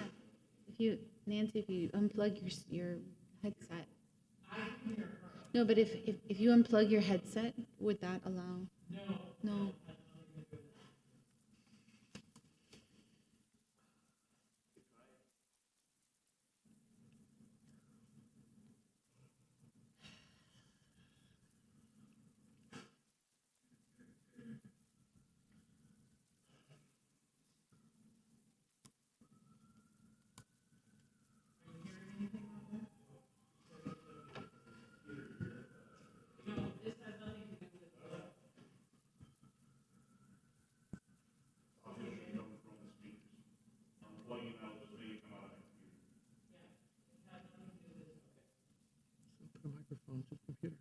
Is IT here?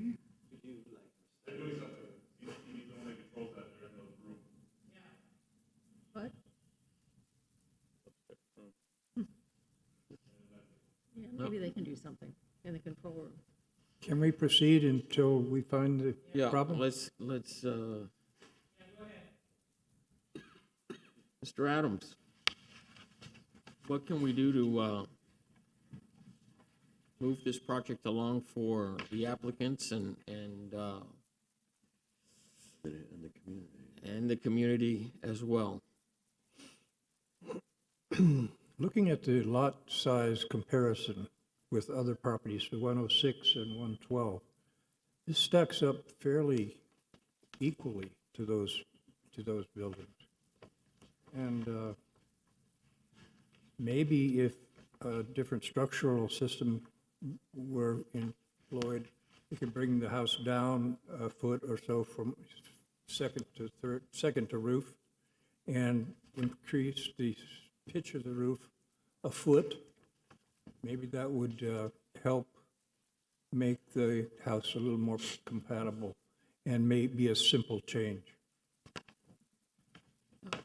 Could the carport be detached and pushed back? Apparently, that's what they had, and the Board of Architects asked that it be connected. But it's already pushed back. I don't see the carport as an impact on the, It just makes the structure look wider.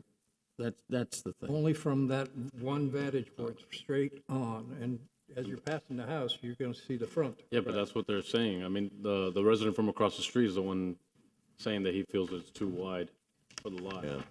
I think as well, the roof in the carport isn't really consistent with other carports in the district. They're either shed roofs or flat roofs, and this is more of a half of a hip roof. Right. And the thickness of the columns, and you know, so I when you compare it to a historic house, I didn't put in it just looks heavier. Yeah. Heavier. It doesn't seem to have the lightness of a. Well, yeah, but infill buildings in historic districts don't have to mimic exactly the historic properties. In fact, you don't want them to look like the historic properties, because then you can't differentiate them from the historic ones and the non-historic ones. So there is a, You know, to me, those shutters make it look heavy on the front of the building. And maybe if those have shutters, an impact, for sure. maybe if those shutters came off, it wouldn't look so heavy. I think it's also you know, the they were- color. I mean, they're they would have been there green originally. against white. They pop Yeah? too much. Maybe the color selection, the colorway can be. Do we have issues with the hip roof? Was that? No. No. No? No. I agree though with Warren that the half hip kind of, dying at the house is a bit odd and it's a bit high. Can we just adjust that slope a little bit to minimize? You see this? This is pretty. The carport. The carport. Can we just, what is it, like a 12 and 4 right now? 4.5? Like a 3. I don't know. Can it mimic this, the hip above? In the district. The angle? I think it's pretty big. I mean, I don't want to play architect. It's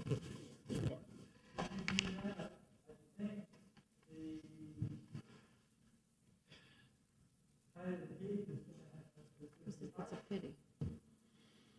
No, just the carport here. Yeah. I was saying pull the eave down a foot along with the floor plan of the second floor, 1 foot in structure alone, and leave the top of the roof exactly where it is. So it's a little higher pitch, but it looks a little thinner from an overall standpoint. But that would still keep the first floor at the same height, ceiling height. You're just talking about the structure itself. Yes. Yeah, now you end up with windows that are 2 different styles and heights. I don't think that matters that much. Mr. Chair, can I ask the architect a question? Go ahead.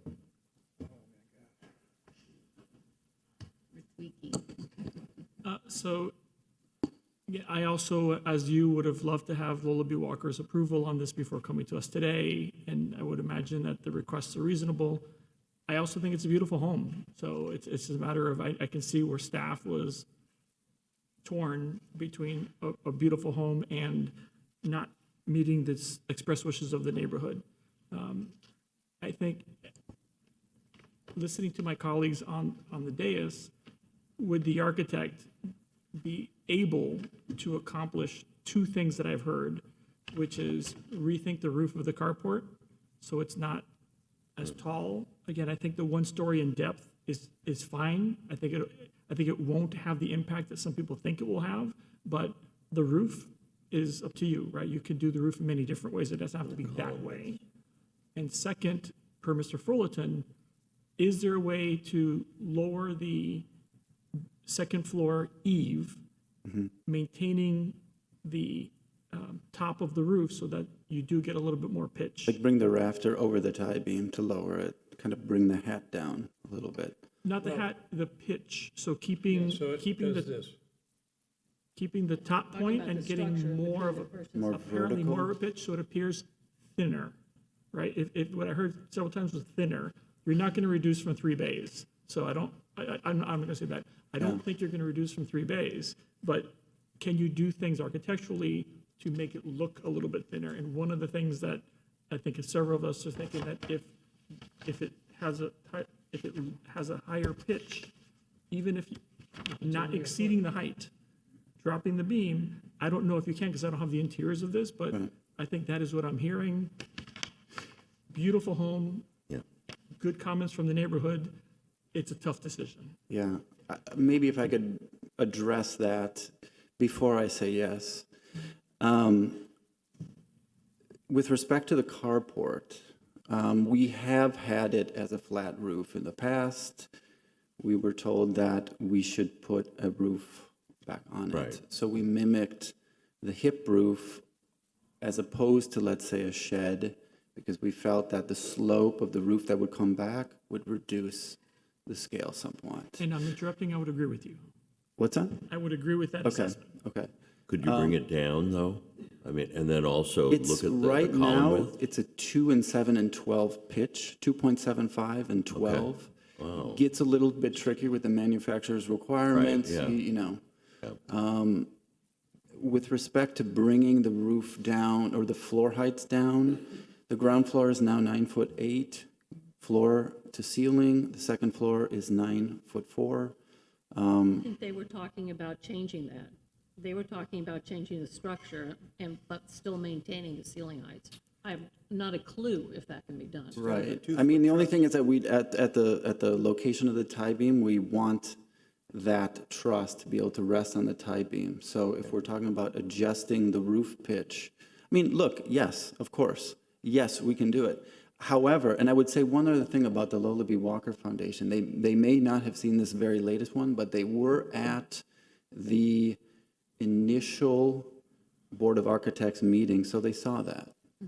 And so I am skeptical that if we went there again and presented it, So that. they saw it with the cupola. With the cupola, And that. yeah. I see. Yeah. The shutters, in terms of, to answer your question about the colors, the reason that we've gone, as you see, you know, back and forth with colors and so on and so forth, certainly we're open to that as well. Those colors are distinctly kind of Bahamian. You see, like the most typical example of a Key West house, or most typical example of most Bahamian neighborhoods would be white painted houses with green operable shutters, which is what we have. Anna Alvarez did make an interesting comment at the Board of Architects meeting that the windows maybe were slightly too large and perhaps could be, or too attenuated actually. So I thought of that too, you know, maybe reducing the size of it. And then maybe my last, point would be if you consider 2 meetings with staff of historic preservation, 1 meeting with Mr. Adams and Mr. Riesco at their office. That's the city architect. 3, the city architect, correct. Plus 3 meetings to the Lola B. Walker group. That is 6, plus 2 meetings to the Board of Architects, and now here. We can keep changing, but at some point, you know, I mean, I can offer you a good faith that we will do it, and, you know, I don't know if that's good enough or we need to present again. But at some point, when is it enough? Who, you know? We do have a history on this board to let you work out the details with staff. So if there is an approval, there could be a method to work out with staff. But I want to be clear as to, you mentioned directly to reducing the height of the floors. That's not what the request is. I think there was a request to maybe change the structural system. Maybe the floor joists can be remodified. I'm not going to get into details of how to do it. I think the intention is to create the appearance of a slimmer building by... But by raising the ridge? Holding the ridge, dropping the eave. Now, that could be in the floor plates, that could be in the edges, that could be in the window. I think there's many ways to do that. Right. And we're not going to tell you how to do it, which is why, if it's approved, we'll let you work it out with staff. But that's the intent that I heard, I think, from Mr. Fullerton. Yeah, that floor has quite a long span, if I'm reading your plan correctly, at the living room and dining room area, so. 24 feet at the widest point, and then down it telescopes back, which we thought was also a good idea for the size of, you know, from the side view, even though you don't see it as much, down to 21. There might be a way to put a column between the kitchen and that island kitchen and the living room, so you could reverse the and use 2 by 12 or something like that to go the other direction. To bring, I think the issue there, take it from a 2-foot truss to 12 inches of timber. Right. I think the issue there might be the second floor, just having a reasonable bedroom width, and, you know, access to the hall or to a bath that's on the opposite side. But you have I mean, will a foot, you know, is that what we're talking about here? Because I think we're talking about gentrification, or we're talking about, you know, a change in the neighborhood. It's something much bigger than this house, frankly. Well, in order to get this house fit into it so you can make that change, I think we just need to make some tweaks. Understood. And you have multiple options for structural, for the second floor, for the roof structure. It's just that first floor long span of the living room, which is a trouble spot. Mr. Chair, pardon the interruption. Just FYI, it is 8:56 p.m. As you recall, we cannot go past 9 p.m. without a motion to extend the meeting past 9. I'll make that motion. Second. Ms. Spain and Mr. Maxwell. Thank you so much, Gus. Have you, sir, have you heard anything that you disagree with? Yes, Mr. Fuller. Hey, excuse me just one moment. We have to take a. Oh, sorry. Aye. Aye. Mr. Fullerton, yes, okay, this design that we have here, okay, as you know, it's gone through many modifications over many years. Okay, the reason why this design is so beautiful, I get excited, because it's met the perfection of the Board of Architects, but to get there, it took these many years. And I understand you're an architect, I'm a civil engineer, and when you ask these structural changes, it costs money and it takes away from the aesthetics, the way it is right now. That's Well, why I asked for this design to be approved, please. Well, we're Because trying once to- we go through another modification, we're, we have Well, to do maybe we can structural come to an changes, and that costs money, and aesthetically, it'll take away from the beauty of this house. You haven't started the structural drawings as yet, have you, the working drawings, Mr. Fett? You mean, has the structural engineer been engaged? No, not yet. Okay, so we're not we're not causing you additional time. We're just suggesting that you change the structural system, maybe to simpler one, actually. Lower the second floor height by a foot, leaving the peak of the roof at where it is today, not bringing it down like this, but bringing it down like this. So you're increasing the pitch of the roof by 1 foot, which. But isn't that, just to clarify, isn't that if I'm here and I do this, Yeah, that's I'm moving the wall in. No. Or I'm not resting it on it. Resting the Caesar, eaves. you'll do a sketch for me, right? You're just bringing the structural connection down. You know, it used to be up here, now it's down here. And your ceiling heights are the same. I mean, okay. Ceiling heights are all the same. The only thing that changes is the height of the roof of the ceiling, the second floor from the first floor by 1 foot. Takes away stair treads. Sure. So you have 2 fewer treads on your staircase, cheaper, by a long shot. We're not looking for cheaper. We're looking for a beautiful home that we could live in and I enjoy. don't think you'd tell the difference. Yes, you can. I build, you build. But that would not change the ceiling height of the second floor. Nope, no change in the nor the ceiling of the first height floor. I know or the the first first floor. floor. Any time you take away, you said stairs, you're going to take 2 stairs off?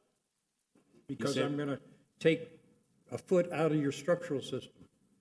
But Yeah. he's just moving the whole We thing understand down. that. When you do that, you have to lower the height of the building. The walls have to come down because you're reducing the 2 stairs. The walls come down, but the height of the ceiling doesn't And your change. tie beams here, which Talking to a civil engineer. coming down, he but the must roof get it. stays exactly where it is, and the ceiling height goes down 1 Okay. foot. You could, Believe me, okay, it's you not could, a Rubik's Cube. It okay, really works. we could do that, but let me tell you, aesthetically, it won't look as nice. That I agree. I think it'll look nicer.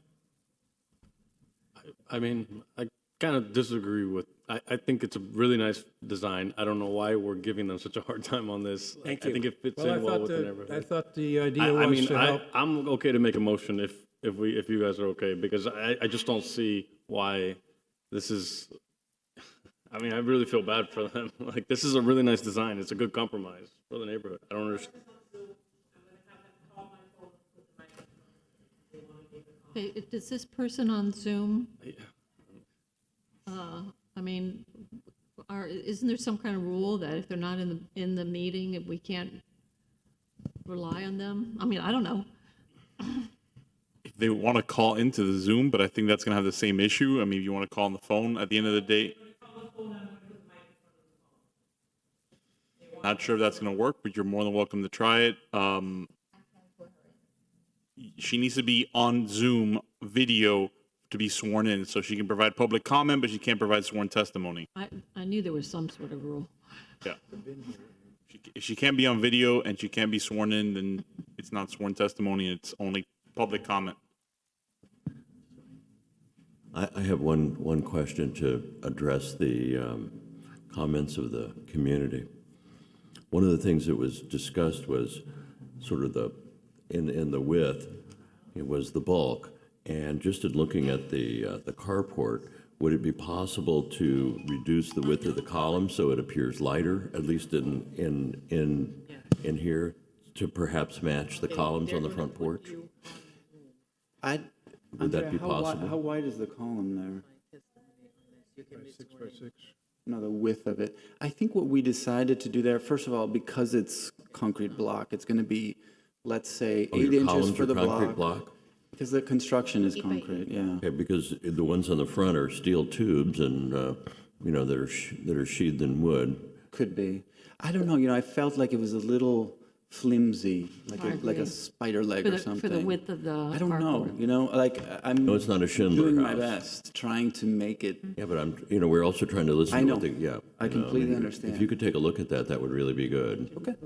I think that I would mean, I help a will, lot I with the will folks in the promise community. this, if we are approved, we will, regardless, if Mr. Adams will accept, we'll sit with him and we can work out some of these things, absolutely, It'd be great to be approved and we would do it anyway. I can swear on the Bible for it, but, like these poor individuals here, I shouldn't say it like that, but I mean, they've flown from Los Angeles on multiple occasions to attend meetings like this to show their good faith, thank you. I just want to say something. I'm sorry, go ahead. I'm sorry, Nancy. Go ahead. Hello, can you all hear me? Oh, there we go. Okay, hi everyone. Please let me know if you can hear me. My name is Catherine Hemsing. I am the homeowner of 107 Fro Avenue, so I'm a couple of houses down the block. And I don't have an opinion on all of the architectural modifications that you all are discussing now. But I don't have a horse in this race, and I don't know I've never met the homeowner, but neighbor, I guess it's nice to meet you. Listen, I appreciate the work of this board, and I think its mandate is extremely important in preserving the fabric of our neighborhood, which I think is the best neighborhood in all of Miami. I love my neighbors, and I love that we're a historically Black community. I have a lot of pride in where I live. But I worry here that this board is being overly narrow in its view of acceptable design, so much so that it is potentially creating such an arduous and bureaucratic process for what I believe is a homeowner who's making a good faith effort to, meet halfway. And I think this design and how different it looks from its first iteration is a really positive reflection of that. When I was reading the report, a couple of things stood out for me. Namely, the key concerns were, scale, mass, and architectural features. I think this design adequately addresses the architectural features that I think are reflective of Bahamian, design and Caribbean design. And I think you see that with the metal roof, the front porch, the hip roof, the siding, the double hung windows, the wood shutters, and even down to the color of the house. I'm even going to paint my house white with, kind of a light greenish blue, because I want my house to also reflect more of the character of the neighborhood. So I think that's an important facet of the McFarland homestead. I think the main concerns, and probably the only criteria that is worth debating, is around this idea of like mass and the heaviness potential of the design. But frankly, I think it's beautiful. I think it's a modern take on, what looks like the historical character of the neighborhood. And you all can continue to debate the architectural components, but I do agree that at some point, you're now creating precedent for an overly bureaucratic process when the homeowners have tried to engage with stakeholders in the community, for which I am one, and so this is just a show of support, and I hope that if there's a motion to deny this design request, that you all can move to kind of a mutually amicable resolution that is efficient and takes everyone's views and addresses everyone's concerns adequately. Thank you so much for your time and for staying very late tonight. We appreciate your service. Thank you. Mr. Durana, you have a motion? I make a motion to approve I'll the second. current design. Okay. Is Mr. that- Durana and Ms. Spain, seconds. Are there any conditions with the approval? No. No. Can, Ms. Bakovic? can we add like that they would work with staff on some of the details? Because I think the devil's in the details. I mean, I know that the tweaking may be overdone, but I think because it's a neighborhood that deserves just some tweaking to make sure that we're being, as sensitive as possible to the neighborhood. Can we put that as a condition that they will address some of the with staff I mean, and let them move ahead? I think what you have now versus what they started with shows all of that they've done that. But I mean, if you guys want to, I don't know, I just think it's just more, it leaves room for interpretation, like I think we need to be clear on what we want in the design, because if not, they're going to go change it with Warren and they're going to go present to the Board of Architects again. The Board of Architects is going to say, no, we don't like it like that. We want you to go back to this. And then we're, back to this again. I mean, I'd rather not add any amendments. Let's try to pass it like that, and let's see. If not, we'll change it. Okay, we have a motion and a second. Ms. Bakovic? Can we go back and put a condition just to have them tweak it? No. said no. Okay. Vote on this one. No, if, So I have to say yes or no? yes. Yes, I hope though they tweak it with staff. What is she voting for? Is that a yes? Yes, it's a yes. Mr. Garcia Pon? Yes, and I would encourage the architect to reach out to the Little Walker community. Mr. Ehrenhalf? Mr. Maxwell? Yes. Ms. Spain? Yes. Mr. Fullerton? Yes, with the same Mr. Durana? Yes, and I would just say to the architect, if you can, out of good faith, please try to coordinate with Warren and even maybe one of the members of the association, just because I have a feeling that they haven't seen this, because this is a really beautiful design, and I think it's respectful to the neighborhood and to the design and the architecture and the history of it. Mr. Menendez?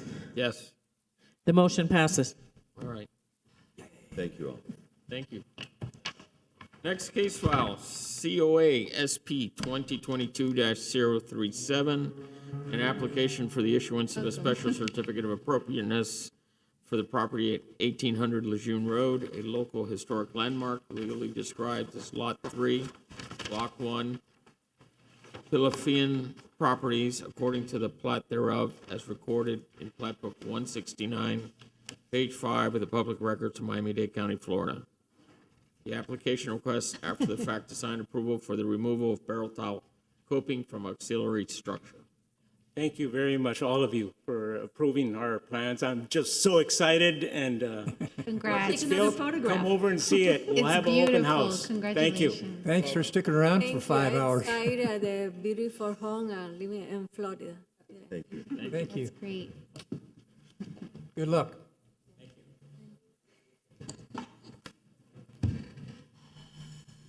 All right, hang on one second. More chocolate? So location map of the property. This was the home of James Gertman, a Miami pioneer. He raised the initial funds to build Lejeune Road, and you can see his house directly fronts. This property was designated as local historic landmark in February of 2007. So this is a circa 1940s photo of the house.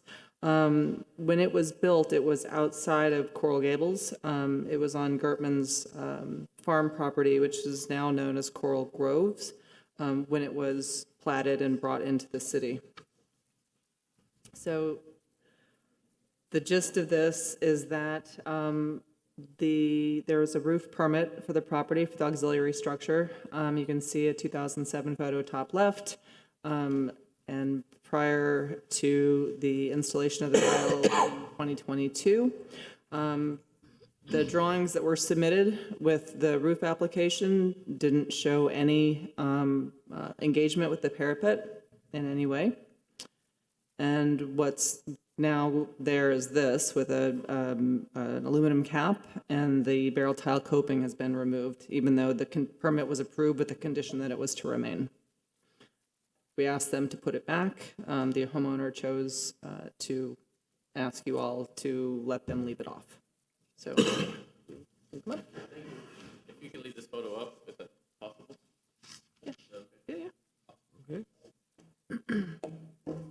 Good evening, everybody. First time here. This has been a very entertaining evening.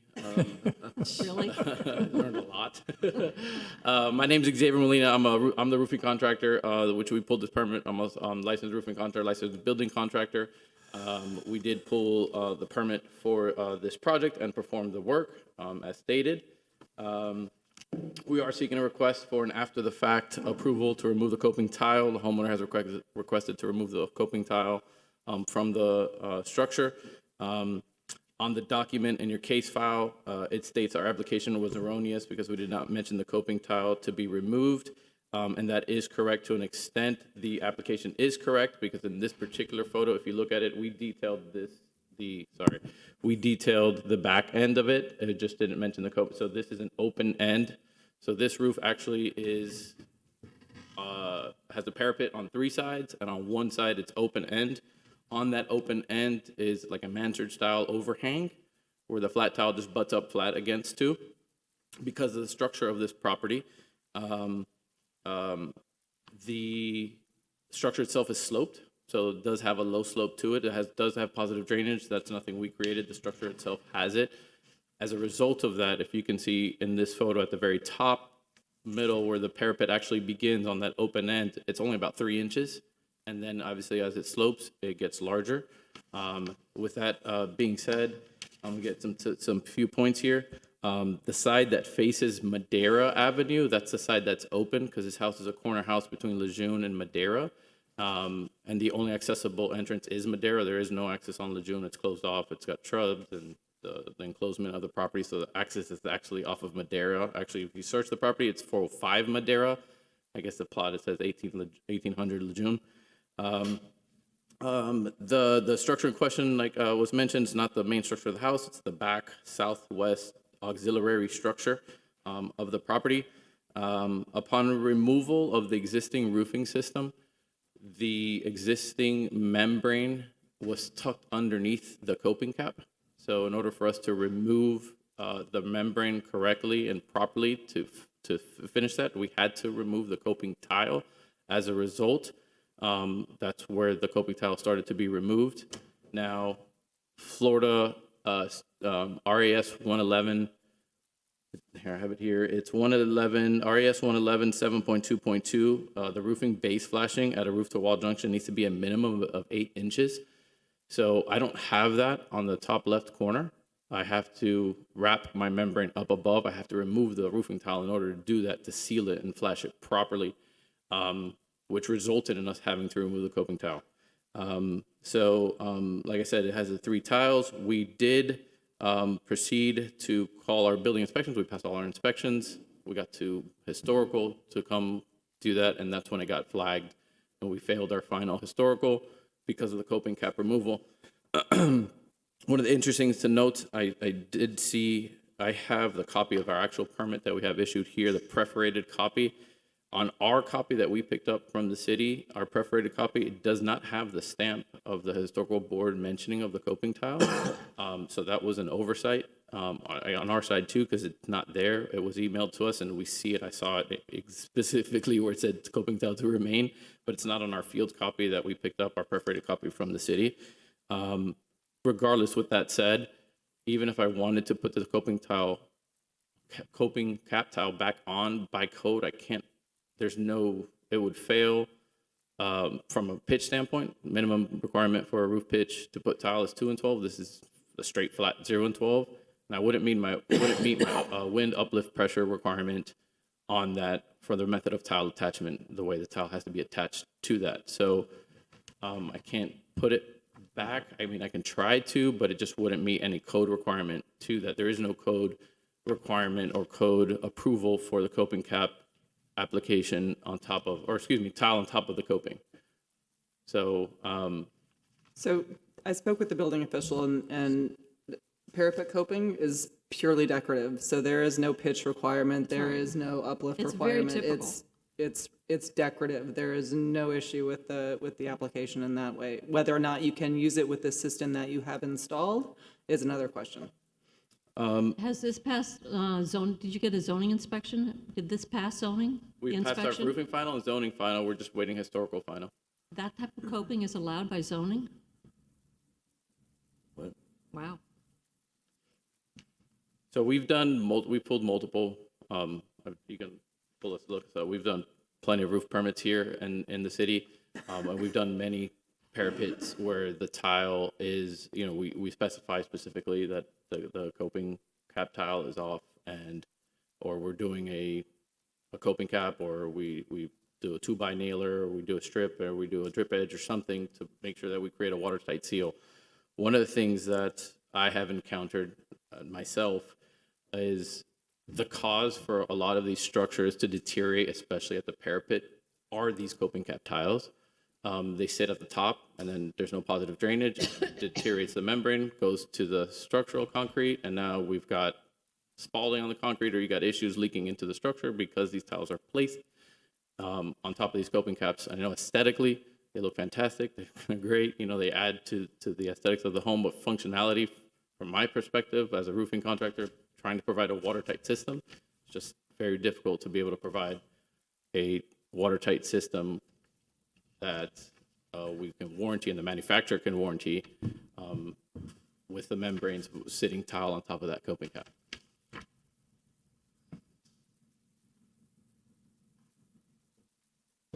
Any questions? Anybody in the audience would like to speak on this? A lot of no's.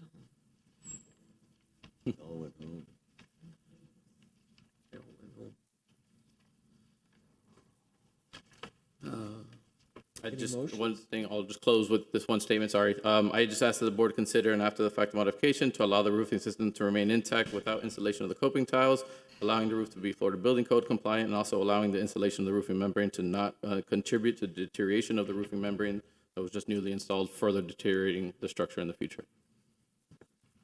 Can I make a motion? Yes, you can. I'd like to make a motion to deny the after-the-fact design approval for the removal of a barrel tile coping from the auxiliary structure on the property located at 1800 Lejeune Road, and deny the issuance of a special certificate of appropriateness. Second. Okay. Ms. Spain and Mr. Fullerton seconds.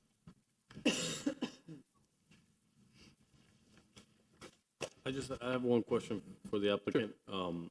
If you were to originally do this with the barrel tile edge, you would have done a different system, or what exactly would you have done in the parapet? You can't. You have to remove the tile because of the way the membrane underneath wraps up over. It goes up over, and I have to remove that membrane. So what do you do on the other houses? Because there's other houses that have the carports with the tile with the barrel tile on the parapet. There's two. You don't either they were never, those are original and they haven't been re-roofed yet, because at the time of re-roof it has to be addressed. Or sometimes they're just a concrete pillar, because what I have seen also is just it's a concrete, and then you have tiles that are mortared, like a mortared, stucco mortar bed on that. That's not this situation. That is actually a roofing membrane underneath the coping, and I have to remove that membrane in order to properly go over that tile. This is hard because historic is very. And this is, I'm here because the homeowner requested to remove the tile, and they want the homeowner requesting to not put those tiles back on, so. I mean, this comes to us a lot, and like the barrel tile is a very important Which, feature.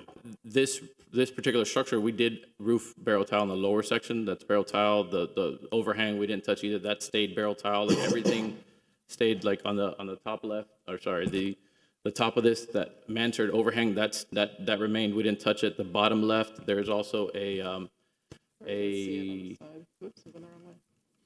My bad. Wait, why isn't it going backward? Sorry, just kidding. Oh, wrong. You're holding it upside down or something. Okay. So, Mr. Durana, how do you vote? Well, I guess we got to call roll, right? She did? I wasn't. No. You did not? No. Oh, I thought you did. No, I had not started. Okay. Mr. Garcia Pons? Bad. I'm sorry, what was the motion again? To deny. Motion to deny. Yes. Mr. Aaron Half?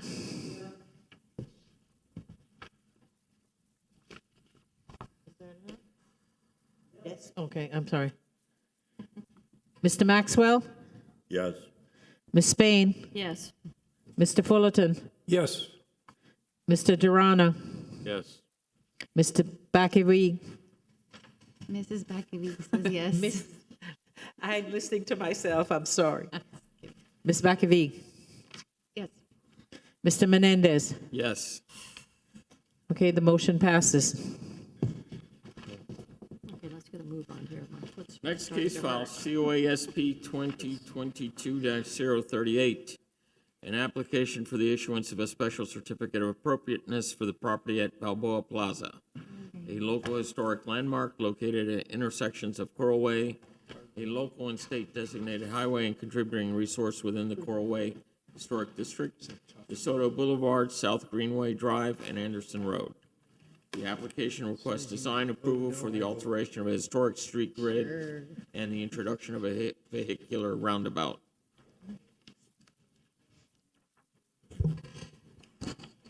Mr. Chair, before we get started, is somebody from Miami-Dade County here? That's what I was just going to say. I don't see anyone here.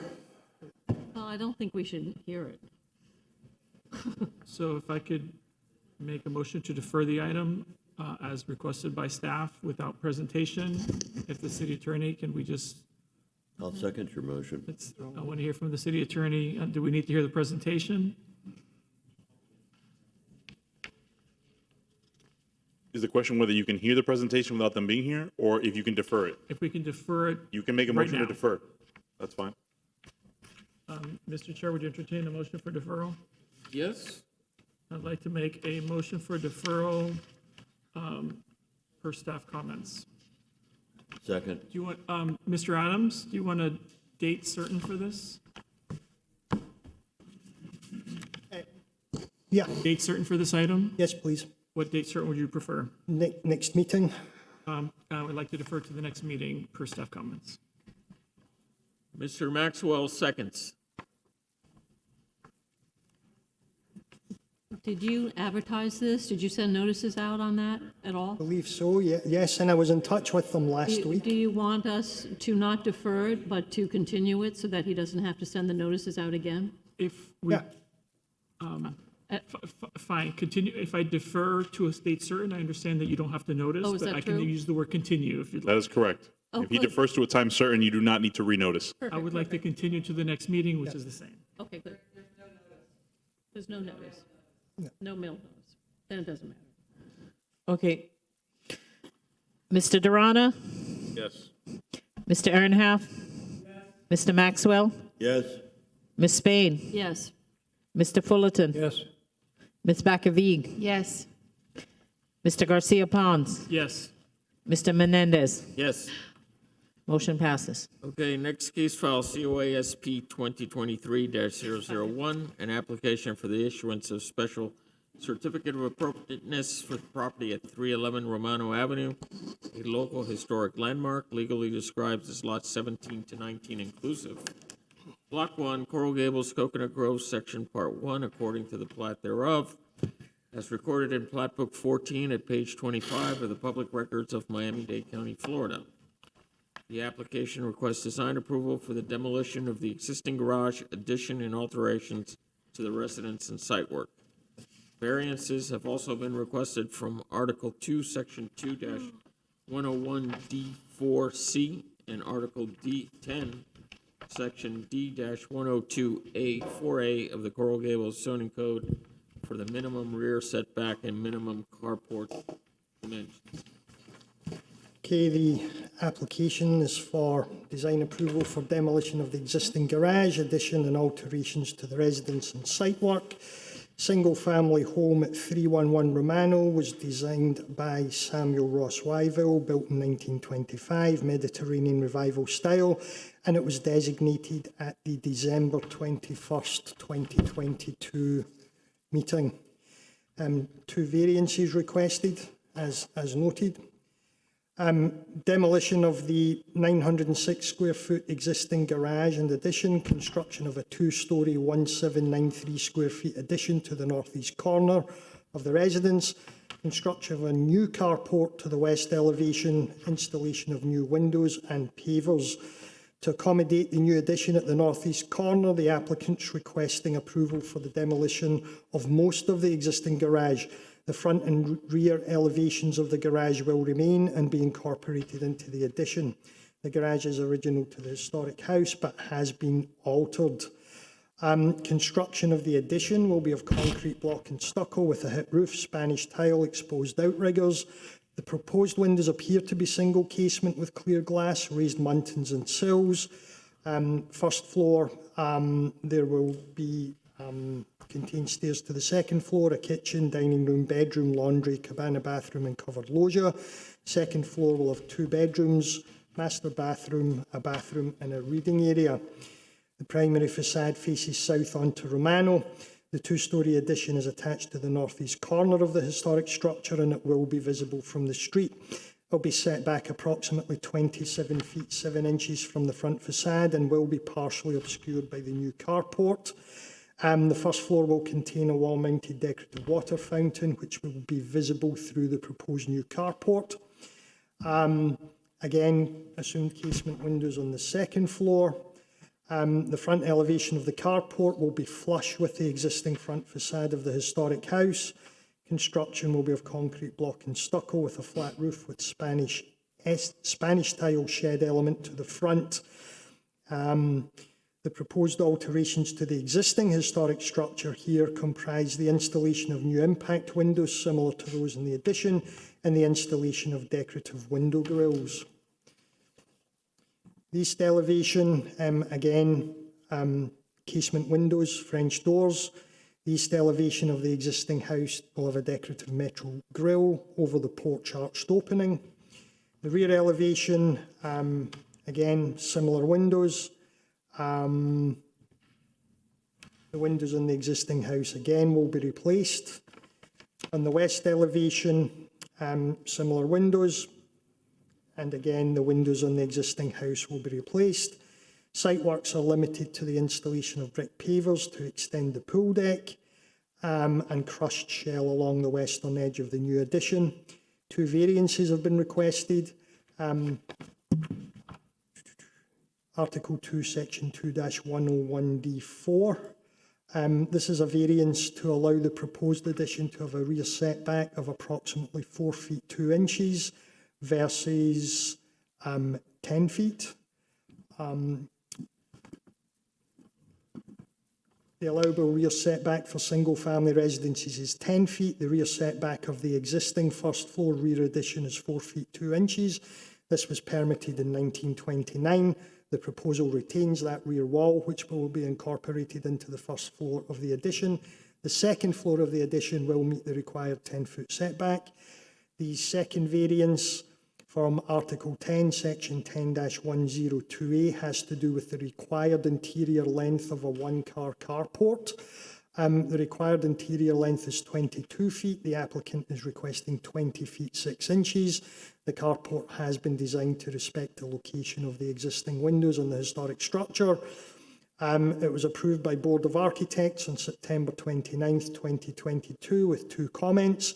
6-inch overhang with exposed rafter tails to emulate the existing front porch and use casement window profile. The conclusion is the proposed addition is visible from the right-of-way, but set back 27 feet 7 inches from the front facade on the location of the existing garage. The front and rear walls of the garage and existing addition will be retained. However, the east and west walls will be demolished.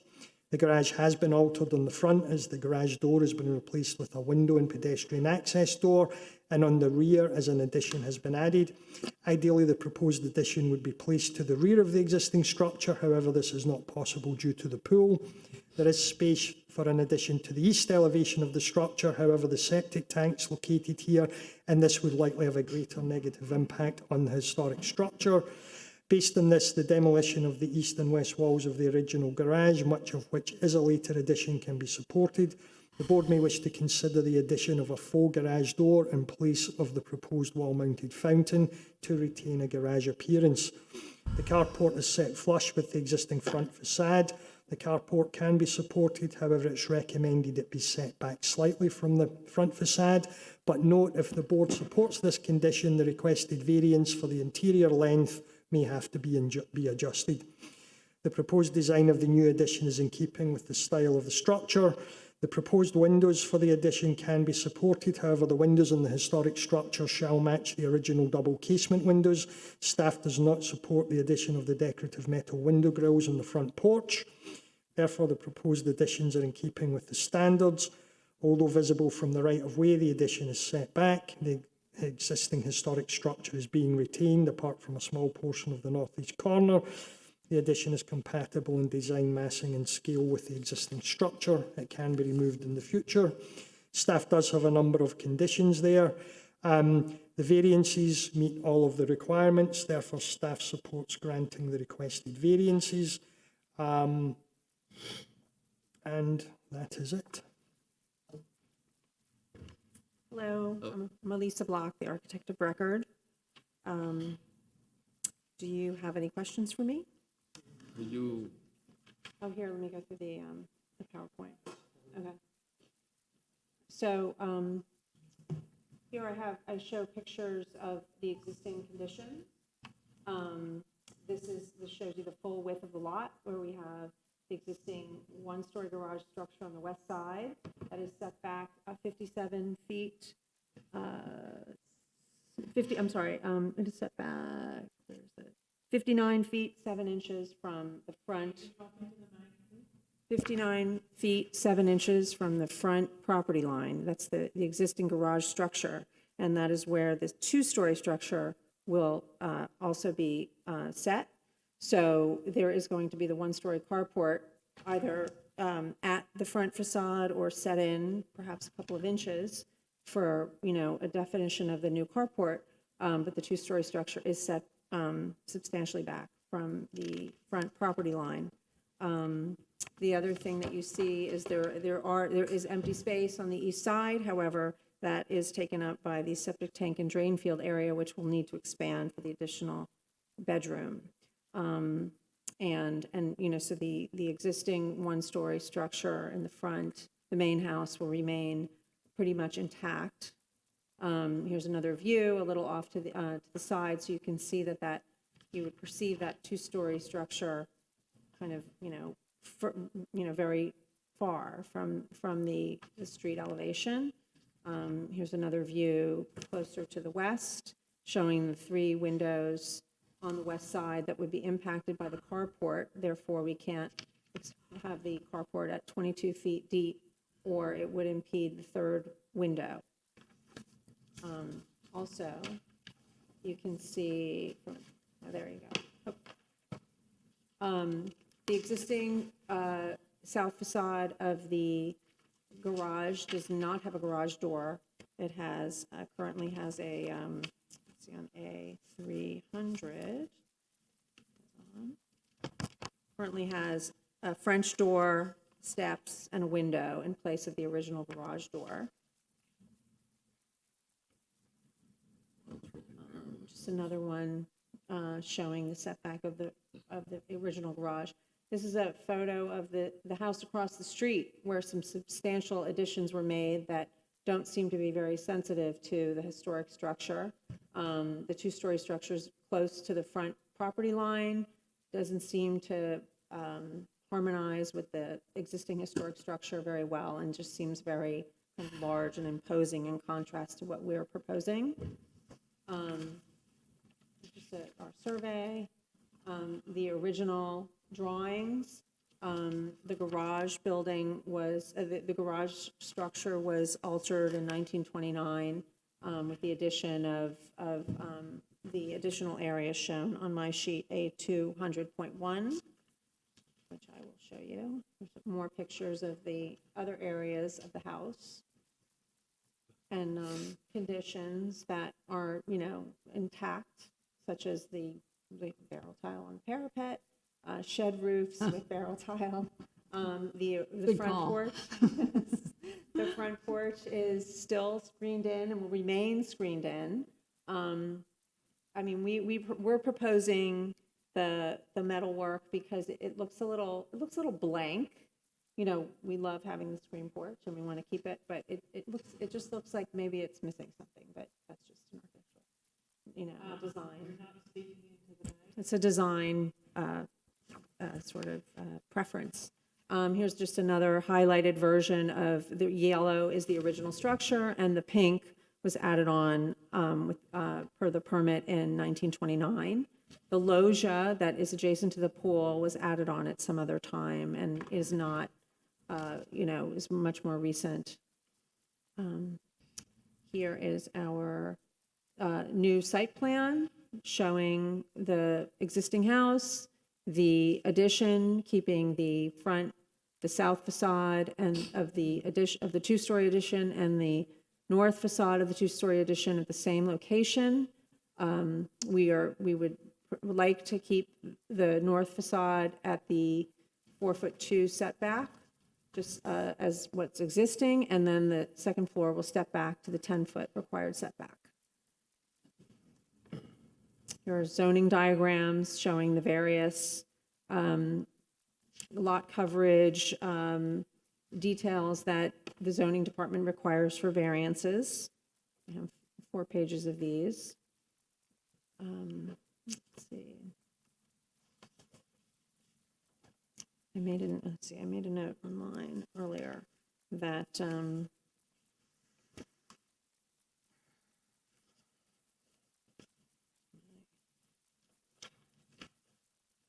made some notes in my free time during this meeting. Let's see. Yeah, it was just some coverage. I see. Okay, our ground area coverage on this sheet, this is maximum allowed 35%. We have 26%. And on the next sheet, maximum square foot floor area, we are providing 77% of the maximum allowable. So in the lower right corner, 2709 is 77% of the maximum allowable, maximum square foot area. Let's see. Here's our A200 showing the first floor plan with the carport and the conditions of the new structure and the existing. The second floor plan, where we step back per the Board of Architects recommendation. Instead of, I had a different condition at the north side, and we provided like a shed roof over that extended first floor area so that it breaks down the massing of the house. And then we have a terrace on the east side above the loggia below. And the front, the existing house remains thoroughly intact. This eave detail is per the Board of Architects recommendations to show, provide sort of a thinner, more elegant, historical type eave detail for the addition. And here are the various elevations. The railing, the railing final detail is to be determined, but we will have a metal railing above the beam and columns at the loggia below. The rear elevation, you see the shed roof breaking down the massing of the back. And then we have the west elevation which is 5 feet from, is at the setback. That's it.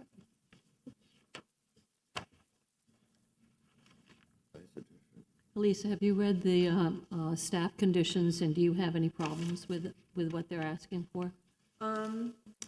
I don't. I don't have any issues with that. I would prefer to have.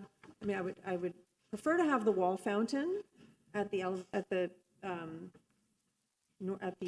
south facade of the, let's say, the garage wall, because there has not been a garage there. I think it's an elegant detail for when you look through the carport. However, if necessary, we could provide a sort of garage door type facade.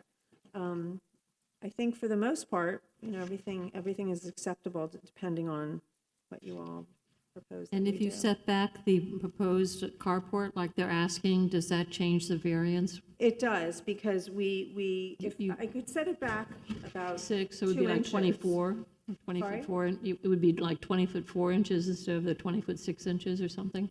It would be, yeah, if it could be 20 foot 4, that would be the variance. Right? Yeah, Is that okay with you? Yeah, okay. and So again, setting it back 2 inches? if that's okay with the board, we can amend the variance. And you're okay with working with us on the windows? Yes, I think that we have an issue with egress in Of many course, areas. that'll and be taken So I into don't account. know, we could do that, but then in some areas you'd have double casements, in some areas you have single. Does that, Yeah, because we understand you need egress windows, but we can work with So you you. can on- do the muntins so that it looks like double? Yeah. You can do the thicker one in the center, yes. so you don't realize it unless you really look. And again, you try and keep them to the back if possible, so they're off the front facade. Right.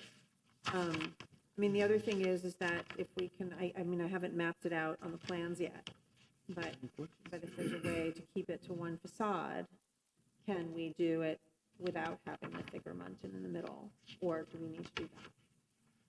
Is that required? Work with staff on that, right? You can work with us on it. Okay, I think we could, propose, show you Yeah, we'll elevations work with with you on various it. Okay. options. Mr. Garcia Pons, you have a question? Two questions for staff. One is the side setback, it says it's 5 feet. Yes. Is that for a 2-story building at whatever length? Yeah, they've worked at length with zoning on this, I believe. This was one of the issues in getting it here. It was gone back and forward between zoning for, I don't know how many times. But you cleared all your, because we specifically said, make sure you check with zoning exactly what variances you require. And that was I just want to triple verify that from staff, because I understand the architect has drawn it, 5-foot setbacks, the 2-story within the side setback. I just want to make sure that is correct, because I'm not a zoning person. Unless they changed it, it has been. That's right. In the And then I past. have one question with regards to the last comment, which is the fountain versus the door. I'll leave that up to the board. It was a suggestion. Then I don't have a preference either way. I just want to say that for whoever the mover is going to be. Yeah. Okay.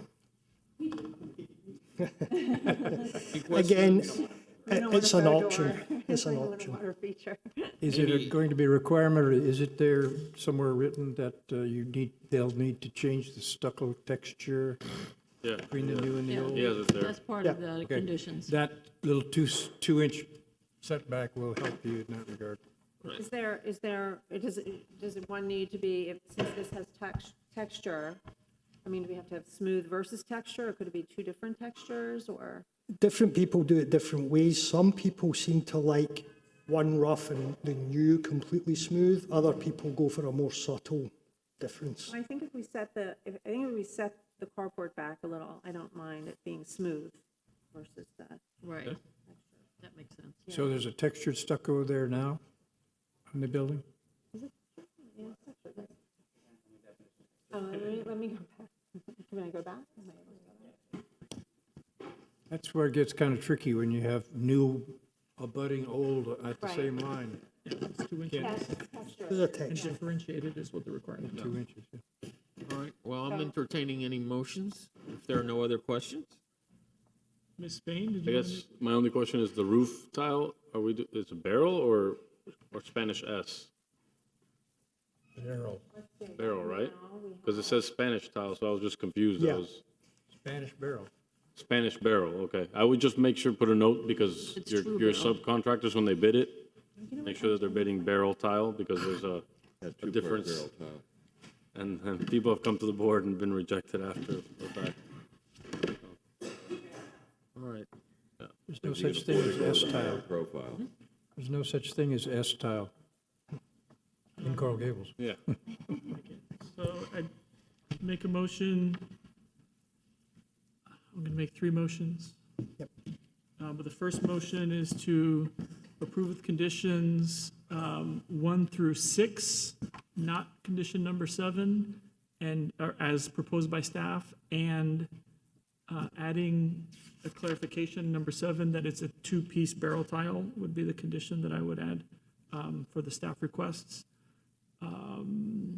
The design proposal for the demolition of the existing garage, addition and alterations to the resident site work on the property of 31 Romano Avenue, and approve the issuance of a special certificate of appropriateness with the conditions as stated. And for clarification, a 2-inch setback for the carport. Yes, yes, correct, and a 2-inch setback for the carport. No, it'll just make it 20'4". Oh, okay. Do we have a second? Second. Okay, Mr. Maxwell seconds. Mr. Durana, Yes, and I just Ms. want Spain. I just want to let them know, if I can, just please, windows, roof tile, stucco, consult with staff before the contractor gets ahead of himself and does something wrong. Yeah. Point. So just, I wanted to make that very clear, because it's been lately, it's come to us a lot after the fact, and Good you'll point. save yourself a big headache. If in doubt, just ask Warren. Yeah. Mr. Durana, Yes. Ms. Spain, Yes. Mr. Fullerton, Yes. Mr. Aaron Half, Ms. Bakavig, Yes. Mr. Garcia Pons, Yes. Mr. Maxwell, Yes. Mr. Menendez. Yes. I'd like to make a second motion to approve a variance to allow the proposed addition to have a rear setback of approximately 4 feet 2 inches. Second. Mr. Maxwell seconds. Ms. Spain, Yes. Mr. Fullerton, Yes. Ms. Bakavig, Yes. Mr. Durana, Yes. Mr. Garcia Pons, Yes. Mr. Aaron Half, Yes. Mr. Maxwell, Yes. Mr. Menendez. Yes. Motion passes. I'd like to make a third motion to approve a variance to allow the interior length of the proposed one-car carport to be 20 feet 4 inches. Second. Second. Mr. Maxwell seconds. Ms. Spain, Yes. Mr. Durana, Yes. Ms. Vakavig, Yes.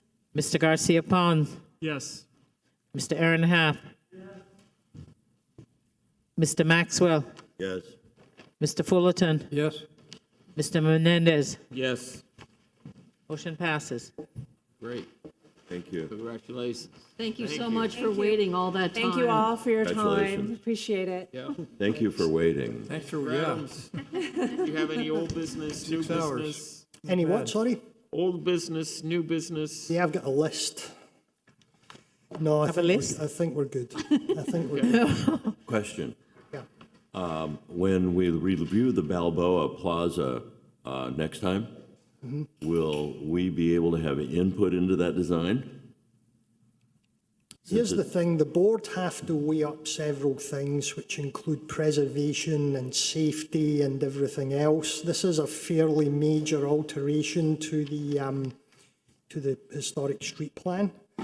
My recommendation for deferral was to allow time for us to hopefully look at possible other solutions without something so drastic. You know, that was one of the reasons we designated the plan, was Yeah. because of traffic engineers. Yeah. And so, you know, again, you only make a recommendation to commission. They approve the final COA.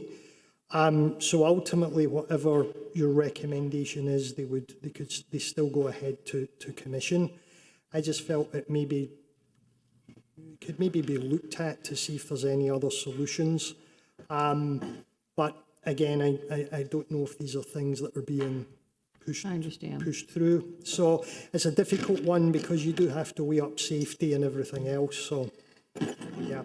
But if you have any ideas, Gus, if the alterations to the street plan, the item that was deferred, if the board have any suggestions that I could sit down with the applicants to suggest to them, can we do that? If a board member calls and says, we know this application's coming back next month, we know you want to work with the applicants, here are some suggestions, can we do that, or can they not? Can one of our board members reach out to the county? Is that what you're Reach out to me and say, Warren, I know you want to look at other alternatives for this traffic circle. Maybe you can suggest this to them, maybe you can suggest this to them. So can they give me any ideas they may have prior to it going to the next I mean, any board member can reach out to you directly and to discuss things, but anything that's going to come before this board for a decision, I would probably encourage not to do it. Can they give me recommendations on what they would like to see individually, just by calling me? Once again, it's not a sunshine law violation for them to call you and talk to you about anything, but if anything that's coming before this board, I would recommend against it. Okay. So, Okay. clarify that again, because He said it's probably not a good idea. it's not a good idea. Okay. I have a very quick question. The first agenda item, the garden. Yes. That went to the landmark committee? Is that their purview? Why was that taken to them? It was, Bonnie Bolton took it to them. Oh. She turned up at the meeting and she turned up at one meeting. That's not normal with designations, right? No, it's not a requirement and it's not, but the problem was Miss Bolton turned up at one of the meetings and asked for the support. They then said, well, it's difficult to do if we haven't seen the application. But designations are not under their purview. No, it was purely a support, and it was... And what was the vote? Do you remember? There were only 5 members there, and the vote was 3-2 to support it. Okay. So, but no, it's not typical. It was one of these... Won't happen again, right? Sorry? It won't happen again, right? I don't know, if someone turns up at a board and asks for support for something and you don't know they're going, can the board...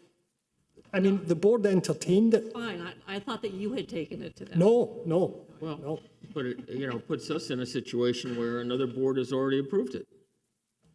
And the 2 people who would not support it, their concern was that this is a preservation board item and it hadn't been to you. So 2 of the board members said we're not. I think it would have been a probably good idea, whoever staffs that board, to say this is not appropriately before you. But, yeah. Okay. Anyhow. Any other items? Mr. Ehrenhaft, he's got something to say. It may be appealed. I wrote on mine. Oh, I'm going to leave all of it. Go ahead. Okay, with respect, if we can return to the roundabout, where they're gonna work on the street. I would just encourage us not to continue discussing items that are going to come back before this board. Just No. If The the item wasn't heard, I would not continue discussing it, especially if the approval is going to continue to come back to you. Okay, I just had, If it's a high-level question that's not specific to the application, feel free, but it's my job to kind of remind you. fine, I'll save them for then, but there were a couple of simple observations about the intersection, that's all. Thank you. Do I have a motion to adjourn? Motion to adjourn. Do I have a second? Second it. Okay. We're I wanted to talk a little bit about the, Aye.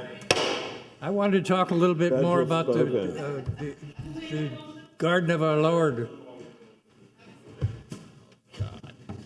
See you tomorrow.